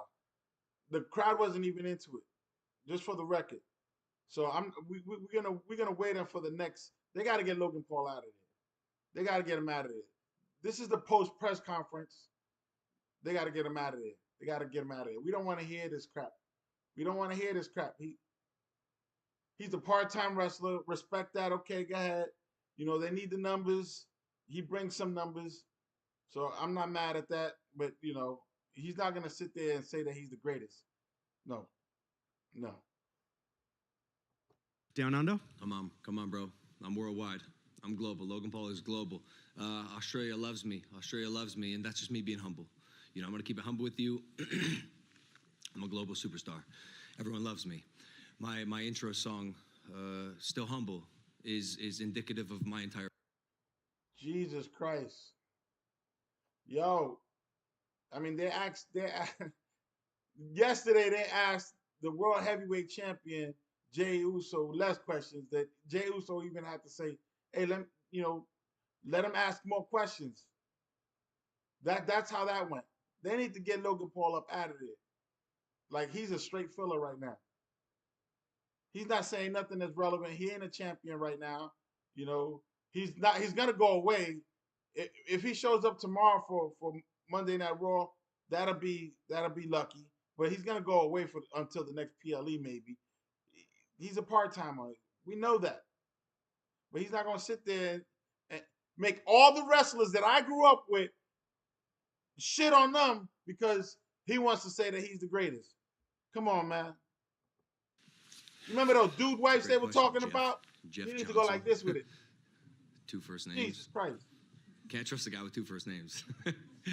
Look, man, I'll be honest with you. My 3rd match in the WWE, I get a call from Triple H.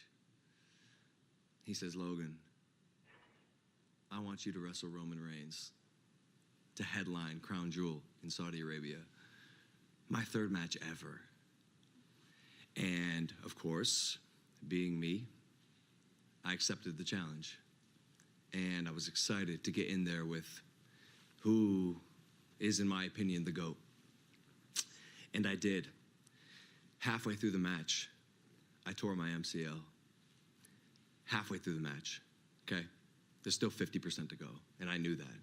And I knew that this was gonna be one of the hardest things to do in my life. And guess what I did? I did it.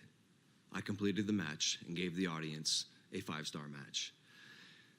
After that, when I was sitting in the medic room with a torn MCL and looking back at the highlights and seeing the reviews of the match, and even to this day, when I look back at it and I see how great that was and how in my 3rd match ever, I hung in there with the greatest wrestler of all time, I knew I was destined. Yo, this is like both of the Pauls' claim to fame. I hung in there with the greatest. I hung in there with the greatest. No, stop. Stop. This is why you're not believable, bro. Stop. Stop. Stop. You know, he even said, "Oh, I hung in there with the greatest with Floyd Mayweather." Dude, you had it signing a contract that he couldn't knock you out. And then you yelled at him in the middle of the ring and told him to chill. Go back and review the tape. He told Floyd Mayweather to slow down. Please. Look at the size of this crowd. It's for the post show. And they're all coming out after John Cena won his 17th World Championship. Trust me, he's not going to show up we'll tomorrow. remind everybody, we will hear from John Cena. You're going to see him again for a minute. Crowd that a major winner from tonight's going to join us right on the set in moments. Now, let's get John Cena needs to be at the Raw after WrestleMania.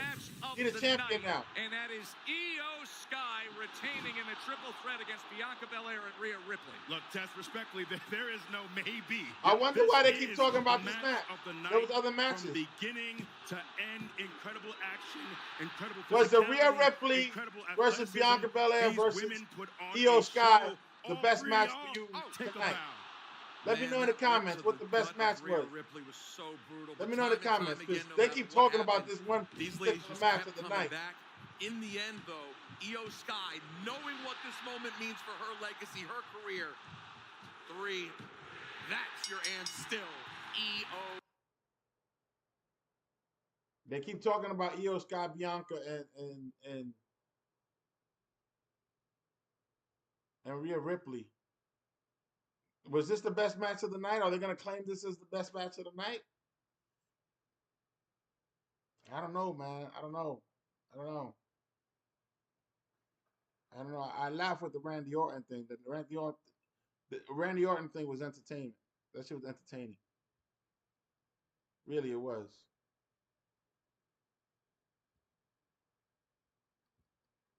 So I don't know what their best match of the night is. But let's see what happens. Let's see what happens. We're continuing on with our coverage of WrestleMania's post-show. Let's see who comes up next. There should be a couple of people. 心の底から嬉しく思います。So, Io Sky I'm is talking. so much honored. I'm so much grateful. I feel like I was born to make this moment. Literally, I'm over the moon, like my over the moon south. Thank you very much. Thank you, guys. Thank you. Congratulations to Io Sky as she retains the Women's World Championship. Let's bring it down just outside You didn't even take any Allegiant questions. Stadium. The crowd grows bigger and bigger and bigger, and they're ready to erupt because the new Intercontinental Champion has arrived. Say hello to Dirty Dom. That was a good match too. So Rey Mysterio winning. But Rey Mysterio is not going to. Rey Mysterio, he should be in the press room, but they got him out at the desk. Pick up that mic, my friend. Congrats, my man. I'm going to give you the chance to just turn around and speak to them directly. Here's your new Intercontinental Dirty Dom. Dirty Dom. Yeah, he deserved it, man. I ain't gonna lie.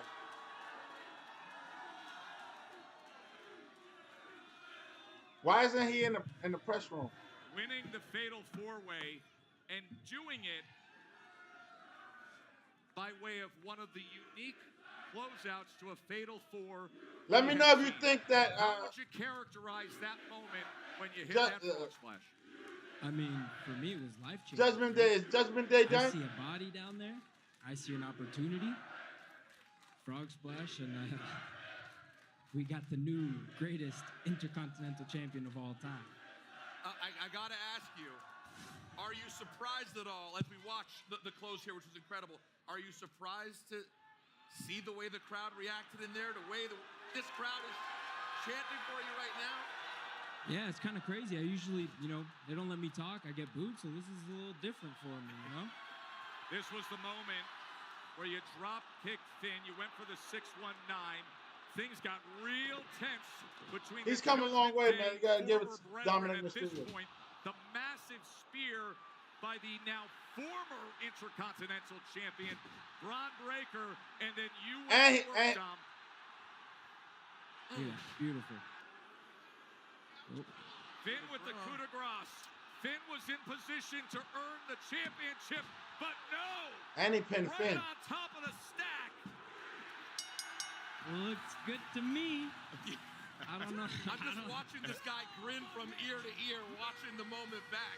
Man, incredible, man. I think back to you in the pandemic, getting your feet wet. Like, you're not gonna sit there and say Logan Paul is better than Dominik Mysterio. You can't do that. Like, why is Dom here? Does he deserve to be on the main roster? Your growth from your start to now has been incredible. In ring, your confidence, your personality. Can you talk a bit about the journey? Has it been easy for you? Because you have taken such a massive leap in just a few short years. I mean, you hear this? Crazy. Like I said, I'm used to getting booed, but starting off with the pandemic with no crowd, and then coming here to have a crowd, and then honestly, I feel like I just need to lose the dead weight. The deadbeat. You're referring to Finn? No. My deadbeat dad. Oh, your deadbeat dad. I feel like I've solidified myself, because everyone was saying you'll never be able to fill Rey's shoes. You'll never be bigger than Rey Mysterio. Less than 5 years later, 4 years, I am the greatest Mysterio of all time, the greatest Intercontinental Champion of all time. I'm going to let the euphoria soak into your brain and give you a pass on that. Celebrate tonight. Your father's a Hall of Famer. Okay. What's your point? He could be a future I'm already I could get inducted tomorrow. I'm basically a 20-year veteran in this business. That you are. Yeah, he was a little kid when he. This is a night. He was a little. I want to get back to. He's younger than me, so I watched him as a little boy. Fourth WrestleMania on Raw. We know what happened previously. How good did it feel to climb up? They're cheering Hall of Fame. 64,000 and feel the other side of it for once. Look, if Travis Scott could be in the Hall of Fame for the crap he did tonight, Dominik Mysterio could definitely be in the Hall of Fame. Now it don't even matter because I'm a champion. Give us a glimpse of some of the Dominik Mysterio was in wrestling, physically in wrestling. I mean, when Eddie Guerrero was alive. When Eddie Guerrero was alive. Come on. Me, telling me I was already the greatest Intercontinental Champion of all time. Have you held this title? Just a couple times. Yeah, I'm better than you already. Crazy. It's only been like 30 minutes and I'm already the greatest. He's talking smack. How old were you? How old were you when you debuted in WWE? First ever time. 23. No. First ever. He means like 20 years ago. Oh, I was 8. 8 years old. 8 years old. 8 years old. Custody of Dom ladder match. Eddie and Rey. Did that kid you think? He got the Latino heat shirt on. Would be? Did you know back then this was possible? I mean, I'm over here carrying 2 legacies on my back. I got the Mysterios and I got the Guerreros, and it's on lock. That's true. Dom, how are you celebrating in Vegas tonight when you leave this set? With some chicken tenders. And quite possibly I might add on an In-N-Out burger into that. There you go. Get after it. It's well earned. He's the Intercontinental Champion. Dirty Dom Mysterio. I ain't mad at that. I ain't mad at that. He deserves it. John Cena is coming up. Massive crowd here at the post show. Congratulations, Dom. Very well earned. Spectacular. He was on Monday Night Raw and on SmackDown. As over 64,000 spill out as a little and kid. Join us here on the post show. And what a shock we had earlier because the man is back. Becky Lynch is coming out next. Big time Bex. The WWE Women's Tag Team Championship. I wonder if they're going to come out together. One of the challengers when Bayley was viciously attacked. And guess who joined Lyra Valkyria? She's back, Big E. I don't think this was right. It doesn't make any sense. It doesn't make any sense. Doesn't make any sense. But whatever. Change to get the win and become tag team champion. And Bayley had to take a back seat for Becky Lynch again. Ain't nobody gonna say nothing about that. Becky Lynch had to make herself get hurt in the storyline, kayfabe, in order for Becky Lynch to take her spot. Damn, Becky Lynch's daughter's there. And she looks big, like she at least 5 years old, 4 years old or something like that already. Dang. Two-belt Lyra, take it away. Oh, what a great scene to have. All right, let's hear what they got to She say. had 2 belts. I needed something else on my arm. Will you say hi? Hi. This is her debut. Did you want to tell them anything? She's pedigree now. She want to tell you about a skunk. Hi, everyone. Hi. Good Remember, job. she's the daughter of That's gonna Seth be hard to Rollins follow, but we'll and start Becky off Lynch. with our first question on the left-hand side. She sorry, could definitely wants me to tell you about go the into skunk. wrestling easily. So, we're at home. She's pedigree. And now we they were bring it out a in guest front of the house, and we camera. had a couple of friends staying over, and her daddy had left the door to the main house open, and a little skunk went past, and we were very worried that the skunk was going to go into the house, and thankfully he didn't. That's it. Any further questions about the skunk? It was, an average-sized skunk. Didn't spray anything. It did on the big house. Oh, it did. Actually, yeah, then the next time it did spray on the big house, yeah. Kids don't lie. Kids gonna tell you the truth when you mess up. At this age, anyway. And Lyra, this is Stephanie Hypes here with Body Slam Net. Hi, Rue, as well. She's got to be like welcome 4 back, years Becky. old. Congratulations to you both. I actually wanted to ask you, obviously you've been out for a year, almost exactly. How was it different from being wrestling for 15 years and to actually step away on your own accord, not an injury, and hang out She's with your gonna daughter and overshadow do things Valkyria. I'm telling you, this is a it was bad amazing. move. It was amazing. I wouldn't give back for the world, getting to get her. They might into not even activities ask and Valkyria into any school questions. and all Why? those things and have a routine. Let's see what happens. The daughter's getting more You wanna questions. try again? Becky Lynch's daughter getting more questions. Seth Rollins' daughter getting more questions. Okay, and it's been the best. It's the most important thing that I'm ever gonna do, and I love my family more than anything, and the thing that I love next to that. She's like is sucking both her wrestling. fingers. And so, being able to be here and come back, it's really quite amazing, especially to be by this woman's side, because she is amazing. She is so incredible. I told her this before I left. I said, I didn't know if I was coming back because, I got... Different story. Okay. The daughter's still in the show. What story? I want you to talk first. Okay. Oh, will I talk? I'm gonna do the rhyme, okay? Okay. So, I told her, is this story okay? Yeah. I told her when I was leaving, I said, you're my biggest hope for the future. Becky Lynch We've and her already daughter are taken stealing this Valkyria's woman's vision shine right and now. wrestling to Jesus just heights Christ. never thought This was before. a bad And idea, man. This is a bad she's idea. so dedicated. She's so passionate. It's She's already so started. good. She's so They haven't even smooth gotten to that a the Raw world yet. is her oyster. So to be able to be here on her first WrestleMania. I don't know if this is going to be a good rub. Be a contributing factor This for is her not helpful. walking out of WrestleMania, Lyra 2 belts. Let's hear it for Lyra 2 belts. No one's going to say Lyra 2 belts. Thank you, guys. Hi, everyone. Alistair McGeorge from Metro in the UK, just here. It was Becky 2 belts because it started with a B. Lyra 2 belts don't work. What made... Are they gonna ask Lyra a question? Because they're not. I mean, I could change tact and ask Rue a question. How proud are you of your mum coming back tonight and winning a title? Are you proud of me, Rue? Yeah. Aw, thanks, honey. See, I told you they asked. Valkyria hasn't even asked. They haven't even asked her a question. They asked the little girl 2 questions already. Yeah, I just thought, bring Rue into it. What made now the right time for you to step back into this world full time and get back on the road? Well, it's WrestleMania, isn't it? And Lyra needed a partner. No, she didn't. Bayley, unfortunately, got taken out yesterday. We all saw that. And so there wasn't much time to prepare. But if she's going to call and ask for something, I'm so proud of her, man. Of course I'd be there in a heartbeat. In a heartbeat. When she was talking about retirement online. You know, watching my husband main event WrestleMania last night in a hell of a match. That match was insane. It was amazing. And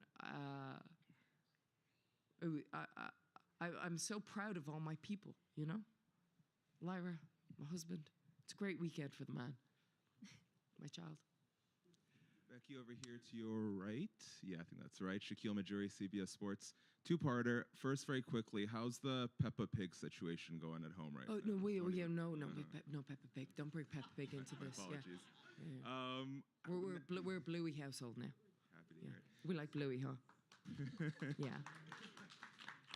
What can we expect from this upcoming run? You see what I'm talking is this about? Full time? Will you be on the road every week? What's it going to look like moving forward for you? Yeah. The man don't do part-time. Come on now. Yeah. When I go hard. And I'll go hard until I can't go no more. Or until I... Valkyria's just there as a third wheel. Last question, right-hand side. You got to see her face, man. She's like, are you going to ask me something? Lyra, this question's for you. Finally. This moment after 10 minutes to come out. The press conference going to be over. Another championship tonight alongside the man, Becky Lynch. Incredible. How did it feel winning with Becky Lynch? Like, that wasn't a question for her. That was a question of proper Becky. I wasn't expecting to, but from the second I walked out there, I really big mistake. Really big mistake. Oh my God, this is WrestleMania. They shouldn't have gave you the Intercontinental Championship. They were going to do this. The woman that I, first saw that made the wheels in my head spin, that, there's a route for an Irish girl to get to this point. This time last year I was NXT, so to be here, double champion with the man, like, dream come true. I feel like a massive life. You know what? You gotta give it to Triple H. He takes care of his people, man, because this is straight. All right, that wraps up our questioning. Thank you, Becky. Thank you, Lyra, Valkyria, and thank you, Rue. That's it. That wraps up the questioning. They asked Lyra one question. How did it feel to work with Becky Lynch? She's been working for Becky Lynch for at least a year now.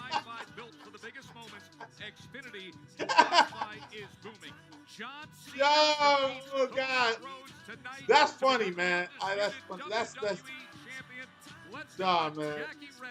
What are they gonna do with those belts, man? Those women tag team titles to be discontinued. There's only one of them, man. It is no longer up for debate. John Cena is the greatest of all time. He has more WWE World Championships than anyone in the history of this company. He's the greatest of all time, officially. Nobody can take that away from John Cena. Because she says so. Let's go. For a lot of big moments in professional sports, and I gotta tell you, this one hits a little different. I am here in Allegiant Stadium. I'm on the ground. I've walked around. I've talked to fans, longtime fans of this product. I've talked to longtime employees, crew members who know John Cena very well, and even some WWE superstars. And while a lot of people have so much respect for the career of John Cena and what he has been able to accomplish. And many who even maybe hoped or expected that this night would come, they didn't think it would happen like this, because for 16 championships, John Cena stood for hustle, loyalty, and respect. He can't say that for his 17th title victory. In order to get this one, he had to sacrifice his integrity. He had to go against everything that he stood for his entire career. So while many people are celebrating John Cena backstage and out on the floor, the fans are excited, they're also celebrating a man they don't really know. This is a new John Cena that we've only come to know over the last handful of months. And maybe Michael Cole is right. Maybe that's what it takes. But I think the question for John Cena is no longer, is he the greatest of all time? The question is, at what cost? And what does it mean ultimately for his legacy in this business? No one can take away the championships. No one can take away the titles. But number 17, for some people, will always maybe have an asterisk.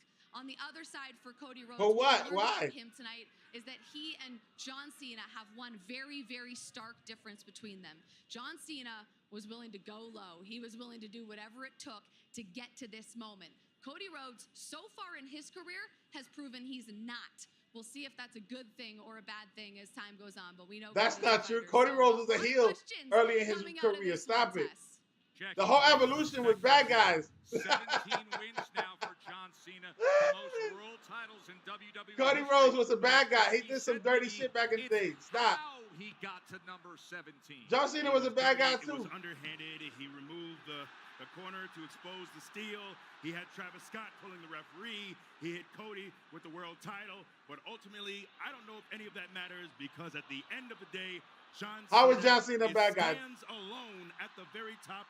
Move aside respect. The Thugonomics era. John Cena has 17 That's when he was a bad guy. championships. He is indeed, at least on paper, the greatest of all time. Even ruthless aggression. I mean, just not how you envisioned him getting to 17. And if you were the kind of person who was previously critical of Cena, you didn't think he was the greatest wrestler in the world, whatever it was, you didn't like the jorts and the sneakers, whatever you didn't like, does it change your mind that he gets the record for titles and does it with the help of Travis Scott and doing things? Travis Scott is going to be a Hall of Famer because of this. It's Impact crazy. on this business the last 20 years is undeniable. I don't know if we're even talking about Netflix, Raw on Netflix, if it wasn't for John Cena. I don't know if we're talking about WrestleMania having this scale and scope and size if it wasn't for John Cena. Yeah, but how far did he set us back tonight? How far did he set us He back? didn't set nobody back. Okay? I'm sorry. You got to really think about the Vince era when John Cena was champion. There was times the arenas were half empty. Determine the end of WrestleMania. That's John Cena. He did Forget that. about the COVID era when the arenas were totally empty. Oh, John Cena's coming out. Is he going to drop the mic again? Or is he going to actually do an interview? With his 17th. Here we go. John Cena's on.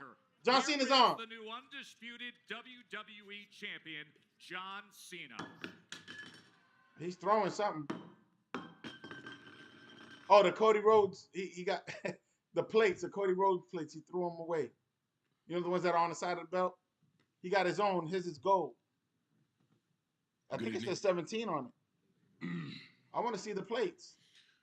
Part of my role as the last real champion is to develop a better relationship with the media and the journalists that the last real champion covered this company, and I'm grateful for their participation. So tonight I will field all questions.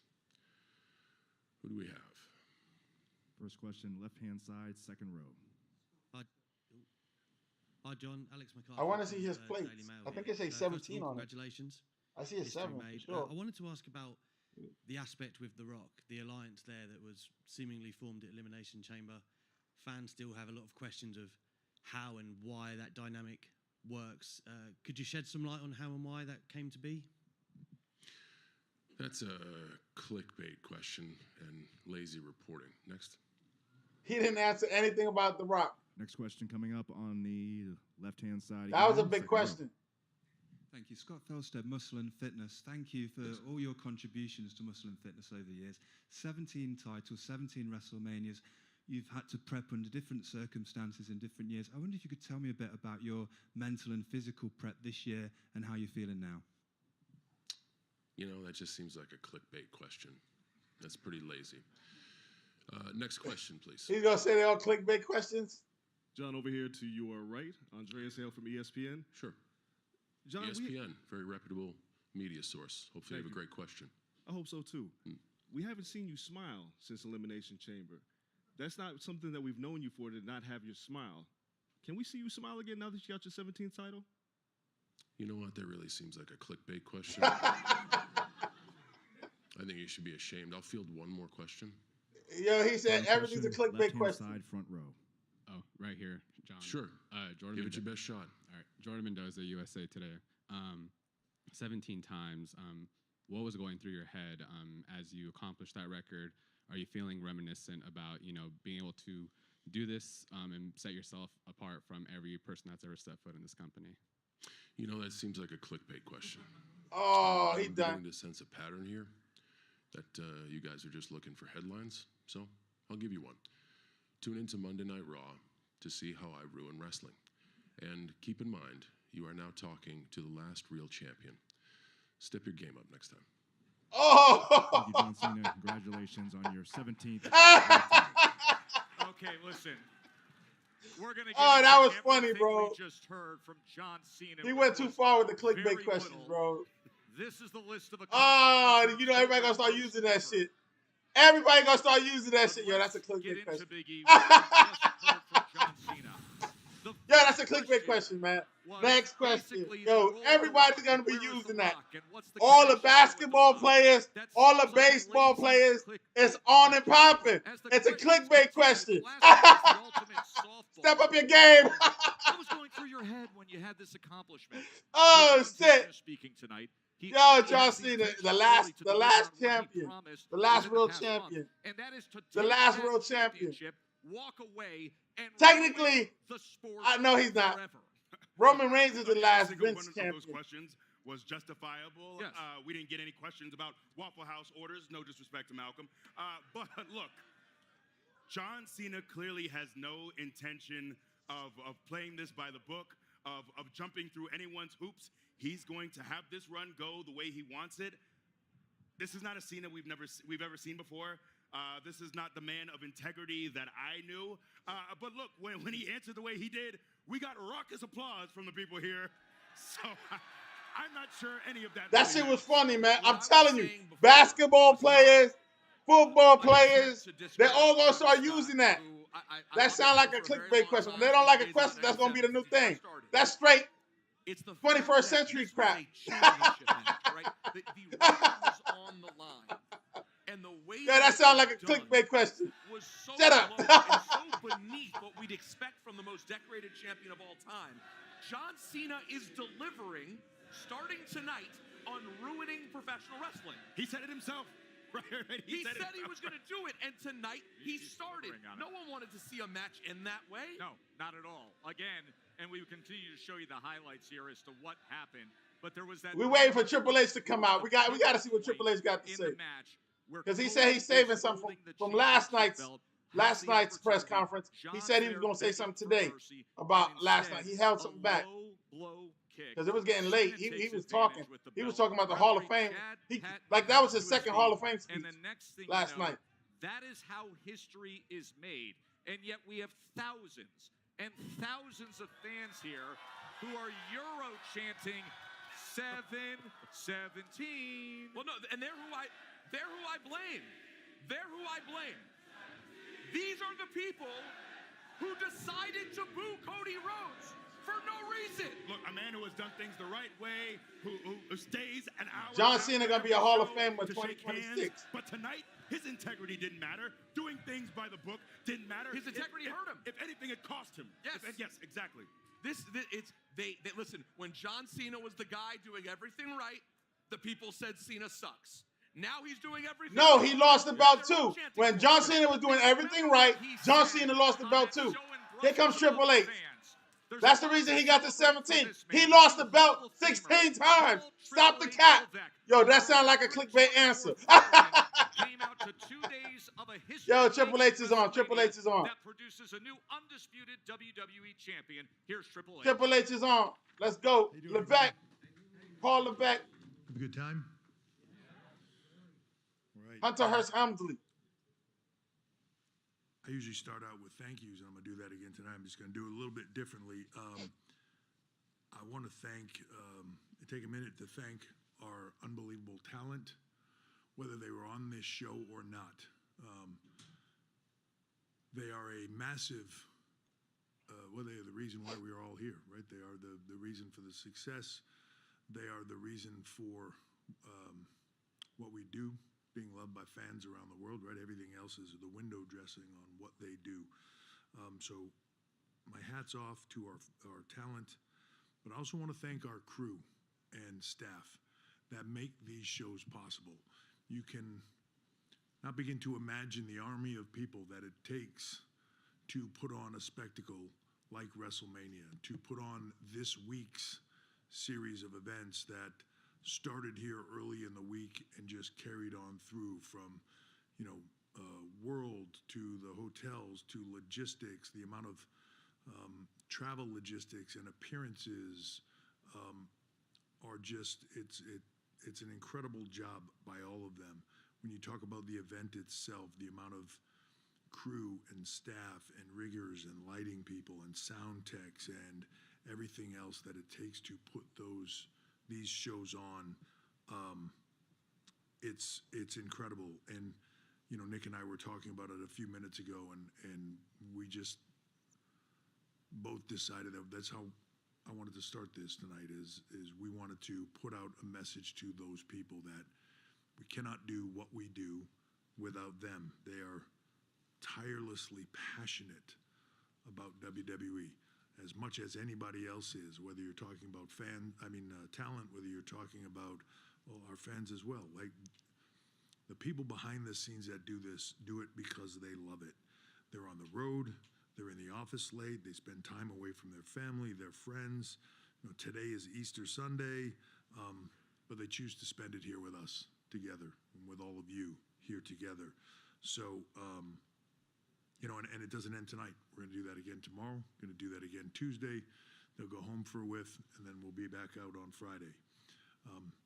But they do it for love of this business. They do it for love of entertaining our fans. And the best part is they come in and they do it with a smile on their face, and they're having a blast doing it, and that makes me have a blast doing it. So just sincerely to all of them, thank you for what you do, because you allow WWE to be WWE, and it is one big family, so thank you.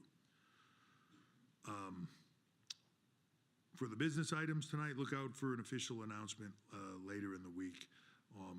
But as of right now, WrestleMania smashed records in a big way. Gate, sponsorship, merch, on location, WWE World, social media numbers, all those records got blown away. Early read on viewership is incredibly strong. And, I know everybody knows that Nick grew up here, was an usher at WrestleMania 9. This is his place, and I've told you many times, as an executive, Nick can sort of see into the future in a business way like nobody that I've ever met before. And he was absolutely right once again. Vegas delivered in the biggest way possible. So I'd like to thank Las Vegas and everybody here for what they did. Fans from all over the world coming in for this. It was an incredible weekend, or incredible week, actually. Attendance tonight, 63,226, which was another complete sellout. And over the course of 2 days, I believe that total was 124,693. So an incredible 2 days. That does not, as I mentioned before, does not include World and SmackDown and Raw tomorrow and NXT and every event that we had here, including after parties, including going on shortly here, the Tony Hinchcliffe roast, and which will be a lot of fun. It's just an incredible amount of people came in and enjoyed what we do. I will mention one more time, because I thought it was a massive announcement yesterday, but I wanted to mention it one more time. LA, June 7th is going to be an incredible week, or incredible day as well. We have Worlds Collide taking place at the Forum, which with the newly acquired AAA promotion, which I'm incredibly excited about. I was speaking to some of our guys today, Penta and Phoenix and all of that, and they are just, they grew up with that. It's that is sort of their home, and to see the excitement that is going to be handled in what they and we believe will be in a bigger and better way, their excitement level is through the roof. So I cannot wait to deliver. So WWE is having 2 shows on that same night. On that Saturday, we will do Money in the Bank that evening from the Inuit Dome. So that will be a big day. But before we even get to that, Backlash, May 10th, St. Louis. You get to see the new champ there in John Cena.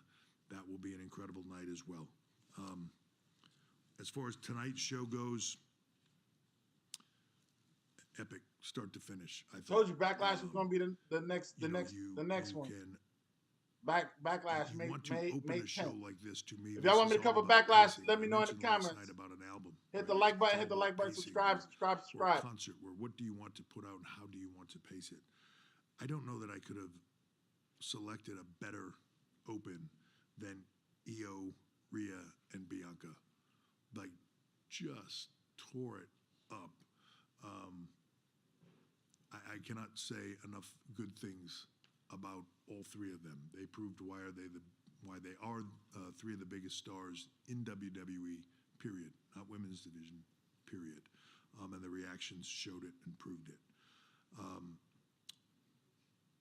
Drew and Priest was incredible and delivered on what they've been doing from an aggressive and a hatred and a violence standpoint, so to speak.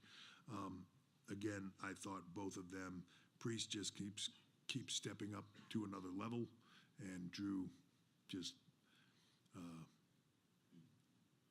in the Drew Damian Priest was mid. Continues to crush it and continues to be just a constant. And it's bad for the fact that and I want to thank Kerry King for being here and from Slay playing him. Drew has to deal with that. Logan Paul, AJ Styles. Bad placement for that kind of match. I think, as AJ has not made it a secret as he enters into the sort of the twilight of his career, just continues to put on phenomenal. See, AJ's done. This might be AJ's last WrestleMania. Sorry, Logan Paul just keeps showing the world that he belongs here. As much as everybody dislikes him, as much as everybody wants to say, man, we don't like this guy, this social media influencer coming here and doing our thing. I got to tell you, hats off to him. He puts in the work. He puts in the effort. He never fails to deliver. And from an entertainment standpoint and from a physical standpoint, he's incredible and has amazing control over drones. So it's all good. They let him do whatever he We wants. see here the women's tag. Great to have Becky Lynch back. Phenomenal night for her. Very, very happy for Lyra. And don't worry, guys. Bayley will be just fine. So, true pro. Cannot say enough good things about her. True pro. Bron, Penta, Dominik, Finn just crushed it. Bron Breakker proving that he is the future of this business in so many ways. And Dominik Mysterio, if you would have told people a few years ago when Dominik was standing next to his dad, walking in the door, or Roman was throwing him across the arena during the pandemic, that this kid will be on fire for the next few years, I don't think very many people would have believed it. And if you said to them that he'll be one of the most hated heels in the business, and then at WrestleMania, somehow that will flip and everybody will love the fact that he wins the Intercontinental title. I think people might have told you were hanging out with Travis Scott too long, and that it would never happen. And here we are. That's a testament to Dominik, how good he is at what he does, how good he is. He's a sponge, and so great to work with. And I'm so happy for him and proud of him. You know, he has done everything. He's an incredibly hard worker, and I'm thrilled for his success. Finn continues to be a constant in this business, and Penta just shines. You know, Finn is the future Dolph Ziggler. is incredibly bright with him, not only in WWE. Bayley is but the as new we Natalia. expand into AAA and everything else that we are doing, he will be a star. He already is. He just is a star. Let me see here. What did I miss? I missed. Well, let's talk about Randy Orton for a second. You know, in a moment that something beyond our control happens, and no different than with Ray. So the Kevin Owens thing things is happen. legit. Legit. People have to step in. In this case with Randy Orton, the storyline, the angst of where we were with Kevin Owens pile driving Randy Orton, him being out for months, him finally coming back. There was just so much anger and aggression there. You really needed something different to make that. And I saw a lot of predictions of who it was going to be and what it was going to be. Just incredibly difficult to try to put somebody in the spot to fill that in. It has to be a completely different scenario. And that's where Joe Hendry came in. And to me was the perfect opportunity to put him in there. It allowed Randy to go from being the voices in his head, angry, crazy Randy Orton, to I'm going to have some fun, and I'm going to make this kid, and I'm going to still showcase what I do, and I'm going to leave him better than he came in. And it was the right thing, right moment, right time, in the right spot, in a show that had a lot of incredible action, to still get incredible action, have a holy crap moment, and sort of take you on that roller coaster ride of everything being up here and give me something different, something fun, something entertaining. This was the perfect spot for it. And I will just say I love Joe Hendry. He's a great talent, great entertainer, smart, respectful to what we do.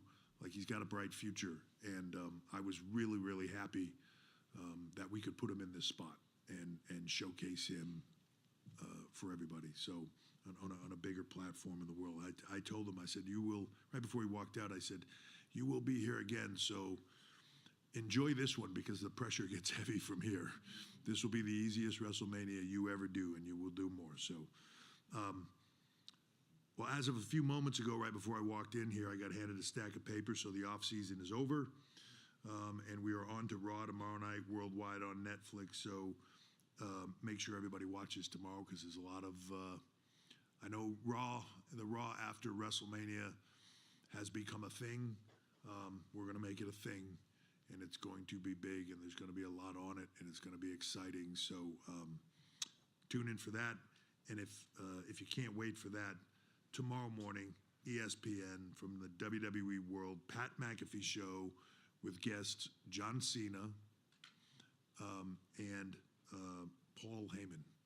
So probably two of the biggest guests that we could give to Pat, and he's thrilled to do it. And one other thing that I wanted to mention real quick is Michael Cole just continues to be amazing in the role that he is in.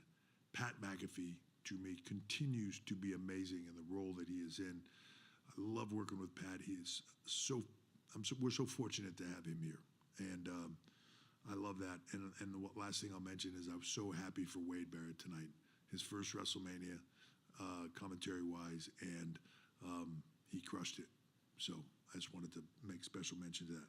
So with that, I'm going to open it up to questions. Blaze putting all the brownie First points question out there. left-hand side, second row. And all the brownie points. Preston Selvey with LV Sports Biz.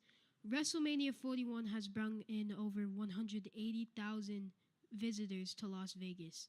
How important is that to you in WWE that you have been this impactful on a host city? Well, I feel terrible about having to do this, but that seems like a clickbait question. I told you I was going to use that. I feel like you should be grounded or something. I don't know. I told you everybody going to start using that shit. It's massive for what we do. You know, I told you. That's the new thing now. It sounds like a clickbait question. The ability for us to come oh, into a place shit. like Las Vegas. Hunter Hearst Helsley. It's a destination city. It's already packed. You know, you never come Tri- here. And Triple H did his There's thing. people everywhere. First one to use it. For us to bring in 180 plus thousand After people, John Cena. it's a lot of people. Over the course Wait of until everybody else start using it we bring in the other sports. A massive amount of revenue, amount of, heads in beds, I believe they call it. People going to restaurants, people spending money, people buying things, people doing all this stuff. It is a massive windfall for the cities, and it's why they bid on what we do. It's why they come in and they bid on Wrestlemania, they bid on SummerSlam, they bid on the Royal Rumble to bring us to those cities, because we make it a destination and people come in. And for those cities, the awareness of their city, for the awareness of who they are, and why people should go there, and then the ability to bring in people. This is why Vince was so good, man. The way he set this up, man. In town is this was Vince's idea. Of anything that's a whole lot bigger. You got to look at it from the business aspect. Level as things like the Super Bowl, or to some degree, a longer period of time and more spread out with the Olympics. WrestleMania wasn't like this in Madison Square Garden when I was a little kid. Is one of the most valuable. New York didn't pay for WrestleMania 1. Hey, I'll be honest, that was a good question. Actually, Vince had to mortgage his house to put WrestleMania 1 on the map. Actor from Sports Keto. That's definitely clickbait. I know you. Bill. All you're trying to do is clickbaits, Bill. I see it. I see it from a mile away. Our magazines were print bait. If you really look at it, look at the headline. Bill, you were carving into a stone bait. Yes. Yeah.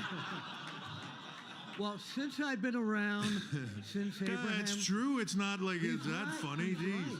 He knows. Yeah, I shot Abraham Lincoln's first match. Right, exactly. But anyway, beside that, I want to thank you because congratulations on the Hall of Fame, right, everyone? Thank you very much. Yeah. Thank you. And the other thing is that for me to do this long, something's got to hold my interest, and this company holds my interest. Really does. Really does. So 2 questions. Well, one is a statement, which you don't have to talk about, but thank you for mentioning at your Hall of Fame induction about your father-in-law. Okay, that's part 1. Part 2, I remember taking pictures of you with China way back in the Kilo Kowalski days, and people have always said, he brought why China isn't up. she in the Hall of Fame? And you talked about that the other night. Is it still mentally with you, like maybe she might be in there alone next year? Yeah, well, I don't know about next year, but it's definitely happening, right? There's a lot of people, when you say the Hall of Fame, there are a lot of names that should be in that Hall of Fame and will be in that Hall of Fame. You just can't put them in all at once, right? And I think there will be the right moment. As far as the first comment, none of us would be here. None of us, right? So I told you, Vince, bro. Pretty hard not to mention. And as far as Joni or China, Vince made WrestleMania contributions to the business, where cities are bidding to have WrestleMania. They're paying WWE. This was free. They all, they made all this money for free. We're at the age, unfortunately, where they all grew up idolizing her, right? And I see it in their work. I see it in their demeanor. I see it in what they think works and doesn't. Right? China confirmed for the Hall of Fame. China confirmed for the Hall of Fame. She is in the Hall of Fame with DX, but she will be in the Hall of Fame by herself when the time is right, for sure. And it's just a debate every year of who goes in, when, and how. And you can look no further than Ivan Koloff at that. Needed to be in there. So glad you did that for me. And so am I. Same with Kamala. You know what I mean? Like those that they need to happen. We just have to be judicious about when and how they happen, so it's done right for everybody. Yeah, thank you, Bill. And I mess with you all the time. You know I love you. Left side, front row. Hi, Hunter. Adam Bernard from Screen Rant. How are you? John Cena appeared earlier this week at a Mania pre-party and urged fans to maintain their energy until the main event. And now tonight's energy was night and day from last night. How do you go about building the cards for each half of Mania, considering the energy levels that teeter? to that point, there is it's a very tricky build and balance over 2 days. Doing this for 2 days is different than just doing one day and just going in there guns blazing and just fire all your guns and just go, right? Like that's different. I mean, you got to fire all your guns, but you got to get to a place where night two, like you have to get to a place where people are excited to come to night two, and night two actually surpasses a little bit night one. And I don't want that to sound like we're taking our foot off the gas on anything on night one, but it is a challenging build, and I think that you have to build that properly so that by the time you get to the end of night two, because it's not just night one fatigue, it's night two fatigue, and that carries over. A lot of people here for both shows, so it's a tricky build. We put a lot of thought, we all do, into what is the right cadence. And as I mentioned last night, you also then have to have stuff for tomorrow, and you have to have stuff for Friday. You cannot just get to the end of the 2-night WrestleMania and be like, wow, they shot off every nuke they possibly could have. That was unbelievable, and now they've got nothing, right? It all has to work together. It's easy to look at it in the minute or have that singular focus and say. Man, Triple H has it so much easier than Vince. As a whole, at least that's because he can plan out 6 months in advance. He did a great job of what's going to happen, having it build from one night to the next and carry on through. Vince had to a lot of times do his stuff on the fly. It's a funny thing sometimes when people hated him about it, and they think like. Vince McMahon is one of the greatest promoters of our generation, and that we don't know. Talk shit all you want. Nobody harder on us than us. Get out his personal life. Right? Nobody harder on us. So we look at every single thing we do. It's never perfect. It's never exactly what you want it to be. And there's always. I like how Triple H is starting to throw little things like things that are not perfect. And I'm writing things on. Because people are criticizing them now. The bottom of run sheets and across the honeymoon is over. Stuff that I'll transfer tomorrow. So but his long-term booking is going to help. What we want to do differently, what we like want I said, to he can do his stuff 6 months out, storyboard it, and then adjust depending on injury or whatever. It'll always be that way. We're never going to be satisfied because we always some wrestlers have died. And the truth is, we always want more. And this will sound cliche, but we want it for you. You have to pivot. We're trying to put on the ultimate spectacle that we can across all things and lasting into the future. So it's we're harder on ourselves than anyone. Right side, front row. Emily May. Live events are so not you spoke easy. Previously yesterday. If something's going to go wrong, it's going to go wrong. Ahead at what's next after WrestleMania. So we have a Raw on Netflix tomorrow, and we just saw John Cena, the champ, say that he's going to ruin wrestling. Do you have a comment? I hope not. I mean, that would stink for all. I'm surprised he didn't say it was a clickbait question. I love where John's head is at. I love that John Cena. He's the flip of a coin right now. And the funny thing is that people were flipping the coin for him before. Now he's flipping the coin. Right? So all the things that they booed John, they were relentless on him, they pushed him to be great in some ways, but it was, it was not easy for him sometimes. And I think now he gets to be the puppet master, and he gets to flip that coin for them and be the Shut up and know your role. Everything that he was before. And I think he's as grumpy as he comes across.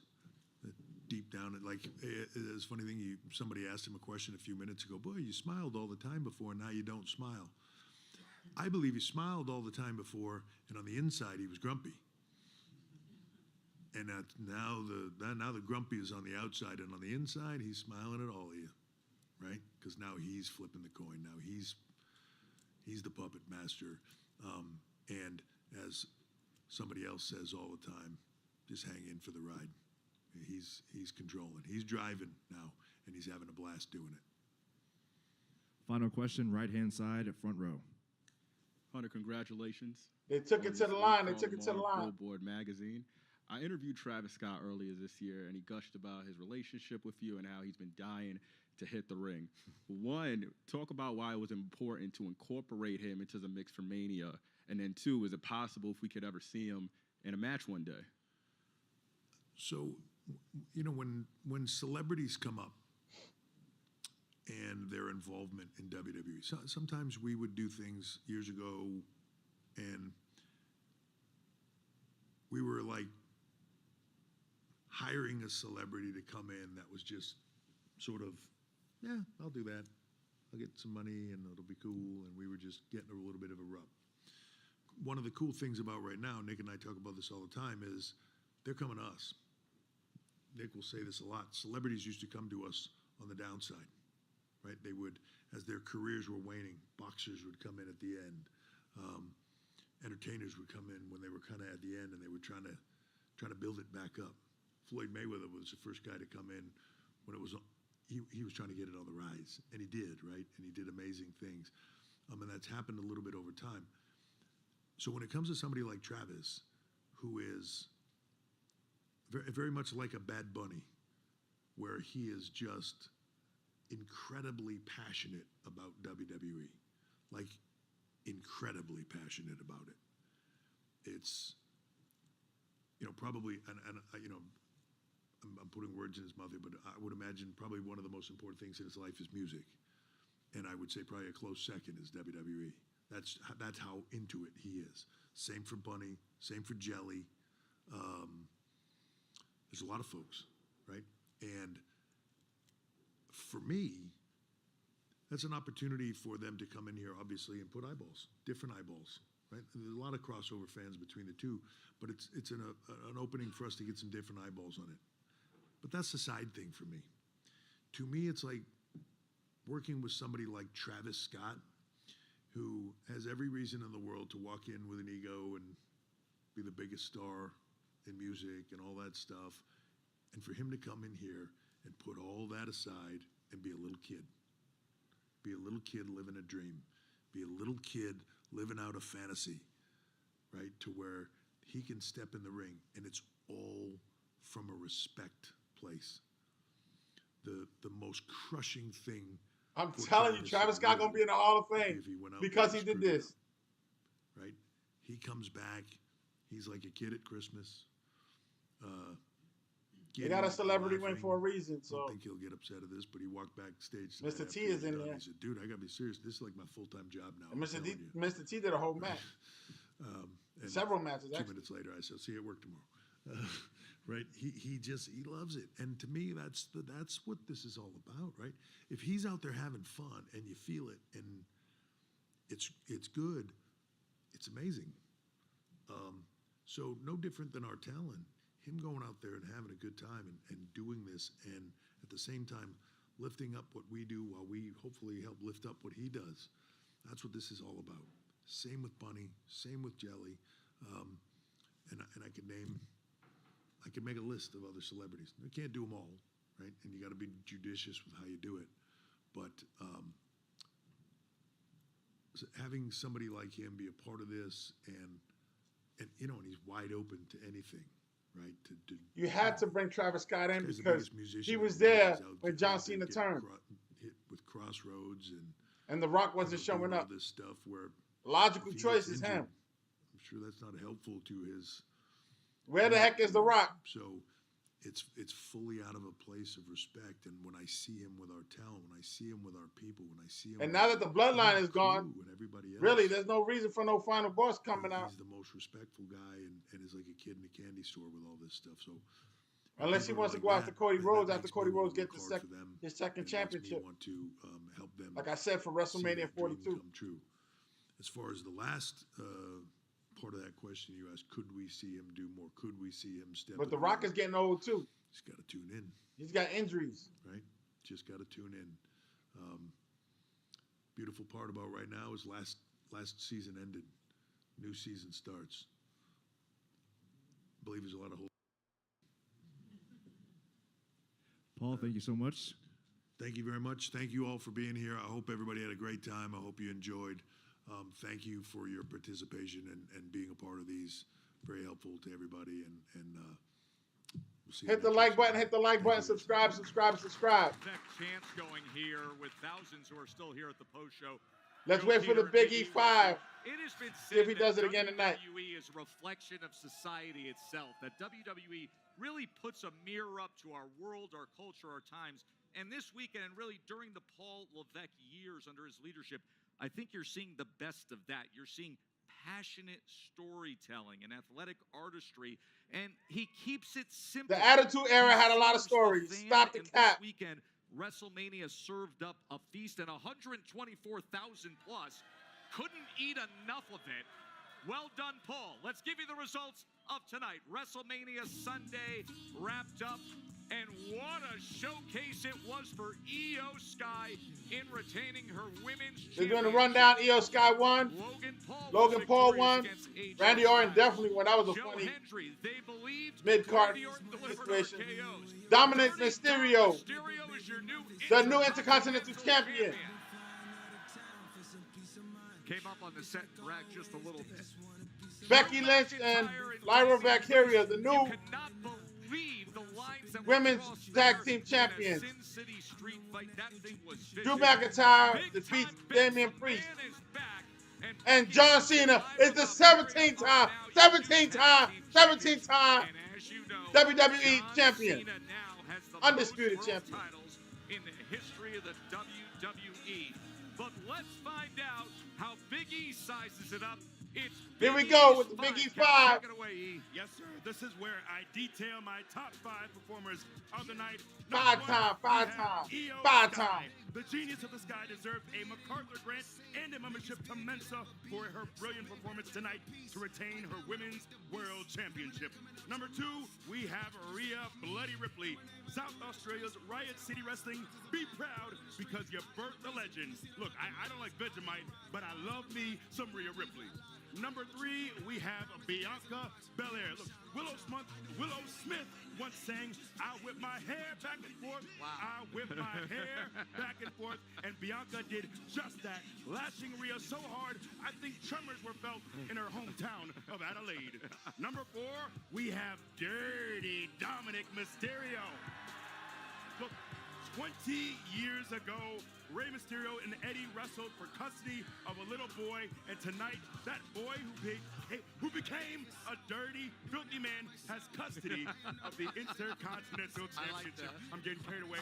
And last but not least, John Cena. Look, first, he stole MOP's ante up, and now he stole the WWE Championship. The tie with Ric Flair is no more. Cena stands alone at the top of the mountain with 17 World Championships. Ladies and gentlemen, those are your top 5 performers of the night. And that is my 5. And now this is a tough decision to make. Yeah, I don't think in our lifetime we might see, because WWE is a corporation now. They were elite. We're not going to Peter see Rosenberg, your WrestleMania match of the weekend. an 18th-time champion. They would have to rush We it. saw a lot of great matches. John Cena did it over a 20-year period, Unbelievable. and We all Ric sat Flair here did it with over a 5 20-year stars. period. And then the ladies tonight said, "Hold my beer." The match of the weekend: Io Sky, Rhea Ripley, Bianca Belair. Give these ladies their flowers. They were unbelievable tonight. Props to the champ, Io Sky, but Bianca and Rhea too just couldn't have been any better. I will say You know what? I'm not going to lie. At first, that is the best match of the night. They actually put in a show And then Seth Rollins, CM compared Punk, to the Roman guys. Reigns, they put forth a magnum opus. Hey, that does it from Vegas. They were the It most was physical. Awesome. John Cena says, "Tune in to Monday Night Raw on Netflix to quote, see how I ruin wrestling. Monday Night Raw, the Raw after WrestleMania. Have yourself a great night." And On that note, we had a great night, a great 2 nights event. If you like this, let me know in the comments. If you want me to do Monday Night Raw, let me see those likes go up. Let me see those likes go up. Monday Night Raw after WrestleMania. Again, thank you for the privilege of your time. And remember, keep your hands up and chin tucked and eyes open, baby. and protect yourself at all times. Good night.